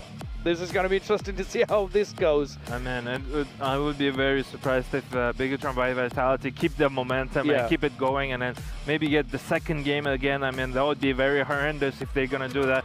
We see the scoreboard here. Meanwhile, I mean, Keyboy and Lutby couldn't do much against the pressure of the team Bigatron by Vitality over there. We see Morinu was 408 on the Novaria. As I was saying earlier, the Novaria draft pick, the hero, has made the problems for Team Aurora Gaming. And now it's making a problem for the team of Onyx. Now we are yet to see if they're going to come back with the same pick for the next game as well. We don't know yet. The next draft and bans. Possibly they're gonna ban the Novara overall. We never know. But before that, before we talk about the next one, I mean, make sure you go check out Yandex Go. You got the QR up on the screen. Scan it, download the app, because that's gonna make your daily life a lot easier. You got everything in one app. Make sure you check that out. Thanks for Yandex Go for being a partner for this one, because we are having a great time here. First game, I'm so thrilled to see how this is going to unfold. We got more stats coming up on the screen pretty soon. But if you initially, when it started, I mean, Kyrie started with the first blood, and then Sans went with a double kill soon after that. But yeah, we got the stats up. We got Kelra versus Iman on the screen now. How does that look, Steel? For me, it does look exactly identical. from all of our perspective. The gold a little bit more towards the E-Man and a little bit damage more to the E-Man, yes, but the same thing. Kill participation identical, damage taken, well, a bit of swing, but KDA is the same as Kelra. And for you guys to understand, Kelra is playing from the behind. They've been losing the game, whereas Iman was winning the game. So that's a little bit differences. But for me, the most notable player is definitely the guy who played on Novaria, which is Moreno. That was an outstanding performance for me. And there we go. So the way as I think the broadcast people think, and this is, I think 75% of the kill participation over there, 600 GPM. I mean, 408, the guy is a GOAT, the guy is here to win a champion. And, you know, I'm so excited to see the team who are not scared of other team. And respect is another thing, but in terms of when it's a competition day, you gotta be a killer, right? Like the other people were saying, and now Bigatron by Vitality is making a surprise and sensation here, because this is the first time the map has been taking off of the team Onyx. And Onyx, if you guys are listening to me, you guys need to step up. I mean, you guys are here to defend your title and champions, and you guys were saying that you guys are here to make another run and you guys want to be a champions. All right, go for it. Yes, I think we get to see how that's gonna turn out. But there was this moment initially when the Kyrie, I mean, during the drafts phase, Kyrie went for Hirara, which he's good with. And also when Lutpi went to Uranus, which he was, I mean, he's used to playing that. We saw that in the last few days. He went for a couple of games with the Uranus. So I was more like, okay, this is going to be good. But then Novara came up with Moreno. So, I mean, this was a very tough game, I would say. I cannot really deny the fact that for both the teams, they fought really hard. And I think by the almost 5.5 minutes, I mean, Bigatron's turrets were almost down, I would say. But the way they pulled it off at the end, that was great. And then a few more things. I mean, there was around 8 minutes mark, they had a 3k gold advantage for Onyx, which is good. And of course, and then the whole game went in a different way. And 9:50, we had Kyrie taking the loadout, and then around 14th minute, I'd say Onyx, pretty much all the outer turrets were gone except for one on the upper lane, which was almost down, I would say. We can consider everything as gone, but by that point, I believe Onyx was pretty much, I mean, we were pretty much sure where the game was going unless they make a comeback. And I think after 14th minutes, Bigatron actually made an attempt to get to the base, but Kyrie somehow responded and took it back in control. But at the end of the day, I mean, they went for it. Bigatron went for it. I mean, let's be real here. Nobody could have taken a single map from the team of Onyx, and Bigatron making a pull off from the pro esports. Then they're facing Aurora Gaming. They're losing 1-0 from both of the teams. They're coming back through on the second and third map, against both of the teams, and now they're playing at the grand finals here at beautiful Astana and taking a game off. First one from the Onyx. It's really sensational. I'm so hyped up, and I'd be happy to see them actually doing what's going to be happening forward. And my tongue is twisting now. It's just like I have so much emotion to express you guys how big is this win is for the team of Bigatron by Vitality. And we'll be happy to see what's going to happen in the second game. Of course, I mean, when it neared, I think the last few seconds just before the crystal was taken down, we saw Onyx going down like crazy. I mean, at the end, I think a few seconds just before the crystal was taken down, 3 of the players were gone. And then in a moment, that was only Kyrie left at the end. And by that time, we could see the cameras here in the arena looking at Onyx teammates, where they were like, we are done. They were almost sure that this is done. I mean, it was clear. And they took out all of them, and then the crystal was gone in no time. But again, I mean, I believe that the moment that they got the turrets down, they realized the turrets are down. I mean, that was pretty clear. And also, that was a big push for Bigatron to approach the crystal and get that done. But huge save with Kyrie. I mean, once he did save that crystal, but they couldn't hold up. Towards the end, Bigatron took the Onyx teammates, everybody down. And the last one was Kyrie, and once he's gone, I mean, that was a clear shot. I mean, everybody's hyping up Kyrie. Kyrie is the GOAT. Kyrie div, Kyrie everything. We've seen the fans all over here in beautiful Astana, at Jack Arena, hyping up Kyrie. people were saying that Kyrie is the one player who actually can switch the swing of the game and make sure that Onyx will get the wins get a win out of the team, out of the really tough situation. But this time is different. This time is different because Kyrie couldn't do that because the teammates have been dead, and that was a perfect opportunity for people to go in and take that W from the Onyx. That's true. I mean, it was only Kyrie left at the end. I mean, he couldn't do much. I mean, he cannot do much, to be honest, at that point. But again, I mean, great play by Bigatron. I mean, Moreno's Novara pick, and also Iman went with Paquito. I mean, great play by him as well. We cannot disregard anyone. But it is time for the next game. We are yet to find out what's going to happen. Let's move it to the gentlemen, Wolf and Niso. Take it away, gentlemen. It's game time.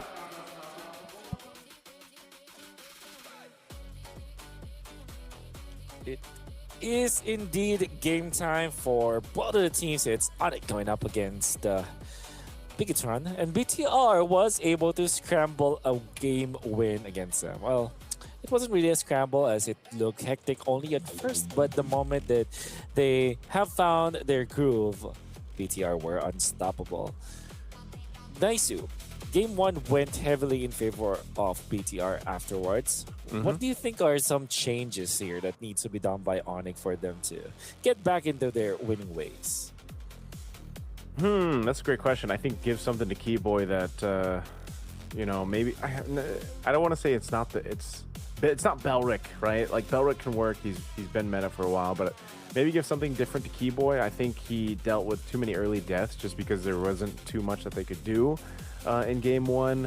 Lootby as well, maybe draft for the Barretts for him instead of the Uranus. It looks like we might be going for the Hirara trade, of course, here again. But I don't know. I have to say that I think for Bigatron by Vitality, they just did an amazing job at getting themselves back into that game because Onyx did control the early game. Like they were even into the mid game. You got to remember they were up like 2,000-3,000 gold. So it was one of those moments where Onyx was actually doing the right things, you know, like they were doing the right things until eventually. I think you also just have to put respect on what Moreno can do with these long-range heroes, man. Whether it's the Selena, whether it's now the Novaria, which is, it's been like his hero. I mean, there hasn't been many other people that have brought up the Novaria the way he has, and it's one of those things where he's star-shattering people, and if he's not star-shattering and hitting those long shots like he does with the Abyssal Arrow, he's just providing enough information with the Astral Echo, you know? So I think it just got to a point where for Onyx, it was really hard to actually fight Bigatron by Vitality because they were never fully healthy, you know? Like someone had already taken some damage somewhere. Yeah. And to be fair, it's the draft as well that made it work for Moreno. I feel like it's not just what BTR were able to achieve with Moreno himself, but of course this is a massive team effort, including the drafting that allowed for BTR to win that. Now, what will be their first pick? There still is the Barretts. I feel like the Barretts is a good hero to first pick, but this is Uranus that they first pick with. Well, there's no Paquito, there is Barretts available, there was the Hirara, but on top of it all, it will be the Uranus apparently. Interesting first pick here from BTR. Are they just going to trade the Barretts and the Belric going to Onyx now? Or because I almost expected, at least over here, for Bigatron by Vitality to take something else. But again, Shogun did play if I recall correctly, there was one match where he just played the Uranus like 3 games in a row. I'm trying to remember. Oh, it was the pro esports match that they had. They went 3 games with, and Shogun only played the Uranus. So, you know, this is a very comfort pick that they can build up off and gives them a lot to do. It is going to be a trade, though. So you've got the Matilda and the Hirara going over. Once again, this time Kyrie will be on that Hirara, and I think this Matilda does help activate Keyboy a little more, right? He's going to be able to go ahead and do a lot more than what he felt like he could do on a Belric, who your main job literally is to just post up that Wrath of Dryad with a flicker or not. You know, now with the Matilda, there's so much more you can take on. Yeah, and they take it away from BTR as well, which BTR would really appreciate. Imagine playing the Uranus with the Matilda, there's just so much tankiness that could be found in there. So do you now pick up the Belleric for yourself as BTR? Do you get the composition that Onic was able to had before? But no, they will prioritize the Varia, and then as well as taking this Cloud for themselves. So maybe Onic now will not pick up the Barats, although it has good synergy with both the hero as well as the Matilda. Maybe just the presence of this Novaria is enough for them to not pick up that Barats. But also it is available. Maybe now they're going to be looking for a dive. What if they pick up something like an Alice instead of the typical Barats in the EXP lane? But that will be for later on. I think that right now you're more concerned about your Keller hero. Harith is available, so is Granger, heroes that will be able to pierce through this Uranus eventually. I wonder if they just end up sitting on it. Yeah, because I was thinking Kelra can just play so many different things that you typically see Onic kind of bank that and wait. Like, it's usually the Kelra pick that comes in last. So I was thinking Barrett's too, although Alice would have been great. I think Barrett's just because it's usually paired up with the Matilda, you know? Like, you just have so much of ways to go ahead and utilize your Daytona's Welcome, regardless of if it's by yourself in a flicker or then you now have a Matilda too to kind of help you. Obviously the shields that Matilda gives, plus when that Flask of the Oasis comes in, I think that makes a big difference in a lot of these fights, and that's why Matilda has been so, you know, valuable for a lot of these lineups. And you gotta think too, now that you know this is back-to-back games for Moreno on the Novaria, like, you've got to just respect that you essentially will not be seeing Moreno. Like, that's one thing I noticed about him, like, playing the Novaria.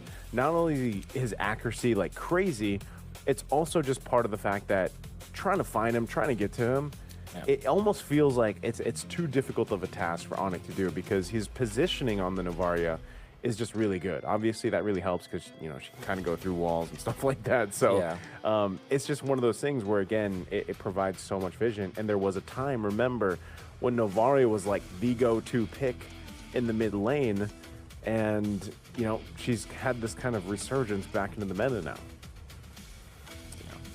And the reason why that is because it has good matchups into the most of the meta heroes that cannot reach her, and most importantly, it's also a good hero to contest the Melissa in case. We saw how much damage you can deal from long distance, and Melissa can just easily freely hit when there's a Novaria around because the damage output of the Novaria. But it's going to be the Nolan, and then Brody with probably a Granger ban here coming out from BTR. I'll be surprised if that's the case. It's a strong hero on its own, can actually match up. Oh, it's the Clint instead, I feel like, which is also a good option, all things considered. But I feel like with how Onic is playing the Clint, as well as this Hirara, they probably are more into the Granger than the Clint. But we'll see. Onic now will pick up their roamer. Oh, sorry, their mid laner. Mid lane, yeah. What is a good hero to play again? What if they go Xavier, right? Range for range. Range for range? Oh, man, I don't know. I don't know if we're that crazy. Maybe... Oh, what? Does he just go... There's no ultimate you want to take here. You don't take Valentina here, right? If you're Sans. I mean, other than... Okay, I guess you do. No, the Astral Echo is actually a good ultimate to copy, all things considered. Which one? The Astral Echo. Astral Echo, I guess so, yeah. At least you have your own. But you gotta get to him, you know? Yeah, exactly. You gotta reach him. That's why I was kind of second guessing it. Like, you gotta get to Moreno, you know? And the whole point was, that's so difficult to get to him. Yeah. Let's see. Well, that's two picks. You thinking now? What are you thinking now, BTR? All right, they still need their jungler and then their roam. So I think at this point, you know, you're against the Hirana, maybe just the Harley. That's probably the only other option we've really seen other than the Fanny come through. So they might get Rafaela Harley. Unless they do something different. So this is Rafaela. Rafaela with the Hayabusa. Usually not paired up together, but this is more of Rafaela plus this Uranus. This is Rome Rafaela, by the way. So yeah. Now there are a lot of problems now. You have to have a lot of like damage sources from your gold laner. What I mean is you're not ultimate dependent. as the last choice here for Onyx. So maybe. Is that the Sky Piercer? Okay. Oh yeah. I can't read the That's text, right. but that's a Sky Piercer though. Seems like it. Yeah, I think Granger is the best option here for Onyx, or maybe Harith second as the second best option. But there's the Hayabusa as well. Okay, so they still pick up the Harith. Yeah, those are the only two options I feel like that will be good for Onyx. But already I like the composition that the BTR has built here. Leave it to BTR to just do some weird things, you know? Like, we said this going into game one. It got them game one, and then now, yeah, I think this is interesting. Again, because you've got great tankiness up front in that front line. You've got a great ability to go ahead and revive, get yourself back into this game. We'll see if we are on Flying Clouds or not, or which map we're in once we get to this game, but I like what BTR is doing, man. And again, the Rafaela helps you even more because you can rotate very quickly. You can stun if you need to. The Hayabusa is really squishy, right? But now that you kind of have some ground to cover with your sustainability with the Rafaela, I think that's really great here. So I don't know, man. I like what BTR has. I think I'm going to have to go ahead and lean towards BTR for this game too, Wolf. I think we might potentially see a 2-0 right now, but you guys, of course, if you guys are watching around the globe with us, you guys can let us know who you think has the upper hand in this. Let's jump into the game. It's game at 2 in this best of 5. Bigatron by Vitality up 1 in the series. Let's see if Onyx can equalize. Yeah. Already the setup here for BTR is good. It seems like whenever they play against Onyx, they transform and just know exactly what to do and deal with Onyx. Onyx has been so dominant all throughout this tournament, and it seems like it's BTR that has got their number. And that's also true with MPL Indonesia. Everybody was just dropping their games up against Onyx. Onyx are so dominant, but in comes BTR coming in, and they look like they are the better team against Onyx. It seems like we're feeling that again. Not unless Onyx decides otherwise. Not unless they do something really different right now for them to be able to show us something, some sort of fight against BTR, especially with this draft that they built. Gonna be starting with here in the middle. Yeah, something along the lines of, I don't know, I think it's more of just Onyx finding that form of execution. You know, it's the team fights. Like, we already know that all these players are individually, you know, some of the best in their roles, and they had an amazing, you know, last meeting with the grand final that they had. Hold on, mid lane. First blood going over to Kyrie, but here's the return. Shadow kill going to be used. Revive comes through, and now it's Nile that falls. So that's not going to be worth for Bigatron by Vitality, and that's 2 kills in the hands of Kyrie. Great start again for the side of Onyx. This time they've utilized Kyrie in an offensive manner before the 2-minute mark. They identified that if you are able to force out where Moreno is, this is a good opening for them, and they do have to reach. Okay, they might be able to go ahead and just make something happen. They get the turtle. Now they're going to be looking for more. Shogun, tanky enough. Nile might just want to go ahead and grab his purple buff. Even though there's a lot of low health bars, never mind. He goes in. He's able to pick up Lootby. So that's 1 kill, but now Onyx, they know this. They're going to put pressure on the mid, and out they go. Finn's gone. They're going to be looking for more. BTR firing back, but now it's Kelra to get a kill. Man, Onyx looking for more, but they got to keep Kyrie alive. This is the most action we've seen under 3 minutes in a while, man. That's for sure. That's insane. I think the entire game's the future. Yeah, and that's 6 kills in what, 2 minutes and 30 seconds? Yeah. A quick activation of Kelra as well. I really like how Onyx is doing it because now they're calling Kelra into the fights very early on, and he gets a kill.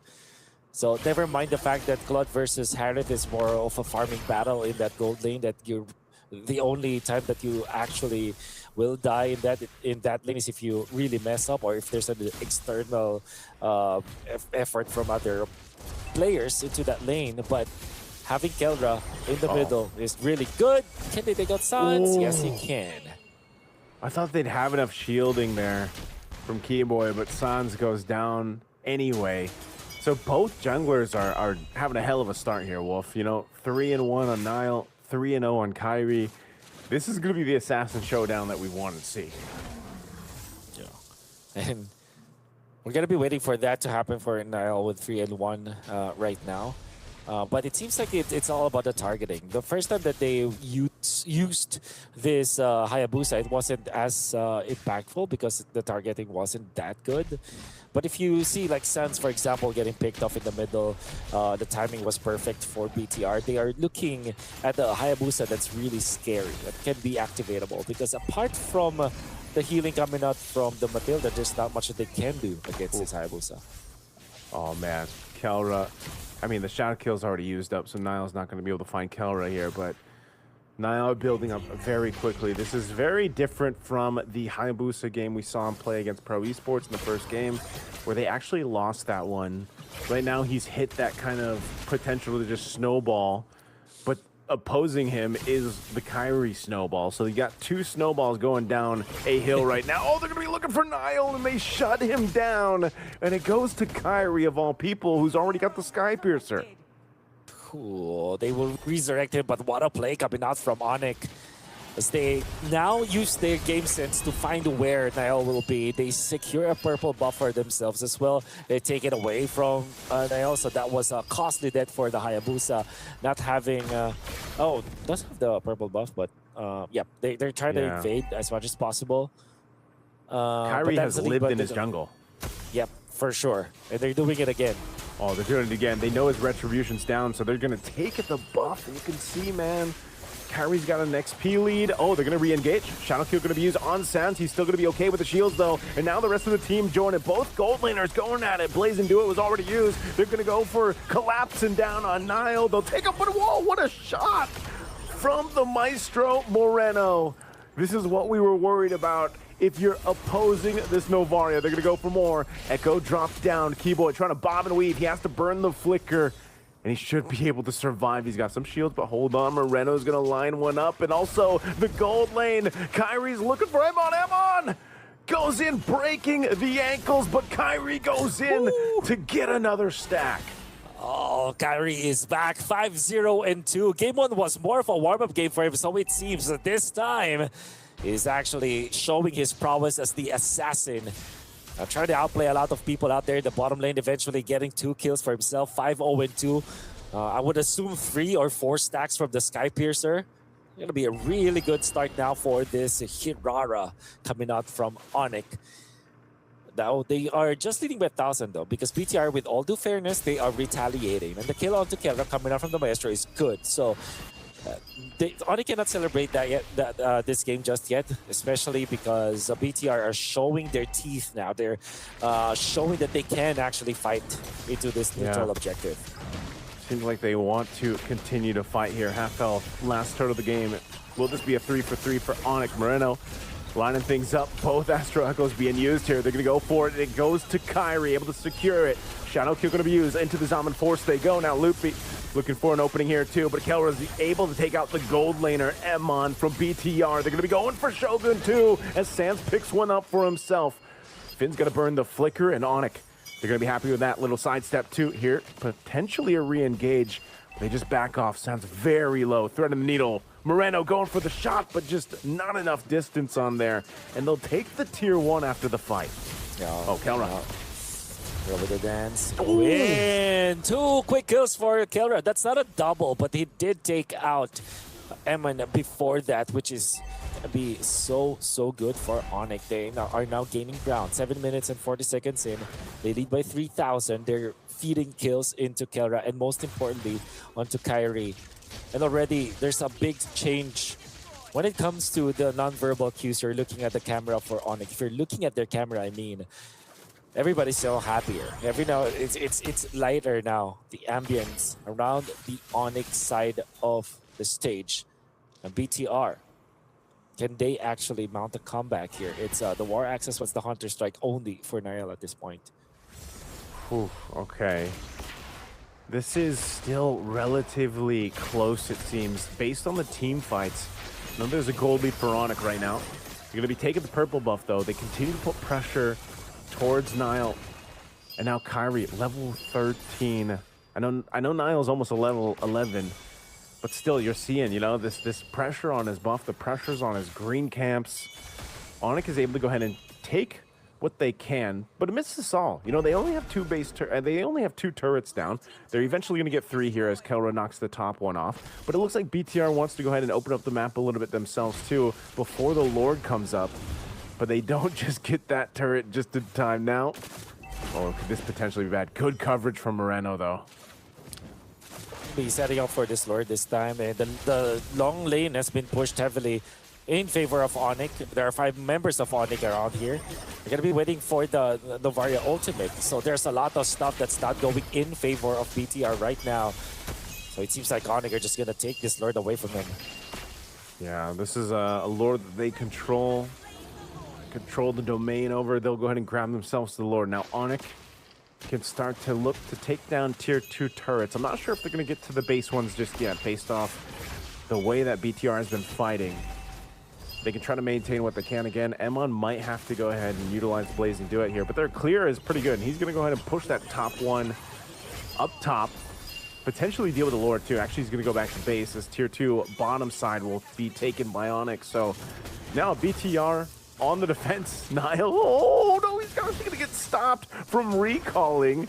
He's going to be able to escape this, but Kyrie is going to chase him down. Oh, he goes back. Let's go. Okay. He's going to go into the jungle, and now they're going to hunt him down. Niall's going to have some fancy footwork for this. Oh, no. He gains some space, but oh, Keyboy's going to chase him down anyway, utilizing the flicker, and he goes back to the shadow, but Niall's got nowhere to go after this. He's been hunted down. Let's see if he can take out some minions. He's going to buy a little bit more time for the rest of the team until he's eventually taken out by Kyrie, and that's another stack for Kyrie. Yeah. With all the fairness, Niall actually showed some really good moves out there, using his quad shadow to eventually disjoint the circling eagle. But enough time for BTR to gather themselves and defend top, especially because there is no Onyx. There's not much Onyx heroes that to force this issue out, but no, they will still go for this Onyx. Oh, Loopy falls. Shogun could be next here. They're going for it. Shogun, oh, barely surviving. BTR will be able to go ahead and defend. They maintain that top holy defense shield. A shot on Kyrie, but still, I think they're happy with that. Again, as I mentioned with that first Lord, they just want to go ahead and get the tier 2s down, potentially take out some base shields, but they don't get all of them. So I'd still say Bigatron by Vitality admits it all. I know they're 5,000 gold behind, but they're still holding on. What they're going to start playing into is now Emon's power spike. That's one of the main things. He's got the Purify, so part of what Onyx wants to do is get that, you know, pop that Purify, make something happen here. But even Niall's got to look for that window, right? That opening to go ahead and use that shadow kill to either follow through after the damage of the Blaze and do it maybe, or maybe vice versa on how they want to approach that. But let's see if BTR can still fight into this. They still have 30 seconds before that Lord comes up. Yeah. I mean, using the ultimate again, the Astral Echo to find 2 and maybe just poke Keyboy. Niall is, you know, utilizing his ultimate, a very ambitious one at that, although you can see the progress. Okay, the defense coming out from Onyx. Shogun just standing there menacingly, saying, you guys got to go through me, basically. A lot of ultimates being expended, but now attention toward this buff to try to take it away. Kyrie will be able to do that. So this is all part of the plan, I feel like, for Onyx. Yeah. Especially if they're forcing the Astral Echo out, right? So it will now be available, fortunately. Well, I guess Moreno knows exactly what the cooldown is, and he timed it perfectly for the alert to be up. So now they're ready. Hayabusa is going to be split pushing top 4. A little bit of defense on the long push, but Onyx feels like they can burst. Yeah, they're going to go ahead and fight for this Lord. It looks like they want to just give this one a go. BTR in space. Loopy quite low. He's getting a guiding win on out. Now Niall jumping in with the shadow kill. They're looking for a kill. He's able to go ahead and proc the stack, taking out Loopy. Winter Crown could be used by Kelra, but Kelra could be next, and he goes down too. And now Onyx falling apart in the Lord fight again as Keyboy and Kyrie are trying to run away, but what a shot! Again from the Maestro, man. They have to get rid of this Novaria because that's going to be a Lord going to BTR. Unbelievable coming out from BTR. Again, winning out of nowhere. They were down by so much. They've erased the lead by Onyx. They're now pushing. They're about to take the lead for themselves because only Kyrie is left. And with the Rafaela, it means that longer team fights means that you will be top. It's going to be a difficult defense now for Onyx. And even if you eliminate one, the resurrection will be there. So Vitality, they are just taking everything away from Onyx right now. So quick to turn that around, Wolf. Again, playing on the back foot. They dealt with the First Lord pushing it in their base, and then all of a sudden, Bigatron by Vitality now has control in this game. They took out one of the base turrets of Onyx. It's their turn to go ahead and take some green camps and resources from them. And they still have this Lord making its way down bot, looking to go in, crash into this bottom base turret while the wave up top works on the tier 2. They're going to force a fight anyway. Shadow Kill going to be used to get them low enough to get them to back off the turret as the turret falls. Now Onyx, they got to deal with this Lord. Half health on it. Wave's going to go ahead and push up top. Can they get more? Sans has to be careful. Half health. These procs and these star shatters are so deadly if you're Onyx. Right now, BTR might potentially make another go on that last base turret, lining it up with the Astral Echo. They're going to throw it down. Again, a Shadow Kill going to be used. They have to get enough space. Keyboy in trouble. Loopy going to go use the Daytona's welcome, but a shot from Moreno is going to bring him low, and it's Loopy that falls. But they have to disengage. A BTR is happy with the base turrets down. Now Kyrie jumping in. Holy Baptism going to be used, but he's able to avoid it.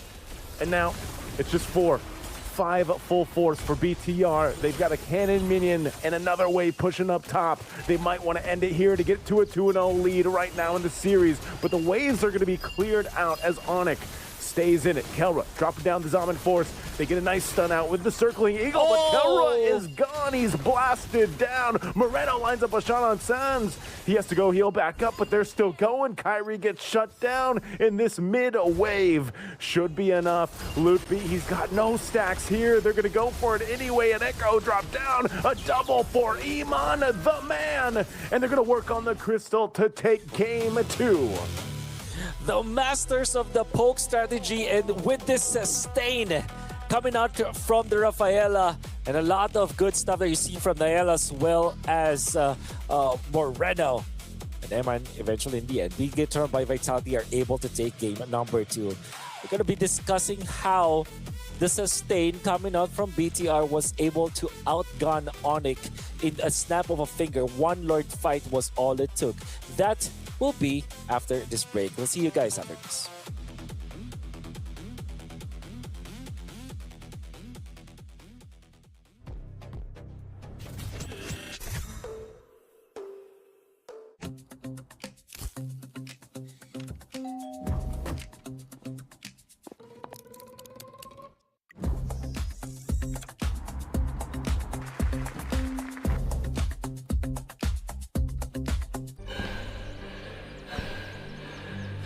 Үлкен істер әр қадамы жаңа жетістікке жетелейтін марафон. Біз осы жолды сіздермен бірге 10 жылдан бері жүріп келеміз. Тимур Құлыбаевтың халық қайырымдылық қоры.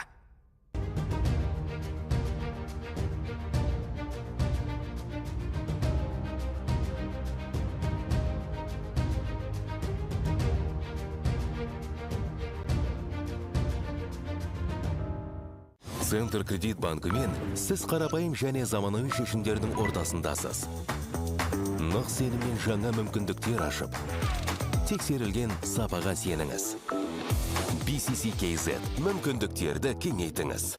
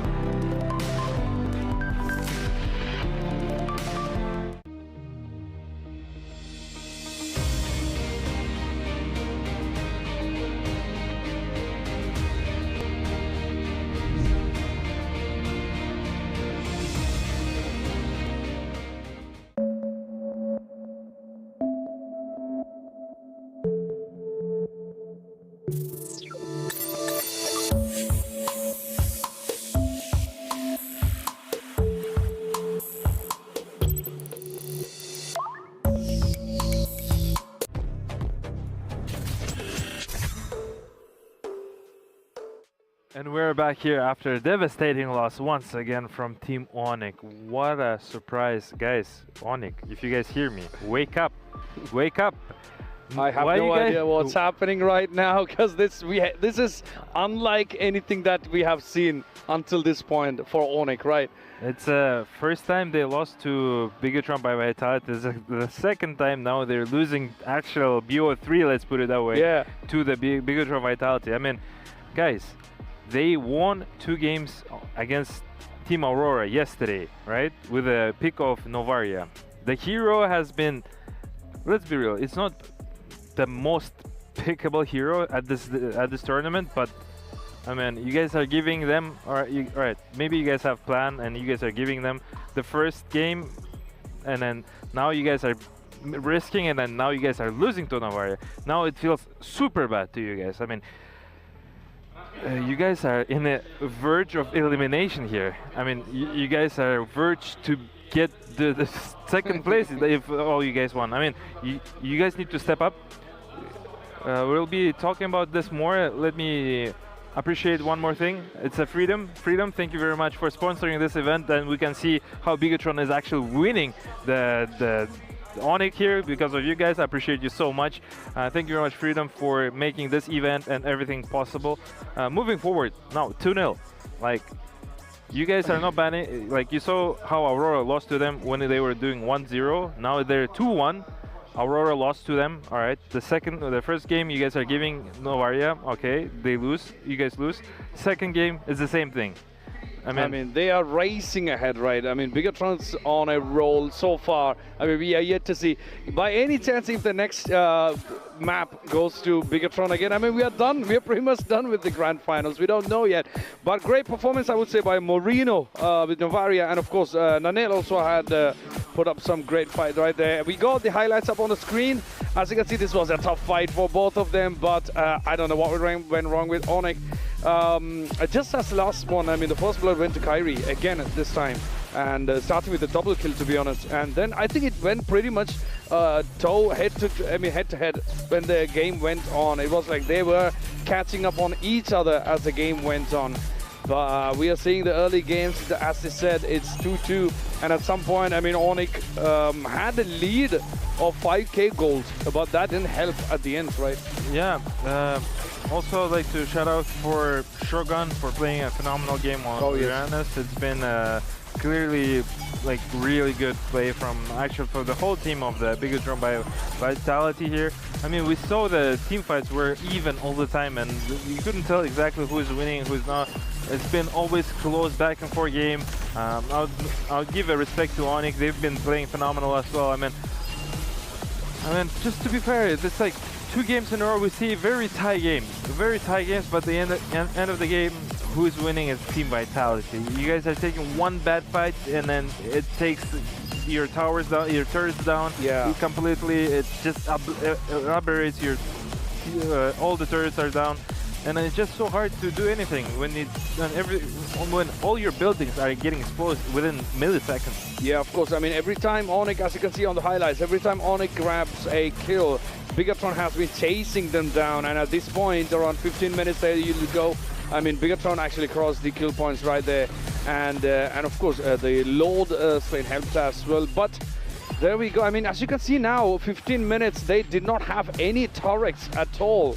No outer turrets, no base turrets. Everything's gone at this point. There's nothing. There's just naked throne, and it's been being harassed right now by the team of Bigatron Vitality. I mean, the guys look humble. They look at their face. They're very serious and stuff. And now, I mean, team of Onyx as well. So we have the stats up on the screen now. 17 kills against 12 kills. I mean, we had some in the middle around 5k lead as for the gold for Onyx, but that didn't help at the end. And as you can see, where is Moreno? There he is. 12 assists, man. Like crazy 12 assists. And just like, look at the Finn. He has a 17 assists. My man has participated in all team kills. And whereas in Kyrie, on the other hand, 6 kills, 1 death, and 4 assists there. I mean, what an awesome performance from Kyrie, but you can't really fight. What I wanted to say in the first game 1, when you were mentioning about the Kyrie. I mean, we say you can't fight. You're a lion, but the lion can't fight 5 people at once. When you can't simply, because we're playing a team game. This is a team matter, and for you guys to do well, you need to trust your team, and you can't play only for one hero, and you have to have a good strategy for MMOs. And for that, we'll help you guys watching our all games at phygitalplus.com. There you can watch all the strategical games and make sure you get your strategies up just like us do. And thank you very much. Make sure to watch all the games, all the disciplines throughout the link down below. Moving forward, I mean, I didn't expect Onyx to be at 2-0, 0-2, and one step close to get to lose the finals. There we go. We got the stats of Kyrie against Nanail right there, map 2. Yeah. And what are we looking at? I mean, the kill. I mean, it was interesting to see the last in the last map we had kill participation almost like 50-51. Yeah. I mean, that was interesting to see because it was not too polarizing as the previous games. Now we are seeing more of towards the 83-71. I mean, it's coming up. But I mean, Kyrie did his best. I mean, we can't say he sticked with Hirara for this one again. He did well. Yeah. I mean, Nanail, good performance as well, and the MVP, we are yet to find out who's going to be the MVP. It's going to be interesting to see. I have a huge feeling it's coming back again with Marino. Yeah, it could be Marino, it could be the other guy with the 100% the kill participating, his teammate. I mean, I would like to pinpoint on Kyrie, honestly, because Kyrie into Nanail, don't get me wrong, Nanail is a fantastic player, but Kyrie is playing from the losing opponent team, and he has one left, and he's making this all kills and all assists there, and in comparison we see he did more damage than the previous guy, and all the damage here. That's what we're saying, Finn. 17 assists, what an absolute chat, what an absolute goat here. 100% kill participation. I reckon any 100%. We haven't seen any, right? We haven't seen. I don't remember we've seen 100% kill participation. Finn, what a chat, what an absolute legend. That's why you actually won the game, because you were playing amazing, and keep working like that, keep working like this, and maybe you get the champions right now. We'll get to see. I mean, you're one step close for getting a new champion. Exactly. I mean, the next game is going to decide if you're going to even have more maps after that one, because if by any chance Bigatron actually managed to win the next one, I mean, that ends there. The whole MLBB championship ends there, and Onyx is not going to be taking the trophy away. So we still have to find out what happens, but just before that, I mean, let's give you a huge shout out for the fans, but let's watch a video of yourself. Let's take a look. The atmosphere of the Phygital Games of the Future 2026 in Astana is not only about high-tech competitions, professional athletes, their feelings and emotions. It is also about many small parts which make sport what it is. Entertainment, bringing people together and sharing joy and sorrow with each other. The fans create a delicate ecosystem in which the strength of the athletes amplifies tenfold. And this is why we find it so important to ask, what makes our fans the way they are? Let's welcome the crowd of the Games of the Future. What do you think about the Games of the Future 2026? So first time at Phygital Games, first time in Kazakhstan. Unbelievable. I didn't even know things like this existed, so I've been blown away. Very different. The Games of the Future is the best opportunity to Kazakhstan and especially Astana to promote our city, our country to other people who travel for this event.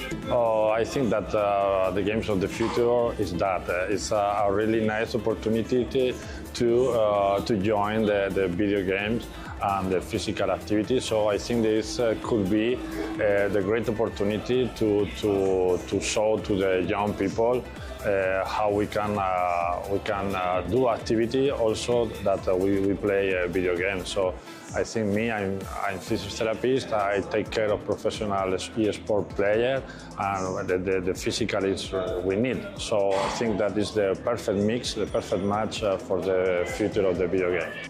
Nice to hear that. What games have you already visited, and which ones did you like the most? The Phygital shooting, the soccer, the football, and the third one will be, and dancing, and this will be my fourth one, the MMA. So far, favorites, I think the shooting and football. I've been only in 2 games. It's football and MMA. And I love football, and it's very interesting format of football where only it's like mini football. And MMA, I didn't see a lot, so we will see how it be. Here with the physical Spain, again with Spain, we came with the basketball, football, soccer, and Counter-Strike. But normally I have been working for football and also for basketball. But it's true that in the last few years I'm training me as a person in MMA. So I think that you can do all the video game, but it's true that for a long time I prefer FIFA. So I have been playing football for a long time. So I think we are all addicted to FIFA, but sometimes we play with the other people in Counter, Valorant, or LOL. Wow. Tell us, do you like the digital part or the physical part more? Physical, because it's more interactive. I don't really know what's going on the digital. I get confused, so physical for sure. For me, digital is for the first time, it's interesting, but physical will be always more interesting, I think. Yeah, it's what I told you. I always play in video games, so I love video games. But it's also when you are in digital games, you need to do both. So I think that is a great opportunity to do. I love physical. When you train, you feel good. But also I love video game because when you win, you feel also good. So I think I'm trying to introduce that kind of specialty in all the school for young people, inactivity people. So I think I prefer both. Nice! Can you share who you root for in the finals? It's my first day. I saw only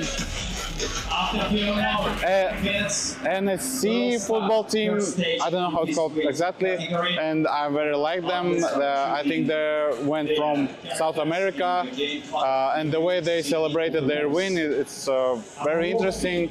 They're like very united players. Between Argentina and Mexico, we are Spanish spoken, so I prefer Mexico. I love that country, and I hope I encourage you to win in the digital soccer final. Let's go. Finally, what do you think about perspectives of the games of the future? I think it's going to grow a lot, and hopefully we can bring it back to South Africa as well. It'll be good. Yeah, I definitely think it's going to grow. Yeah, I think the perspectives are good because now digital games are very popular among young people. So I think it will be very interesting in the future. Yeah, I told before now, we were talking about that. I think the perspective we must to know more about this specialty, to introduce in the school, in different countries, with population that they don't do a lot of sport. I think that is, if you play video games, it's cool to introduce to the physical, and you do physical. Normally, all the people, all my professional players, they play video games in the free day, on the day, and the rest of the day that they are not training physical. Thank you so much, everyone, for answering all of our questions. We wish all of you to have fun watching the tournament and the teams you cheer for. And that was a huge shout out to every fan, everyone who's watching. I mean, this wouldn't be as successful as this is now without all the audience, all the guests that's been coming to the arenas, and of course watching on the broadcast also. Huge shout out to you guys. But again, I mean, 2-0 at the moment. One more game coming up up next. But let's take a look at the draft, which been for the last map. I mean, Shogun grabbed Uranus. I mean, Uranus was with Ludpi in the first map, and then Shogun just went ahead and grabbed Uranus first off. Moreno stayed with Navaria, which we saw how that played out, and Kyrie stayed with Hivara as well. I mean, he did his best for sure. And then I think the start around 2 minutes 30 seconds, that was very chaotic how they started, like double kills, and it was more around 3 kills within 2 minutes or 2 minutes 30 seconds. Great start to the game, but again, I mean, as it went down later, it was going to change. But let's give a big shout out to the Center Credit. Make sure you download the app. You can download it with the QR code up on the screen. Scan it, because managing finances is going to be tough without Center Credit. So make sure you check that out. Manage your finances easily with the Center Credit online banking app. Check that out with the QR code. Thank you for Center Credit for being one of the partners. And then as we went, as I said, the initial start for the last map was a bit chaotic. I really thought that's going to go ahead towards the end as well. I mean, that was around 2-1, a double kill for Kyrie, and of course, I believe the Bigatron got 1 kill as well. But that was very good start, to be honest, for the game itself. And then there is one pattern we saw in both the maps, is that around 30 minutes for the last map, there was only Kyrie left when Bigatron actually took down the other players from Onyx. And the same thing happened in the first map as well, where there was a point where I think around 10th minute when Bigatron actually took down all the players from Onyx and Kyrie was only left. But good job with Kyrie for this one, because at that point there was only Kyrie left and waited for others to re-emerge. But they made an attempt, but they backed up, but then came up again. 14th minute, we had 11-11, 2 equal kills at a tie. And then after that, I believe, Bigatron had a more control on the map. Plus, Bigatron had the load as well. After that, I think around 15th minute, all the bases were down. I mean, base turrets were down off Onyx. I mean, at that point, there was no return, I believe. Yeah, definitely is. Thank you very much, Heidi, for mentioning everything about us. I'm thrilled to see what's going to happen on game 3, just the same as you guys. We're gonna give our words to our beautiful casters, Niso and Wolf. Please take it away, guys, and let's enjoy our game number 3. Thanks so much, Katie. As well as Ilya says, we are indeed heading into a game number 3. There is a massive potential out there that this could be a 3-0. And it's not to say that Onyx is not showing anything, showing to us that they are worthy of this grand final. They did start 2 games with 3,000 gold leads apiece. And I think that it's just BTR finding better Lord fights. And it seems like BTR is showing us, okay, this is not a snowball meta anymore. What this meta is good team fighting, good sustain, and a lot of pokes with the Navaria. Naisu, do you think that game number 3 is a game that finally Onyx gets a victory with? Hey, you know what? If that's going to be the case, Wolf, it starts with banning the Navaria, at least taking it away from Moreno, which they do. They do ban it out, which is good. I think all the Onyx fans around were like, come on, just ban the Navaria. Well, they banned the Navaria, okay? But this could leave something open, too. This might mean we might see Moreno just pick up a Selena. That might be one of the cases, because so far, it just feels like there's something about Bigatron by Vitality that is just, I don't know if they're just a kryptonite towards Onyx or what, because you know what, if Kelra's the god in the gold lane, Emon's freaking Batman, man. I don't know, because like what is happening in the gold lane? It seems like there are times when Kelra is winning the lane and he's able to go ahead and do things, but Emon just seems to play better as a team. It seems like the other teammates of Emon is just the utility belt, you know, and then all of a sudden he pops off. And that's something that I've been noticing here more that we watch Bigatron by Vitality play throughout this Games of the Future, is the way that they kind of move around the map together, but also the team fights. Like, I always look at the team fights as sort of this kind of choreography. And if you really look at what Bigatron by Vitality does, they're so good at that. Shogun is just that guy to be up front. You know, obviously he has to do that, especially with him usually picking up the Uranus. But then Finn, too, the way Finn moves and allows that space to be provided. Think about it. Niall's jungle was just destroyed half the time by Onyx, you know? But still, somehow, he makes this hero, the Hayabusa, who barely gets picked by anyone. He made it work, you know? And even that, it takes the entire team to either follow through after your ultimate is used, that shadow kill, or for you to be able to capitalize on it when he has, you know, he's building those Sky Piercer stacks. So it's just like, it's one of those things where Bigatron by Vitality is just doing more as a team. You know, is Marcel the answer to change things, hopefully, and not have a grand final be a sweep? Maybe so. Yeah. it's a good step because it's also being banned out many times. But that opens up still the Uranus as well as the bats. I feel like if you are BTR, you want to pick up the bats still in this scenario. But in case they do have the Uranus as a substitute for it, so they do pick it up and they pair it up with the Matilda. Almost an impenetrable combo as we saw in game number 2.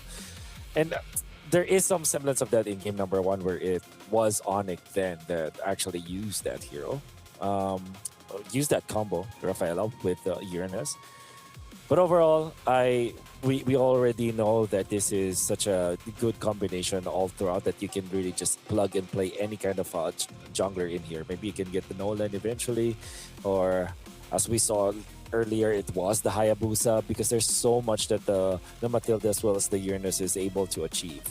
Especially up against someone like a Marcel, who is not a burst type of hero. In fact, this is not a hero that also facilitates for a burst, right? You really trickle heroes down with the Marcel. So they do pick up the bats, and this time there's the burst that you're looking for. There's the immediate takedown. And with the Brody, the torn apart memory, it seems like this is the answer. Because even when you guiding wind through it, once you have the stacks, the torn apart memory will actually be able to take you down. Yeah, hopefully this is the pieces to the puzzle that Onyx needs, because it would be insane to me, I think, and to a lot of people watching, if this is actually just going to end up in a sweep by Bigatron, by Vitality. Because yeah, we saw the results, right, when they met back in their own regional professional league. We've seen them kind of go head to head multiple times, but it's just like there's got to be something here. Like, what is it about Bigatron that's just throwing Onyx off what most people are used to watching them be capable of doing? And these first 3 picks, as you had highlighted already, Wolf, are great. But then, I mean, look at the answer right now by Bigatron. It's still the same thing. Brother, Shogun, I'm surprised he's not tired of playing Uranus. Uranus is not the funnest hero to play, you know? But what do you mean? Shogun's gonna. I know you like to play the Uranus, right? This is just that's right. And even our good friend Wilmy was playing him earlier, and he was saying, you know, it's a boring hero, but man, does it get the job done, right? And I guess that's how it is. But then also, this is why the Matilda is so great, because you can just let Shogun do his thing, and then you have Finn roaming around, taking care of everybody, providing, you know, utility and speed and shields and everything else. And this is why I'm saying Emon Emon relies on everybody else. I mean, look who he's playing. He's playing carry. You can't. You literally cannot solo carry as carry, as crazy as that sounds, right? Pun intended. But you need the rest of the team, and that's why they build around that potential. Whereas then again, Moreno is like a playmaker on heroes you're not expecting, and Nile can hold his own, you know? So it's just like, that seems to be what the magic sauce here is for Bigatron by Vitality.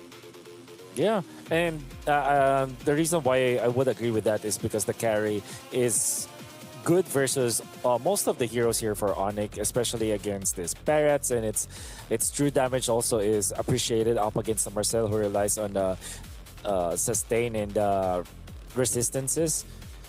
And if you have the Matilda with you, now you're almost impossible to beat. Now even the Brody is a problem, and you also have this Uranus to aid you when it comes to like peeling and everything.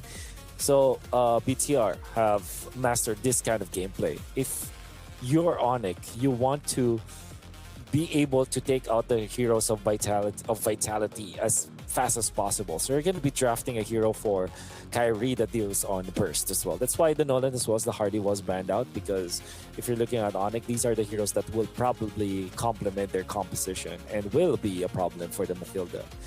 If the Matilda lineup is bursted down easily, then the Matilda is almost useless. You gotta find a way for you to be able to sustain your teammates. Yeah. Oh man, you know, there's a lot of Onyx fans out there. Kyrie, Keller on screen here, Onyx in the back. It's just, people are saying it's gonna be a reverse sweep maybe. Well, it starts here. These next 2 picks that are eventually going to come through after the red 4 pick for Bigatron will tell us the potential of Onyx making that happen, at least taking one step in that direction. I do like what they already have. I mean, you know, this is already a very strong foundation, but whoa, talk about another curveball in our current meta, a Sicilian. Now, I know we've even seen the Carmilla, right? Carmilla has showed up a time or two. Well, now it's Sicilian. You take away my range heroes. Yeah. I still got another one. There was actually a time Moreno. where it was Carmilla and Sicilian together. That was Rune Eaters that actually deployed it. Weren't able to win with it. But you're right. This is a Moreno special. And the idea here is to make sure that you take out the Marcel as fast as possible, as well as the Brody or threat to the Brody. And most importantly, you trickle down the Barretts with all of your slows. And you're going to be a threat in that. Onyx are playing this game so weirdly. And weird, I say, because in Game 2, they used what BTR played with. And now, game number 3, are picking up the Hayabusa, which was freshly picked up by Nael. So this kind of tells us that they might be behind, where BTR is dictating the tempo of this game, of this series, in fact, when it comes to drafting. Especially now that they picked up this Sicilian. I wonder what they close it out with. They're going to be looking for their jungler. What if they are the ones to pick up the Balmond? Oh, man. I think it makes Imagine sense. if they go Balmond, they take one. Okay. Oh, they're doing the... Okay, they're just having fun with it, right? I mean, Bigatron by Vitality up 2-0. It's match point. They're doing the combo, What is the jungle? man. What is the jungle? It's Carmilla. It's Carmilla. Carmilla jungle. All right. Yeah. It's the Doing Carmilla jungle. We even saw this in MST. We even saw this in that's MST. right. You're so, right. Carmilla jungle with the Sicilian. Are we... Don't tell me they're gonna... I mean, is there some crazy stuff that they can do with the interactions, you know, and this is just... It's gonna feel a little weird, but I think it's also gonna put a statement out there if this ends up being a win for Bigatron. How are you feeling about it, Wolf? Okay, so I always like pocket picks. I wanted this Carmilla Sicilian to be successful actually so many times before. So yeah, I like it. I think that this game with the Mathilda, there's a lot to sustain. Again, they will try to out-sustain Onyx. What they're gonna do here is to poke Onyx continuously, force some ultimates, then try to survive with some iframes out there, which will be available for their Carmilla as well as their Sicilian. So yeah, this lineup rules, and I feel like it's not easy to pull off because it's so late game centric and it's so item dependent. But BTR have shown us in games 1 and 2 that they can make things like this work. Well, we're going to find out if this is going to work or not. Ladies and gentlemen, welcome. It's Game 3 here, potentially the last one. Games of the Future 2026. Bigatron by Vitality is at match point against last year's champions, Onyx. Will they be able to go ahead and get it in a sweep with this lineup? Or will Onyx take one game and extend this series? We'll find out here. A lot, again, I think has to rely on the potential to make this work. Here's one thing though, Wolf. You can't let this get to the late game, man. Yes, because otherwise, like we've seen before, Sicilian is just going to be stacked up, and it's not going to be a fun time if you're Onyx. No. So how do they deal with that? They're going to be using this Marcel to be aggressive. Maybe the third turtle is super important here for Onyx. That's why I feel like that also coincides with the fact that the Hayabusa will now get the important items. It has to reach critical mass. And of course the Brody. You got to be very intentful with your Brody when you draft it. That means that you have to activate it properly. And we will see how Kelra will play with this hero. To be fair, they will have to go through a lot of sustain coming out from BTR. But if they do get the burst, the initial burst, which they are very scary with, they can actually stop what BTR wants to do. Oh, Shogun. Okay, he'll Guiding Wind on out, but the Shadow Kill is going to be enough to get that first blood in the hands here of Kyrie. Oh, the Sanguine Claws. And then they get trapped into it. Kyrie goes down. Good use of the claws there into the back. Impact. And now this turtle is up, but they'll just wait. They can go ahead and wait for Shogun to get back to this. Again, Broken Wall is going to keep that turtle there. There's a Feathered Airstrike coming down. Artillery. It's going to take out Nile now. Bigatron, do they just want to try to capitalize this on the turtle? They're going to go for it, and Sans will secure the turtle. But Moreno does fall, and now Bigatron trying to disengage from it. Oh. And everything fails? It's gonna be Sans to save it. Look at that wonderful play coming out from Sans. Using this Farsa, of course, with the feathered airstrike at the last moment so that they can take out the Carmilla.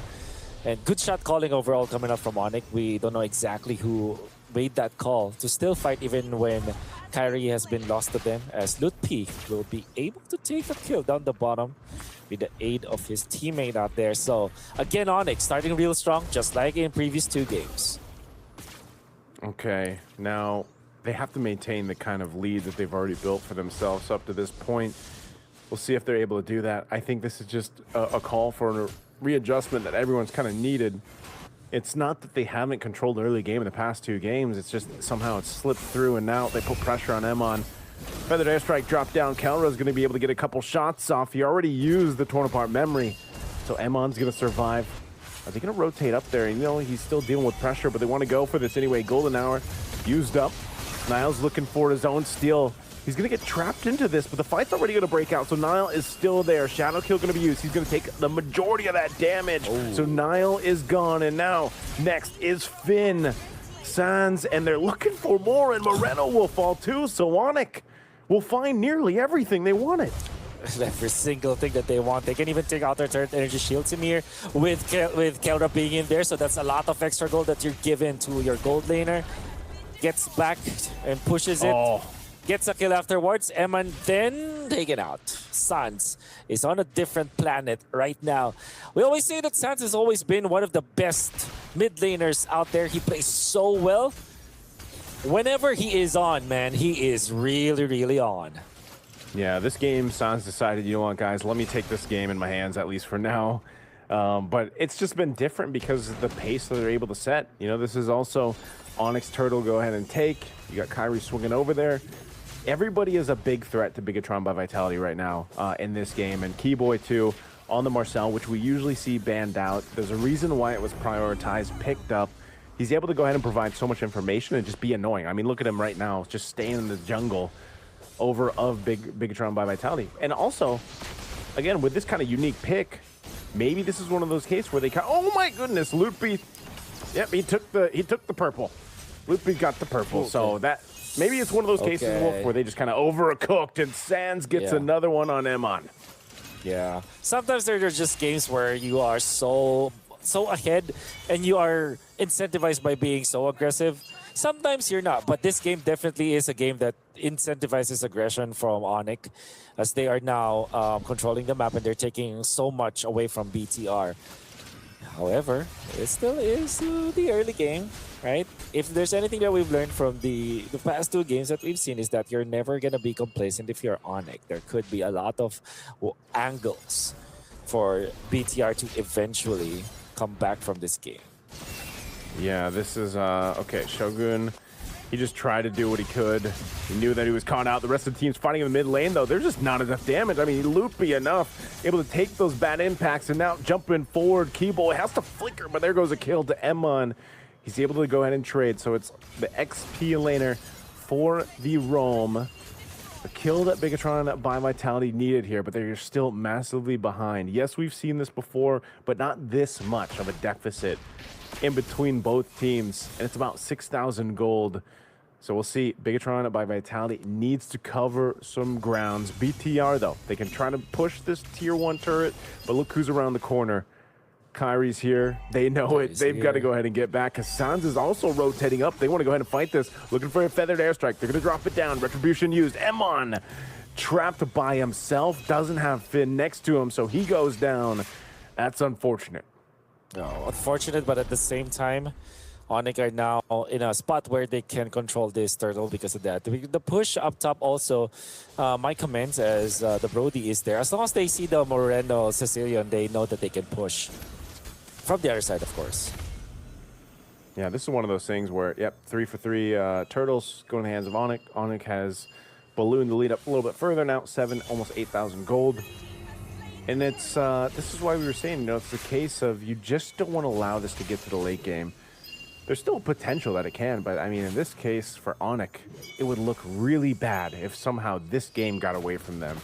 Just because you don't take this kind of lead, face against this kind of composition, and let that happen. You know, there's just no way I can see that happening. This is one of those games, like you said, Wolf, where, you know, it might be one of those instances where it's just go again, you know, get us to the next one. Because right now it's just too much. And Onyx, you know, they got to wait for the Lord to come up, and there's still a minute and a half, so they're just going to go try to get the shield down here. Feathered Airstrike being dropped down. They want to push this wave in, but they can't get the shield just yet. It'll be settling with this one for now, as they're slowly trickling down the resources of BTR. If they are oppressive this time with this Brody, I think they can easily take this game, and especially you cannot wait for when the Bat's impact coming up from Moreno is too much to handle, and you're not able to push anymore, and you're gonna be put in a game where it's finding Moreno all the time. Yeah, you don't want to be in that spot for sure. Yeah, they're going to put pressure here at Tier 1 and the base. Feathered Airstrike dropped down. Emon in trouble, has to get away again, but Sans will burn him on down, able to take one, and now Golden Hour are going to be dropped. Trapped in it, but Turret goes down first, and they go back to the fountain to heal up, and that's going to be the shield popping up finally here in the mid. They might be able to get the bottom, too, with 10 seconds still on the death timer of Emon. Rockets being thrown out here. Dragon Shogun back. Kelra is able to get a couple stacks here. Still tanky enough to go ahead and take that damage. Feathered Airstrike once again, but they hold on to the shield. We hold down the jump. They want to try to go for an exchange here, BTR, but they can't. 5 seconds before the Lord has happened. So these are the games, these are the moments, specific moments that you have to look out for if you're on it, because these were the moments where you lost from the previous game. So look at the jungle, man. Yep, it's all on it. The Carmilla is just, it wasn't it. Yeah. We've seen it before, but you're down 3,000 gold.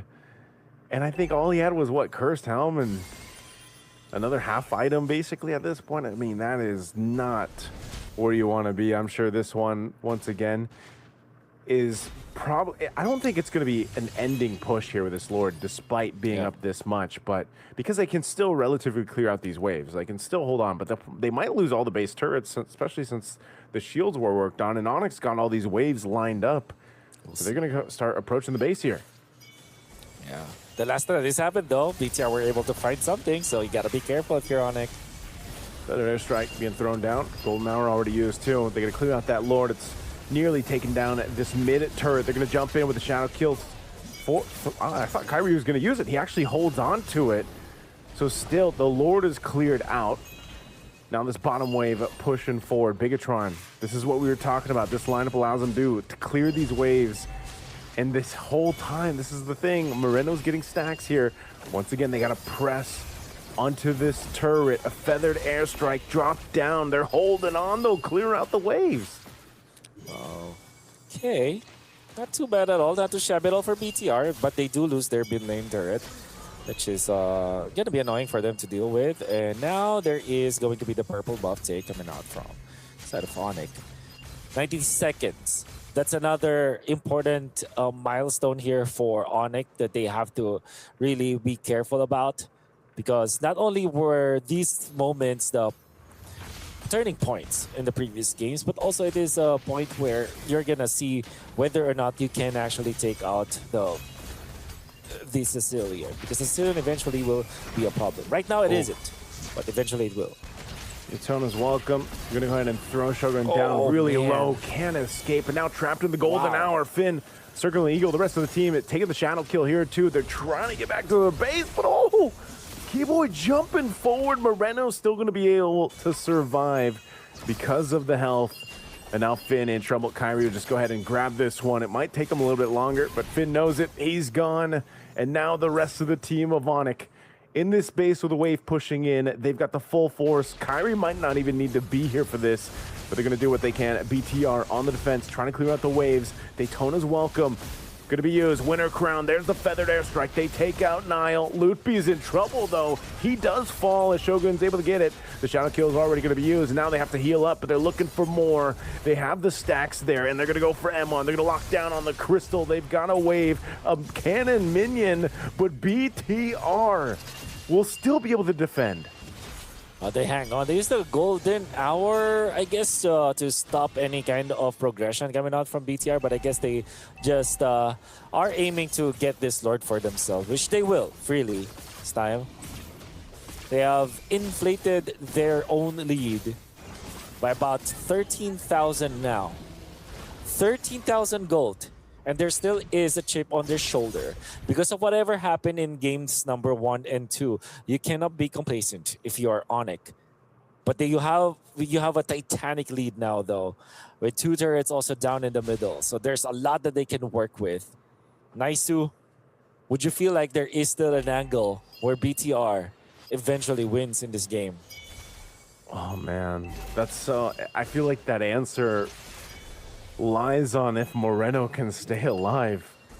And Emon, I mean, even for Emon, you know, on this carry, he's kind of had a really tough game, honestly. Moreno's going to go ahead and try to clear this wave. Shogun will go ahead and tank this up, but this is an opening for Onyx to go ahead and take. Consecration's already going to be popped, too. They displace him a bit. Feathered Airstrike going to be dropped down, and Moreno still going to be alive. He takes a couple shots from Kelra, but they're going to clear out the Lord, and now Shogun falls. The front line is gone. Emon doing what he can, guiding wins on out, but they clear out the wave again.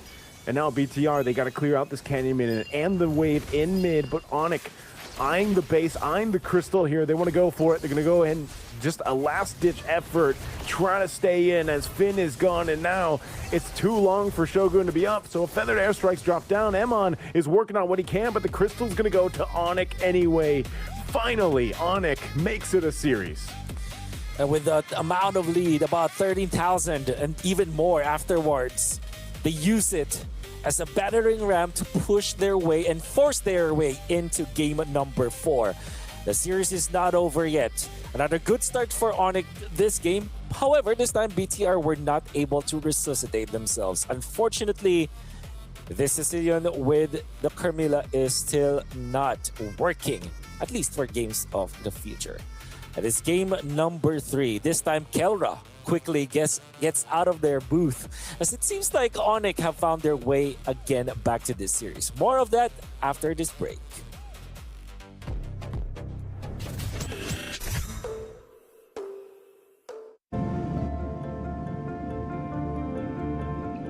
Welcome aboard Air Astana.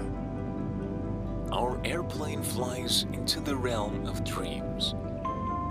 Relax as if at home, with satisfied reflection throughout your flight.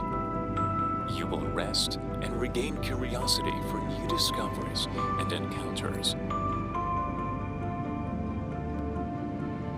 After all, dreams are also part of the journey.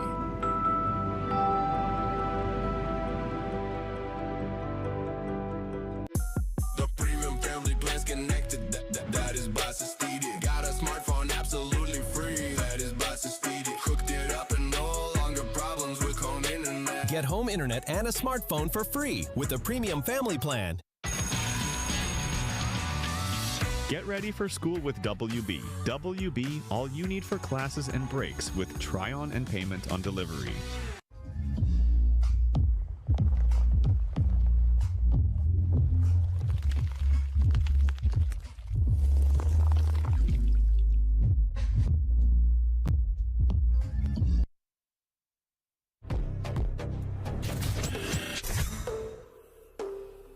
And we're back here in the panel's desk. Thank you very much, Naiso and Wolf, for your commentating. As you guys were saying earlier, finally they have found their keys, right? The Onyx? Yes. Yeah, the Onyx, they came back now, finally banning the hero called Novaria and making it win for themselves and make it easy for themselves. I mean, this is a champion title after all, and they're here to defend the title, so therefore they actually won their game. That was a clean game, let's be real. And outstanding performance from Sanjeev personally. The way how he played Farsa was incredible. Yeah, indeed. I mean, I think the first thing that they did was, I mean, the first plan was just banning Novaria. I mean, as soon as they get in, ban Novaria, because, and also that, I think that kind of paid off. I mean, we cannot completely negate it to that fact, but I mean, good performance by Onyx, great. I mean, they had the map for themselves. I think overall for making all these fun and all these competitions happen. Let's give a big shout out to Freedom for being the general partner, bringing and making MLBB happen here at the Games of the Future 2026 here in Astana. But we are all excited to see what's going to unfold. I mean, I really wanted personally to for Onyx to win this one, because that's the only way we can have more maps going forward and get the thrill going, right? I mean, if they're gonna ban Novari again, then they'll increase their chance, let's put it that way, for the victory. I mean, this time it's different because Novari is out. Now there's not the hero for Morino to do this so well, just like they were doing with Novaria. But nonetheless, let's take a look at the highlights here at the game number 3. We saw how the team here, the Sanzi gets his first kill, and from this moment he's been just clearly unstoppable. I mean, followed by with another assist kill, making a good game for Lupi as well. I mean, they got the Barretts as well. They were doing phenomenal, and then Kyrie again on his signature hero as well, doing an outstanding performances here. We see people are killing after killing. There's a minute 10. We see already 12 kills at our scoreboard, and it's making on 13 now. Just incredible overall performances. And like I said, Sanji just did an amazing, outstanding performance here on his hero Farsa. And of course, we'll be seeing if the Farsa is going to be picked again. I personally, if I were Onyx, I would just do the same. So the same strategy, banning Novaria out, picking a Farsa if possible, making sure Sanzi gets his hero, getting a Barret as soon as possible, and making sure that we can just have the same strategy on the game number 3 for Onyx. However, for Bigatron by Vitality, I mean, you guys are just one step close to get a championship. And now you guys should understand, okay, Navaria is out, there's not going to be a free win with Navaria once again. I mean, that was not 3 wins, but still, like, now you guys are playing with a different type of Onyx, right? Without Navaria. So I'm pretty sure the team has to adjust on the heroes, and they should do very well. And we can see the scoreboard here, 18-4. That's a big stomp, I would say, from the team of Onyx. Great comeback by Onyx right there with his stats up on the screen. Morino, I mean, he did good, I would say. But Kyrie going with Hayabusa was really good. I mean, he took down I believe the first turtle, second turtle, and even a Lord or more than one. Great performance by Kyrie as well. And Sands, of course, on the mid lane, he smashed it with the Farsa. I think he's gonna come back with that again. We're looking for the next one for sure. Great performance by both the teams, but Onyx actually had this game. Sands, if you look at that, 7 kills, 0 deaths, and 6 assists. And Kyrie 6 kills, 1 death, and 5 assists. Both of them, I mean, the whole team played really well. Let's face it. Yeah. Everything was smooth. It looked that they had the strategy on their mind. Now it was a clear strategical move. Yeah. And I would like to also point out the key boy with 10 assists there. Always on top. He has no kills, 2 deaths, but 10 assists, always there, making sure his teammate Course getting those important kills. As you guys should be watching our beautiful Phygital games at phygital-plus.com, making sure you get to see all the insides, outsides, everything over there. Also, you guys can watch our VODs there. So if you missed your broadcast, no need to worry. You can also rewatch it over there. Of course, I mean, even from the first 3rd minute, Onyx really had the lead, and everyone was hoping they keep the lead and not get Bigatron flip the other way around. But by 3rd minute, I think 3 minutes 20 seconds, they had a 4-kill lead with a 2k gold. I mean, towards when it went to the end, they almost had around 13k gold advantage for Onyx towards the end. That's a huge advantage. And at that point, I believe Bigatron didn't really have any turrets left for them. Right. Here we have the stats for Morino and Sands. How do you think? I feel Morino has been unstoppable in 2 games in a row on his favorite signature here, Novaria. And I would like to point out Sanji. I mean, 13 KDA into 1.33 KDA from the players of BDR Morino. Gold advantage is there, hero advantage is there. It's double damage on there, even if not almost triple. And hero damage, I mean, Morino took a lot of damage. Yeah. I mean, he of course he's been losing, but the kill participation, he's been always in the full kill participation there from Morino himself. But unfortunately that's not enough when you have 4 kills totally for your team and when you're getting stomped by 18 kills from the team of Onyx. Yes, of course, and we are yet to find out who's gonna be the MVP, but before that, just to get you all the details in one place, making it so lot easier for you, make sure you check out our official website. You can see it on the screen, astana2026.gofuture.games. Check out our official website. You got everything in one place, making it a lot easier for you to get all the pulse from Games of the Future 2026 here in Astana. Check that out. But there we go. We got Sands as MVP. Great performance today as a mid laner. Very well earned. I mean, he played phenomenal game. 706, 660 GPM, and overall, if Sands is going to continue just the way how he continues now, and if there will be Farsa picked again for him, I would be really happy to see Farsa in the second game on the hands of Sanzi to make sure that to close the game number 4 and we can get to watch the game number 5. But nonetheless, let's see how they're gonna do. Let's see if Bigatron by Vitality can adjust on their heroes, because now they should be prepared for the Novaria ban, right? So there should be another hero and there's substitution for the Navaria ban in order for them to pick. And also, they banning Navaria, I mean the Onyx banning Navaria, that creates an opportunity because they are skipping one ban that they were banning before. So the, what is it called? The team of Bigatron by Vitality, that now they can make advantage of they banning Novaria and make it a 4-head move and 5-head move. So making sure getting those important heroes and making the strategy easy and smooth for them. Of course, I mean the overall style, I mean everybody, both the teams are going to be looking for the win for the next one, because for Bigatron it only takes one more win to get that crown of the championship, whereas if you're looking at Onyx, they still need to win 2 more matches, 2 more maps from this. So that's going to be, I mean, it is a challenge. At the same time, Onyx been unbeatable so far until yesterday, but Bigatron actually came up and then changed that history for today. So we are yet to see how that's going to play out for the upcoming games. If by any chance, if the next game goes to Bigatron, we are done there. They're taking the crown. 100%. Also, I'd like to mention Team Onyx for their professional performance. I mean, just like what I said about Team Aurora, right? So they lost 2 games. They didn't give up, and they actually give their all in, make sure they adjust a couple drafts, make sure to secure that 3rd game, and then now we get to watch in the 4th game. But before that, let's watch our quick video about the couple interesting moments. Did you know that a fan-made map jump-started a whole genre in competitive sports and contributed to the development of one of the adored games of many, Mobile Legends Bang Bang? Multiplayer Online Battle Arena, abbreviated as MOBA, is a subgenre of strategical games which started out just as a game called Aeon of Strife.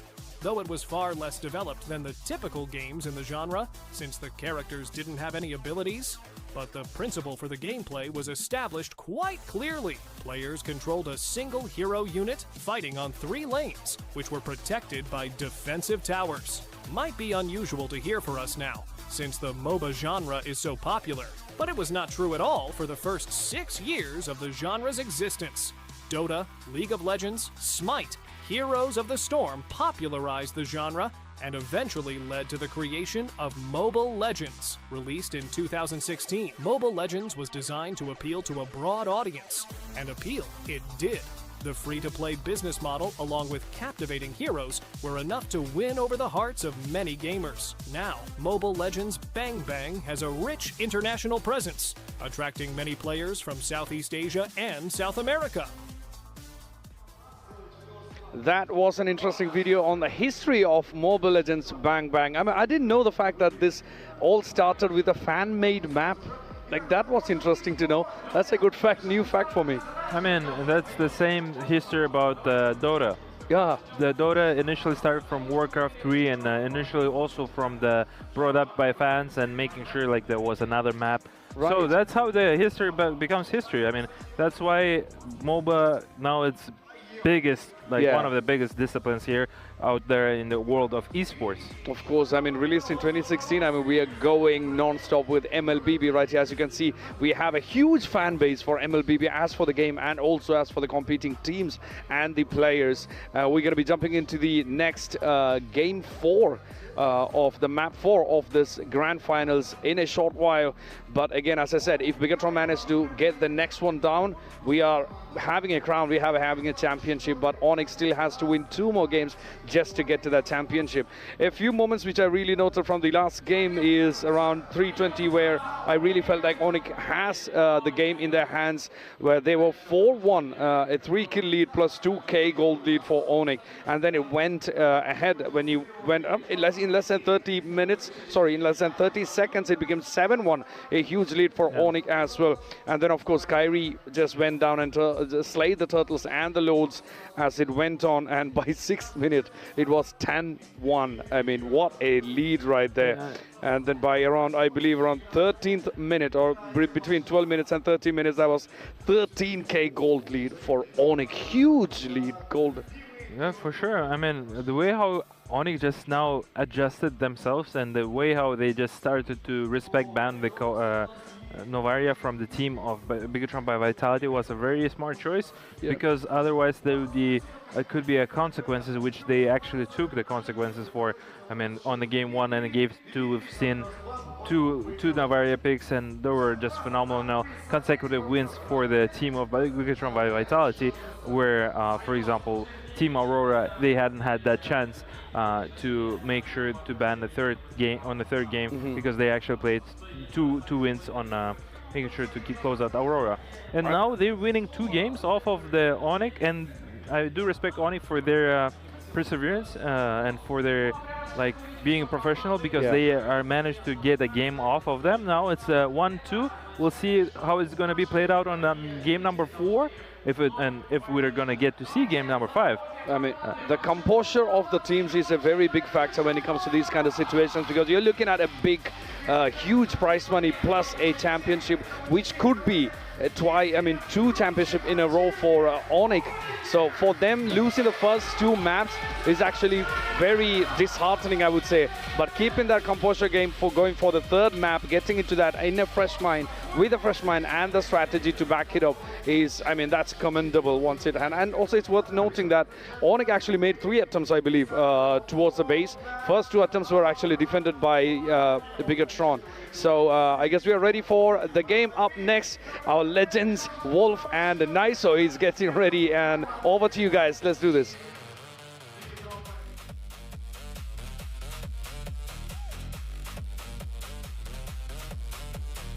Thanks so much, boys in the desk, Elias as well as Haiti. We are at the precipice of seeing either the game, the series, extending into a full best of 5 or it ending right now, as BTR have managed to bounce back in the first 2 games of this series, scoring 2-0 against the dominant Onyx in the early stages. Game number 3, however, was different. They started with this Carmilla as well as this Sicilian, a combo that is, I would say, cheesy in all things considered. And unfortunately, it didn't work. That's why we are now heading into a game 4. Naisu, what changes should there be for Onyx? Should they just continue banning that Novaria? That's a great question, because are they going to do that on Red 3 ban? If they, I mean, no one, I don't see them wanting to play it, right? Like, unless Sans decides to go ahead and do it, but it might have been one of those cases where it's like, okay, it's just better if we do, because it's likely to go in the hands of Moreno. But I think more so of what Onyx can do to even out the series is just, again, replicate that team play we saw. They played the same way they did the previous games. Again, they controlled most of the early games throughout the series. It just somehow BTR was able to go ahead and make a comeback and then turn it over on its head. You know, even when they were down a couple thousand gold. But Onyx, in last game, they got a lead. They kept going. They didn't let up. They're still going to ban out the Novaria, because that seems to be one of the lucky heroes for BTR. So this is all things they need to do. Fanny is going to be the first pick, though, to go in the hands of Niall. And I think that was one of the main things that they struggled with the last game. Niall couldn't be activated, albeit it was a Carmilla, right? I mean, let's be honest. It was kind of a cooked draft, but, you know, this is better. Yeah, this is totally different, but this time with the Fanny, you are already challenging Onyx for something that is similar. I feel like the way that you do it is the way that you are signaling to Onyx that okay, pick your hero now, Kyrie. Are you gonna let me just run rampant with the Fanny? Your ego can handle that for sure. Ego draft against me. That's what they're trying to say here. But Onyx, my God, they get my favorite combo. It's the Paquito and the Bats. Already a very strong start for Onyx. Yeah, I like this start. They get themselves the Barrett's the Paquito, which, you know, right now, let's just assume this is a Kelra Paquito. I don't see Kyrie wanting to play this against the Fanny, but let's see. What does that say? Niall is better than Kyrie? Is that what that said? Niall's better than Kyrie. We got people warming up in the audience as well for this one. But Matilda and Brody. So they're going to go ahead and snag the Brody here instead of letting that go over to Kelra. But again, I'm assuming Kelra is going to play the Paquito. And then again, Finn will go ahead and grab the Matilda. So Matilda, Brody, Fanny. Yeah. This is a pretty powerful first three picks. For sure, sure. We've already seen Niall play the Fanny multiple times, but even in the first game, like, he did pretty good with it. So what's the answer here for Onyx? You pick up you probably want to keep this Paquito flexed. So that means that you would want to pick up your mid lane or your roamer now. And when it comes to dealing with the Matilda, I think you're better as well as the Fanny. You want to pick up the Valentina, but they immediately pick up the Hayabusa. It's like, okay, yeah, the ego challenge worked up against Onyx. This draft coming out of the Fanny, coming out from Niall, it means that Kyrie will not let him have a losing matchup. At least with this Hayabusa, you have a fighting chance. Almost always.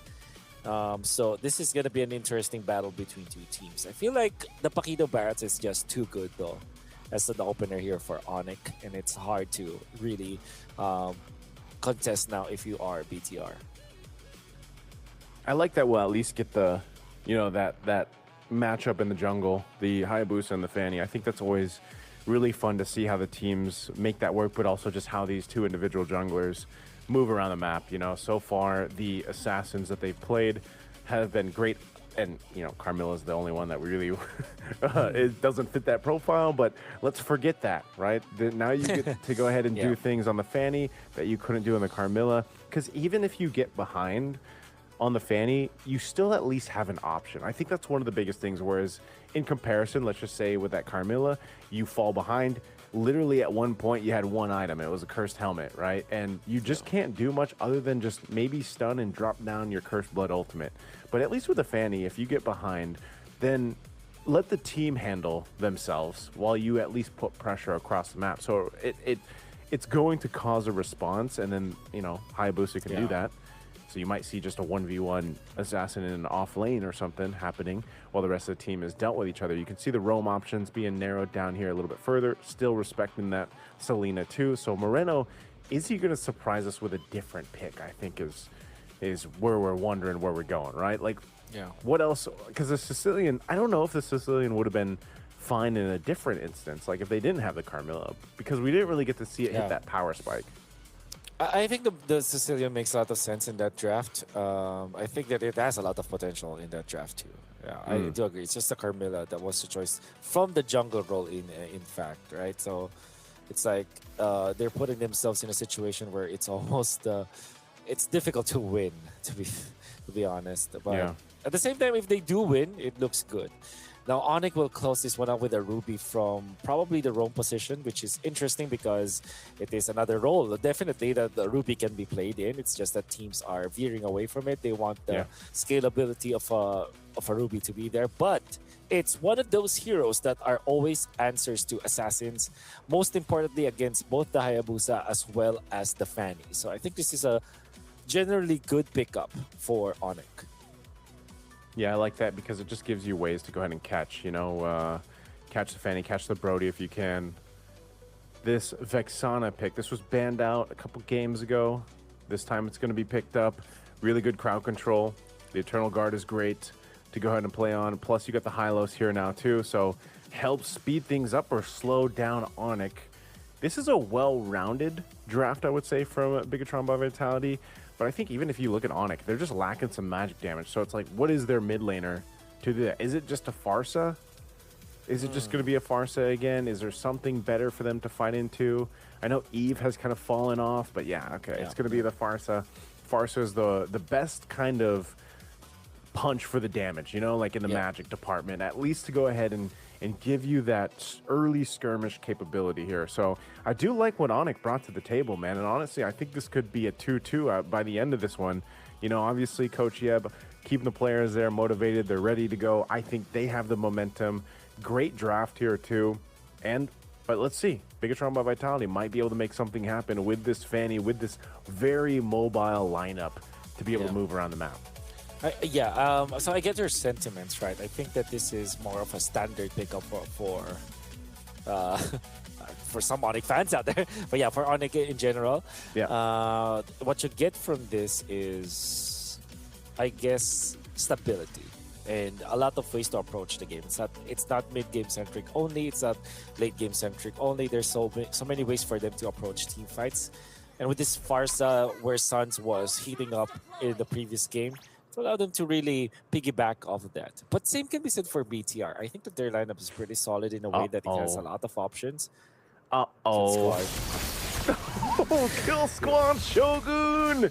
He popped the Revitalize, but he is going to eventually go down unless Fizz can take him out. Oh, what a guiding wind save, but now can he bob and weave? Oh, Shogun tried. First blood go in the hands of Lutby. What a move. What a plan, man. That's interesting. But at the same time, would they achieve anything out of that? Maybe this is the only time that they can do that, you know? And it happens to be in game number 4, so I think it's safe, because if they want to extend the series, then that's really some sort of the early game shenanigans that they really wanted to utilize. And the thing is, they only had to pop the flicker onto Lutpi, so there's not much that they had to do for that one to work. It did work. First skill going in for Onyx. Yeah, this is the XP lane is just kind of funny because it's a Barrett and a Hylos, you know, and like we mentioned in the draft, you usually don't see some of these heroes in those roles. They're going to go for Lutpi, though. Miles up here, but Lutpi's tanky enough. You really can't commit to that. So one of the things is XP expected to be kind of a dead lane, right? It's mostly what they're capable of doing when these turtles come up, especially now that it's on their side. They want to go ahead and have those level 4s.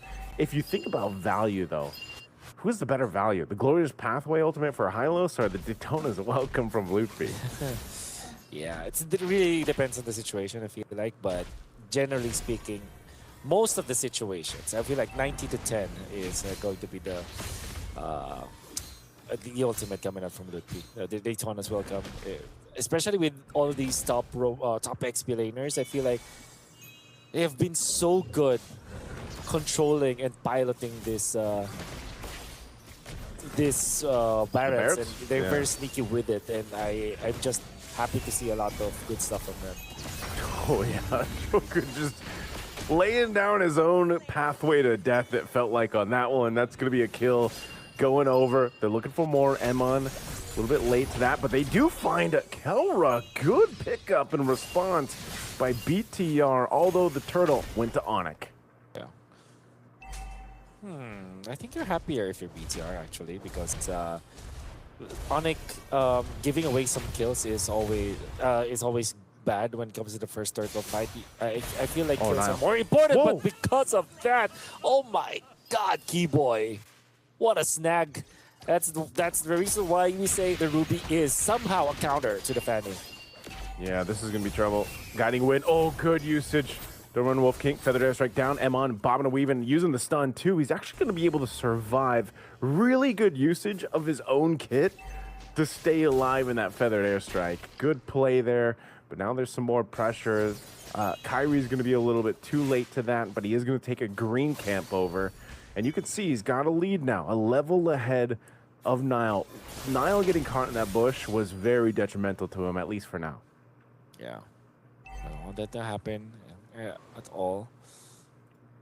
It's going to be some movements here coming out from Onyx here in the bottom lane where you have to now think about Kara because you're fine with the other heroes already, right? Here, Luffy's fine, Keyboy is having a great time, Sans is definitely having a great time, and Kyrie by extension is safe. So you're gonna have to think about Kelra now if you're Onyx. How do you activate this this Paquito? It seems like the response is to force some rotations into the first turtle, or in the second turtle, I mean, where it is nearby the Kelra lane. Okay, so at this point, what do you look for if you're a BTR? You know you had not really a chance in that last turtle, so now you want to go ahead and try to make it happen. Obviously, Shogun, he's going to have to watch where he puts down this glorious pathway, but Ludpi is pretty much doing the same thing. So Shogun just doesn't want to get caught into a Daytona's welcome and thrown into the opposing team while the rest of the team isn't ready. So buffs are secured. Kyrie's going to go ahead and make his way. Same thing with Niall. He's got both of his. So it's going to come down to an entire team fight for this one. Actually, Purple's just coming up. Daytona's welcome on Niall as he's thrown out already. Eternal Guard going in and knocking them up, but Moreno is gone. And now without Moreno, this is a tough one. Bigatron's just going to have to give this up. So Turtle should just go over to Onyx. He's going to grab his purple buff and rotate in. Malefic Gun, first item rush for Emon. He needs the range here. So Onyx, easy take on this objective. Yeah. It took a lot of effort from BTR to be able to find their way into that fight, but in the end, it wasn't enough for them. It was a difficult scenario to be in, I would say. But at the same time, it's proven that Onyx is just better at team fighting at that point, and especially because they're equipped in the early stages. This early game comp that they have with the Barretts, with the Paquito, it's just way too good. But this time though, they're just utilizing the Ruby as well as the Farsa just efficiently. Be always a threat, you know, because if you're BTR, you're always afraid. There could be a bush play that Keyboy can do with the flicker on hand. So up top, Kelra. Oh, he's gonna be able to outplay the hell. Unbelievable. Oh, man. I thought the Carmilla was a bad game. Well, right now for the Fanny, it might be worse. Finn taking the shadow kill here from Kyrie. Circling equal to be used. They're going for Kyrie. They do have the damage to take him out. Emma unable to capitalize on that with the torn apart memory. Good play down here in the bottom lane for BTR. Oh. Wow. I'm actually surprised like how BTR, well, they're finding ways for sure, but taking down carry is the most important thing at this point because they're stopping the Hayabusa and also allowing for Eman to get a kill. So they achieved so many things out of that play. Now BTR are now slowly working their way back into this game. It started not so well, but now they are finding a lot of ways. Oh, they're making a play again. Eternal Guard dropped down, but Keyboy should be able to survive that. Really good response there for Onyx to be there on that engage. Now what we're seeing is Niall trying to kind of recuperate here. It's not that he's down too much in terms of levels, but I wonder what the gold difference is right now.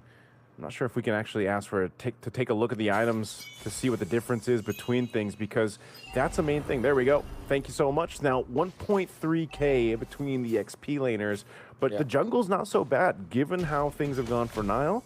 This isn't too bad. 500 gold lead for Kyrie. With this next turtle up, third turtle of the game, they're going to go ahead and work on it. We'll see if they're able to go ahead and secure this one. Niall has to go ahead and approach this carefully. A turret's going to fall though as Kawa knocks it down. They're really taking their time to allow Kawa hopefully to get here for this fight. Circling Eagle going to be used. Already the marks knocking forward, but the turtle's secured by Kyrie. Emon gets a kill. Kelra waiting with the full stat champ stance. He looking for an opening. Niall goes in. He's able to take out one. There wasn't one for Kelra though. Now Kyrie going in with a shadow kill. Kelra's gonna go ahead and flicker forward and take out Moreno. So at least something, but it's Kyrie that falls too. So BTR wins the number team fight there. Wow, this is definitely BTR showing us that they are really good at 5v5s. You can see how well they dance around Onyx. They go in and out, taking advantage of the sustain that they get from the mid lane, from the Roma, Matilda, and then of course the EXP Hylos with this revitalize, they were able to out-sustain Onyx once again, and that made it really awkward for Kyrie, the Hayabusa. As we have said many times in this series, it's very awkward for assassins to work around Sustain, to work around Matilda as well as, you know, maybe Rafaela. This time Matilda and a revitalized Hylos. And what ends up happening is that Eman is just able to just stack up, just keep on attacking whoever is in front, who's facing for Onyx. And then when the turn apart memory opens up its windows, Eman is just there to collect. Yeah, this is, it's looking a whole lot like what we saw back in 1 and 2, man. Games 1 and 2, Bigatron by Vitality somehow finds these ways to get themselves back. I mean, again, think what Niall has had to go through. The amount of pressure, being caught, you know, by Keyboy on the Ruby and everything else, getting killed by Kelra. But he's still able to go ahead and do this. And now, even if Kelra surprises him, he takes a couple punches, he's not, you know, he's not going to get bursted down so quickly. So Niall's going to continue to put pressure across the map. Onyx now has to shift their focus for that to make sure that Niall's just not pushing elsewhere, pushing turret down eventually, and able to get real estate across the map.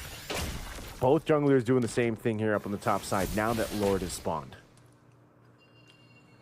Gonna be tricky now because every single lead that Onyx was able to build has now been erased. Of course, there's 1,000 lead Onyx right now has, but it doesn't feel as impactful as it should.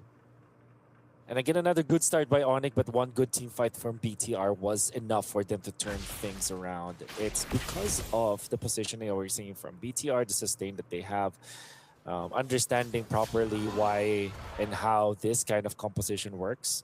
Like what are the ins and outs of a Matilda kind of composition and how do you utilize it and how do you win against assassins with it? Onyx are still the first ones to put themselves in front of the Lord. Vexana down in the bottom lane, not showing himself just yet. A tricky situation now for Onyx. Lord is at 50. Okay. Moreno might get here in time. They actually delay this Lord take.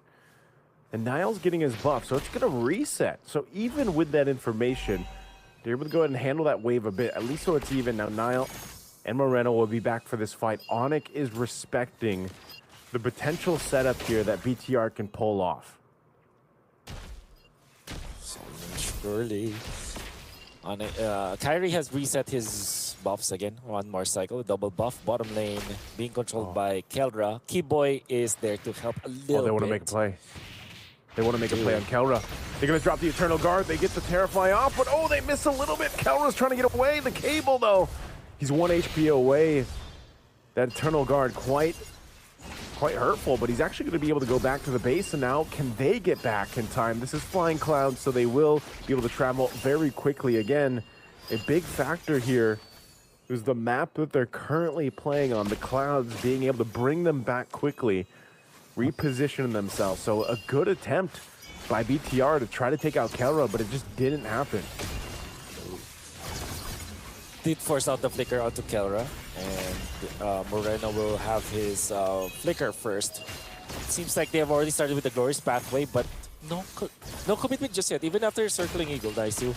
It's interesting that BTR are wasting some of their ultimates just looking for an opening. I think they're really just trying to delay Onyx and make them second guess this. One of the strengths, again, of having a Matilda, and it looks like even Onyx doesn't know if they want to fully commit to these mind games of BTR as the Lord is just dragged back and forth between both squads. Looks like Niall's got something else in mind. He wants to go ahead and take the purple buff. He wanted to see if Kyrie would rotate for it, so he's going to take it away, win a crown for Finn. This could have been also part of the plan, man. Just wait for some of these defensive items to be available to make it happen. They know that this Lord alone could potentially get them to the base turrets of Onyx and vice versa. Loopy, half health, taking some damage here. Shogun as well, he's quite low. They're gonna go for Loopy. Loopy pops it, whoa, pops it, Daytona's welcome, but he was so low, he's gone. They're gonna set it up in the mid lane as Shogun goes next, and Niall's gotta get out of there because he's low. So now it's gonna be a reset. He's gonna go back to base, and Onyx will reset as well. The pokes of coming out from BTR was enough for Lutpi to be forced to make that play.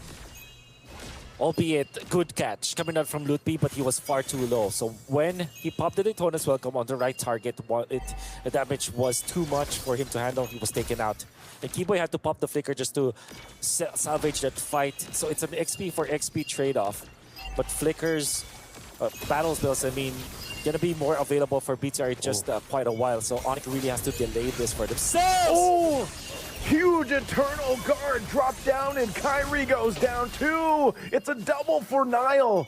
They knew that Kelra was down to the bottom wave and they set it up, and now in the mid lane, they're going for Kelra. Kelra, he's got stacks, he's got some shields, but he's all against the world. For BTR. Oh my god, Moreno.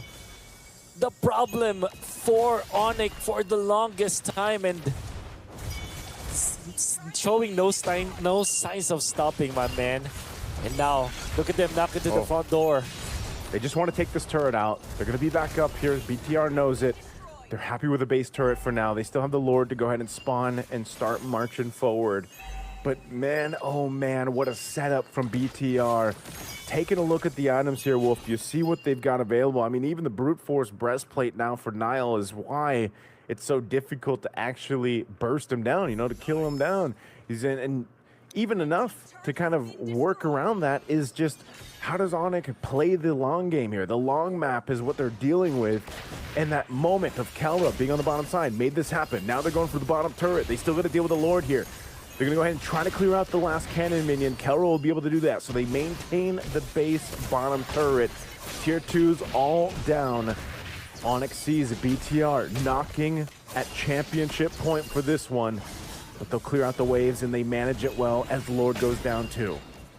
Morella's just playing out of his mind in this whole grand final. Even in the game that they've lost.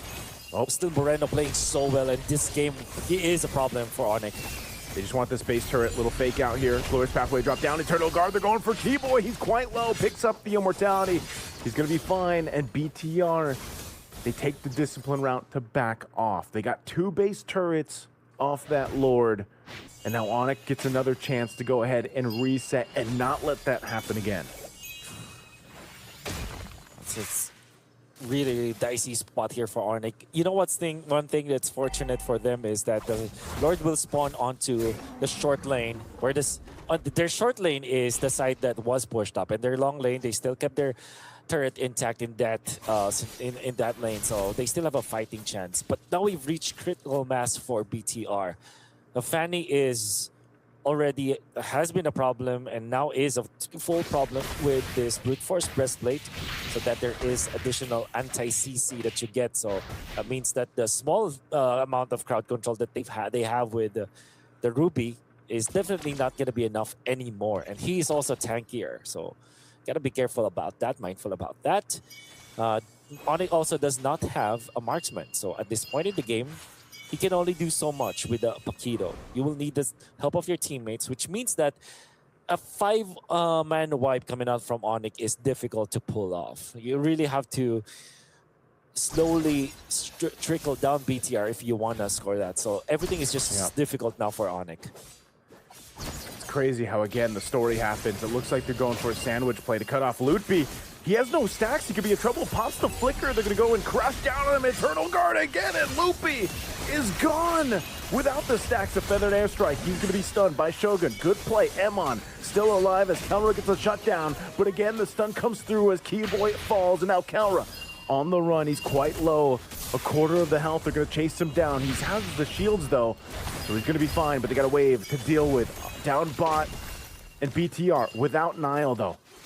I don't think they can get much more, even though they're in the base here, unless Onyx decides to go ahead and go for a defense. They're going to try to make something happen. Glorious Pathway drops down. Finn goes in. Do they want to lock onto the base here? They're trying to delay this as much as they can. But again, the combos come through. Kelra picks up an Immortality, but he's going to be in trouble and taken down by Emon. And Moreno goes in with a flicker. It's a double for Emon. The setup for the Maestro, a triple. And they're looking to end it here.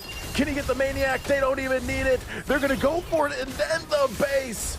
And there you go. Bigatron by Vitality.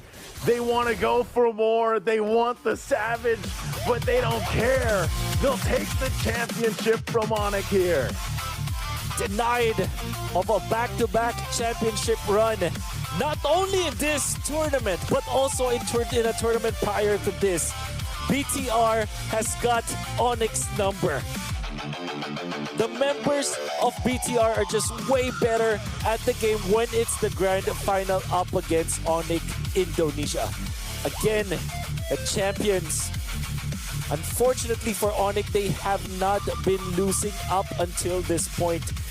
It was almost a perfect run for them here at the Games of the Future. But when they went up against BTR, the tides have changed. BTR are just on a different planet, on a different playing field. All of the games, Onyx led in the early stages, but eventually BTR were able to pull it back to their side.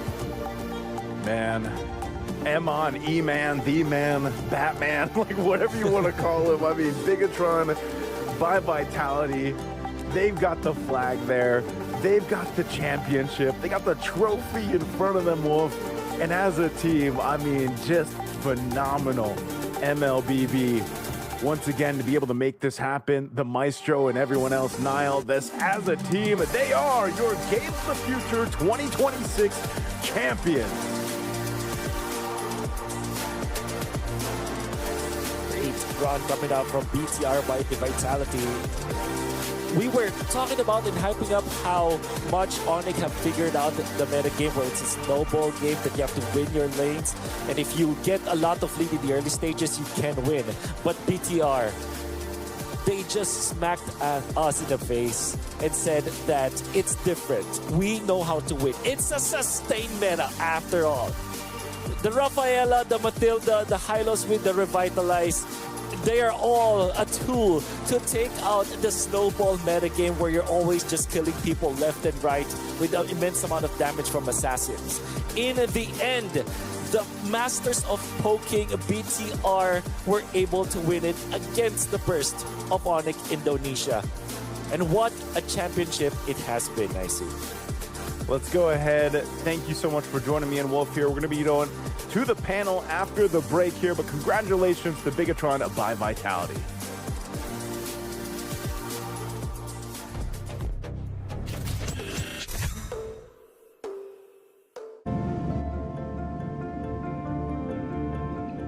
Welcome aboard Air Astana. Our airplane flies into the realm of dreams. Relax as if at home, with satisfied reflection throughout your flight. You will rest and regain curiosity for new discoveries and encounters. After all, dreams are also part of the journey.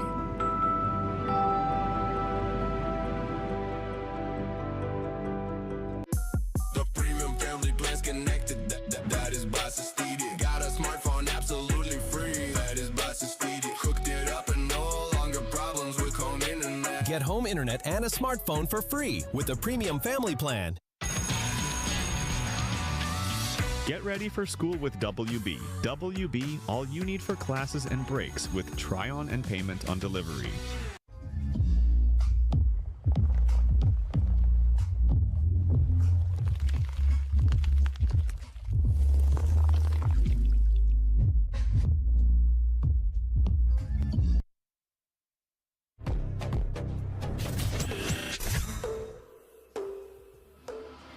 And we have a champion, Bigatron by Vitality. They take the crown for this championship this year of Games of the Future 2026 MLBB. They take it away. What do you feel, Steve Oko? Yeah, man, congratulations once again. Here, Bigatron by Vitality is your 2026 Game of the Future champions, guys. And we actually seen a different result that nobody ever expected, and we're so happy and thrilled to be here at Jack Pijak Arena. Thank you very much, the casters and the fans and everybody. It was just incredible. I mean, 3-1 against the team Onyx. Who would have expected them to win the team who had never lost to anybody in this tournament? I mean, we are looking at the only team that beat Onyx in the whole tournament, Games of the Future 2026, and they took the crown away from Onyx Esports, who were the reigning champions for Games of the Future 2026. And here we have Bigatron taking the crown and the huge prize money as well. I mean, we're going to have them up on the desk pretty soon, but wow, what a game that we just had. 3-1 for Bigatron by Vitality. Great gaming, great performance, great teamwork as well. Let's not forget Freedom for being the general partner, for bringing all this thrill to this arena, and of course the Games of the Future 2026 here in Astana. What a game. We both are really thrilled. I mean, we didn't see that coming because Onyx been on a roll from the start. Nobody beat them so far, but here we are. We are facing Bigatron. They took the crown away. They beat Onyx for the first time ever in the whole tournament, grand finals. Wow, what a game of steel. And what a game and what a performance and what a beautiful, beautiful history line here we see at Jack Pijak Arena here in Astana. People are cheering, people are crying, people are being just excited to be here, and we see a phenomenal play out of the both teams actually, but the Bigatron by Vitality ends up the winner here. We see the quick highlights here on game number 3, and we see the fight on and we have the highlights up on the screen right now from the last final game of Bigatron by Vitality versus Onyx, where Bigatron, what a fight. I mean, that has been great. I mean, that was a great game. I mean, one final match, the best match, I would say. That was a phenomenal phenomenal play from two teams. I mean, like what I said earlier, Bigatron by Vitality has to know that they'll be banning Navoria, and I mean, they pulled it off. I mean, they definitely surprised everybody here at Jack Pijak Arena. I'm pretty sure they surprised everybody, not in only Jack Pijak Arena. They surprised the whole world with their persistence and making sure they get the victory here at our beautiful Game of the Future here. Of course, I mean, they proved they don't need Navaria to win, right? I mean, they did a great job in the last game. As you can see, the highlights are running 14 minutes, 8-7. I mean, they were par head-to-head with the whole game, but towards the end, they swept it away. Great win. And also, when the load was taken, I think by the time it was already kind of clear where the game was going, because around 14th minute, we saw them going for the load for Bigatron by Vitality by Marino. Great one. And by that time, they had 3K gold advantage for Bigatron by Vitality. And here we are seeing on the screen how this whole thing went down towards the end. I mean, this was indeed a long game, right? Not a short one. No, for sure. I mean, the way how the game swindled quickly for the team of Bigatron by Vitality.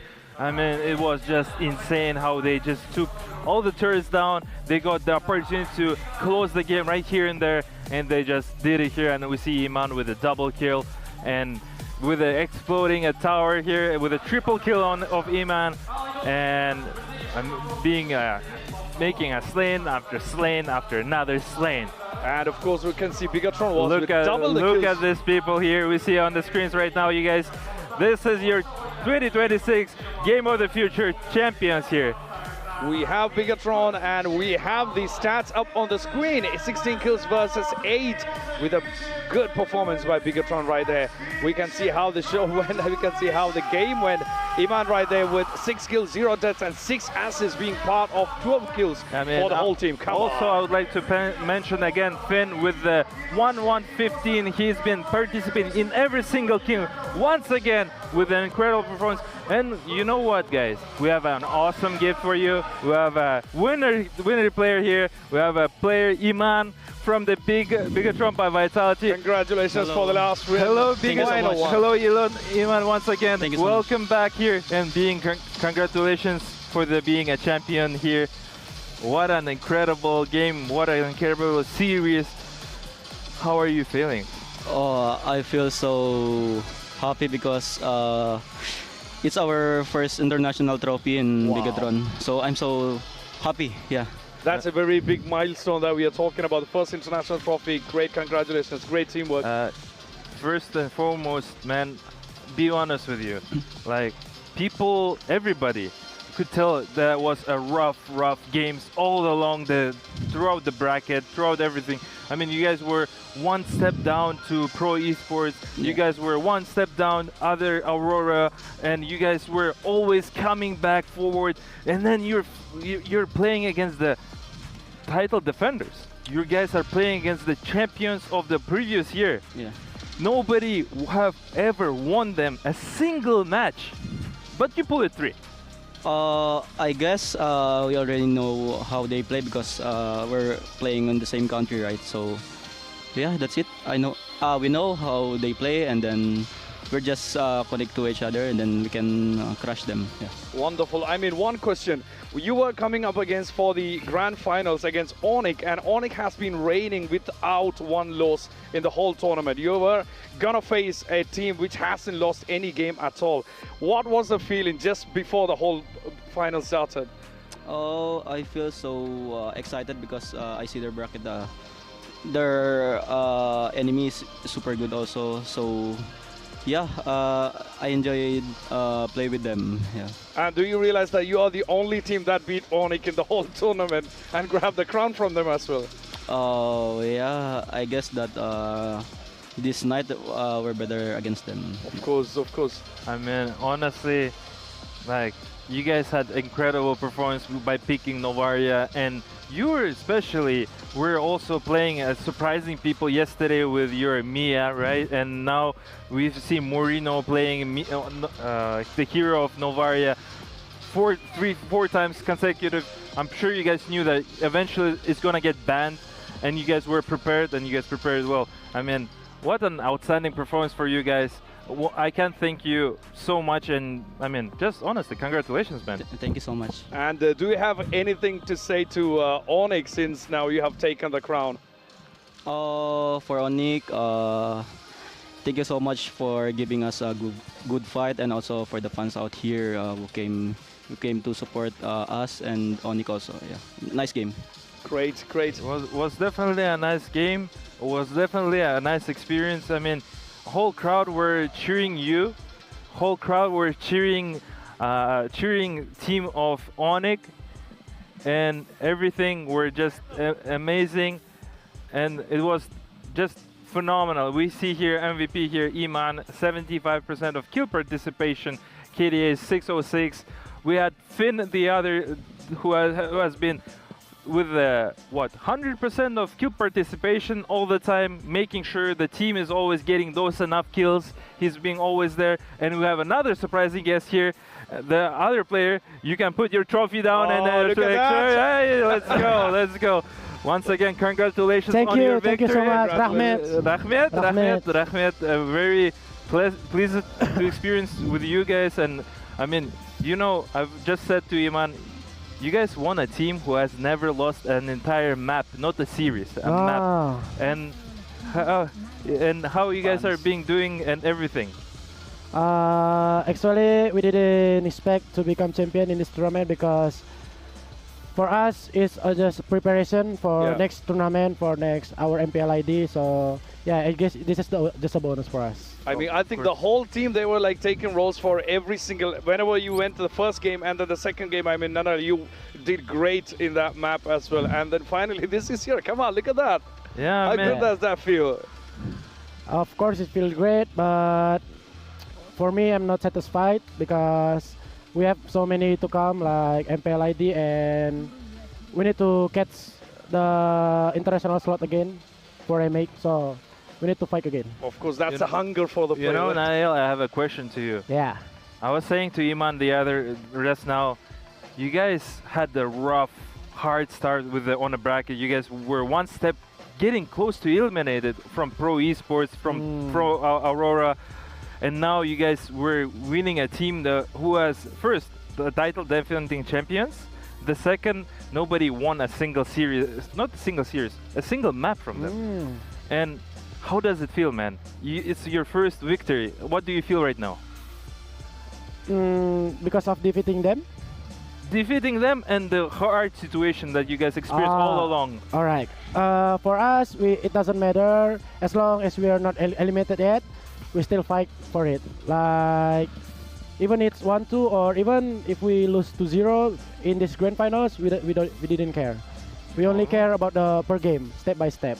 That feels great. That's really professional. I would say you looking at that, it's really amazing. And another question, since you're the first time visiting us. Yeah.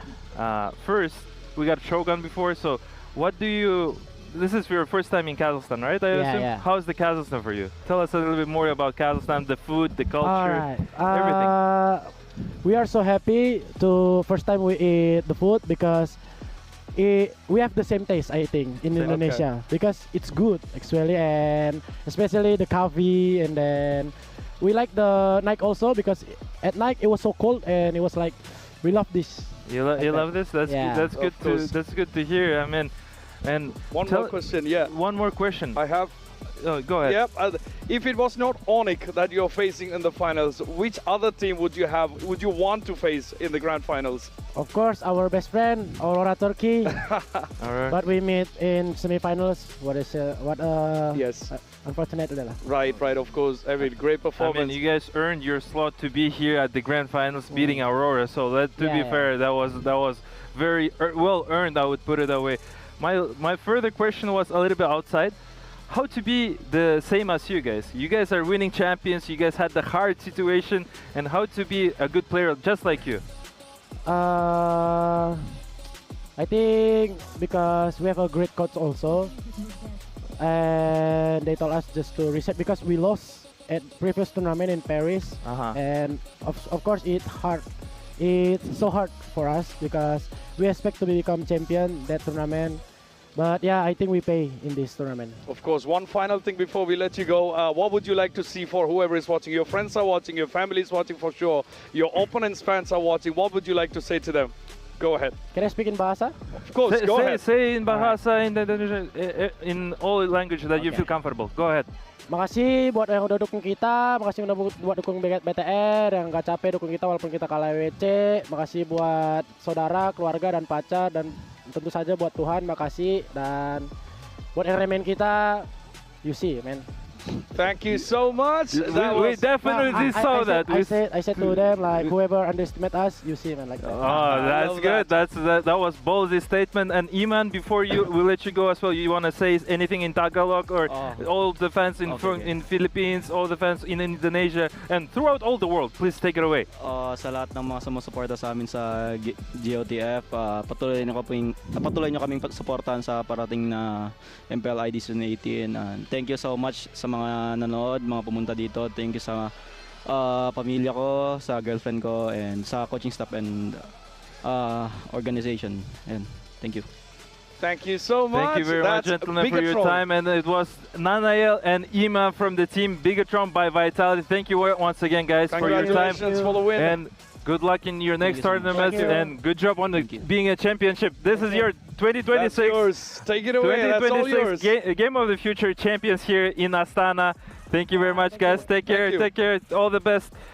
Yeah, what an incredible performance from both of the teams. I mean, what a surprise, to be fair. Like, nobody would have expected that. Everybody was saying here, oh, it's going to be Aurora in the finals. Yeah. Oh, it's going to be another like Onyx versus Aurora. But no, like what I said earlier, it's going to be a different because this is a different year. We see a different players. Everybody was all hungry, as Nanae was saying. We lost in the Paris, right? Yeah. In the esports, the World Cup, and now they're hungry to make sure to get their trophy, and this is their first trophy. And to all organization of Bigatron by Vitality, my sincere congratulations. You guys are being the champions here in Astana, beautiful country of Kazakhstan. What an amazing tournament. That was a great final game. I mean, we couldn't have asked for a better one. You can see on the screen that we have their name up there in the big screen. And of course, look at their happiness on the faces. That's their first international trophy, and they well deserved it. I think they played for it, they worked for it, and then they grabbed the crown of Onyx. I mean, that's a strong team to play on the grand finals, but they did it. They did it. That's all I have to say. But they did it. They did it. They not even placed, man. They will earn, because whole their situation, whole their tournament was really, really challenging. Let's be fair. with always 1-0 against the team of Pro Esports. Once again, it was against the Aurora Gaming in the semifinals, and then you're playing against the Onyx, the team who has never lost a single map, and then you take three maps from them, and it's just purely amazing. And what's purely amazing? Our official website is purely amazing because you get to see all the announcements over there, everything, all the information that are necessary. You can check it out at astana2026.gofuture.games. I mean, man, what a game. What a game. I mean, the last one, the final one, which was either going to be going forward or not, they took it. I mean, I would say the 14th minute, after the 14th minute, that was a big pivot when it came to Bigatron's state in the game. So we are yet to see. I mean, they got the gold. They had the turrets, the base 2 turrets they took off and then backed off again. Around 17th minute, they came back and took the crystal for sure. So yeah, what do you have to say? There's nothing much to say. The game was good. Everything was good. Everything was smooth. 3-1. What an incredible game. I would like to take acknowledge and appreciate everybody who have been watching us here online and here at the Jack Arena and meeting us here. I mean, it was an outstanding tournament, and we appreciate you guys so much. And we'd like to tell you guys, we're not gonna tell you goodbye, but we'll see you soon, and we'll definitely see you guys soon. Of course. Thank you so much for watching. We will see you guys hopefully next year with Games of the Future 2027. Have a great evening from us.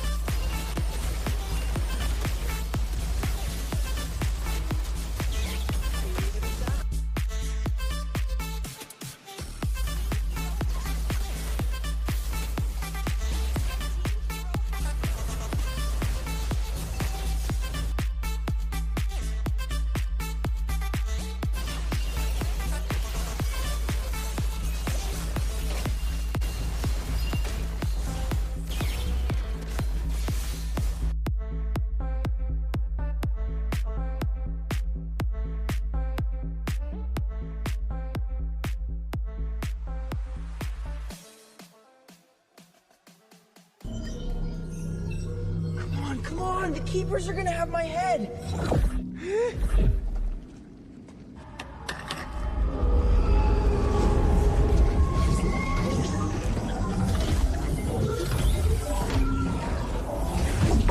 Well, did we do it? Of course! Teamwork! Wait.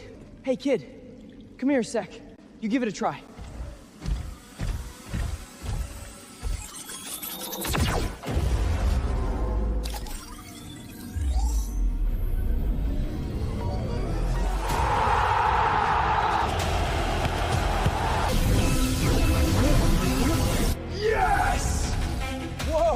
What just happened?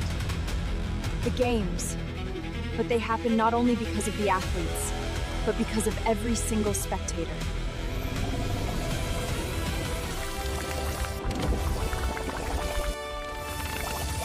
So this is what you really look like. Wait, we're from the same university. Great work. Remember, your real power is inside you. See you around. Told ya, I had it all under control the whole time. Quit slacking. You still haven't finished the teleportation handbook. I was hoping nobody would remember that. All right, you earned it. The worlds are in harmony again. We can rest. Tomorrow, new adventures await.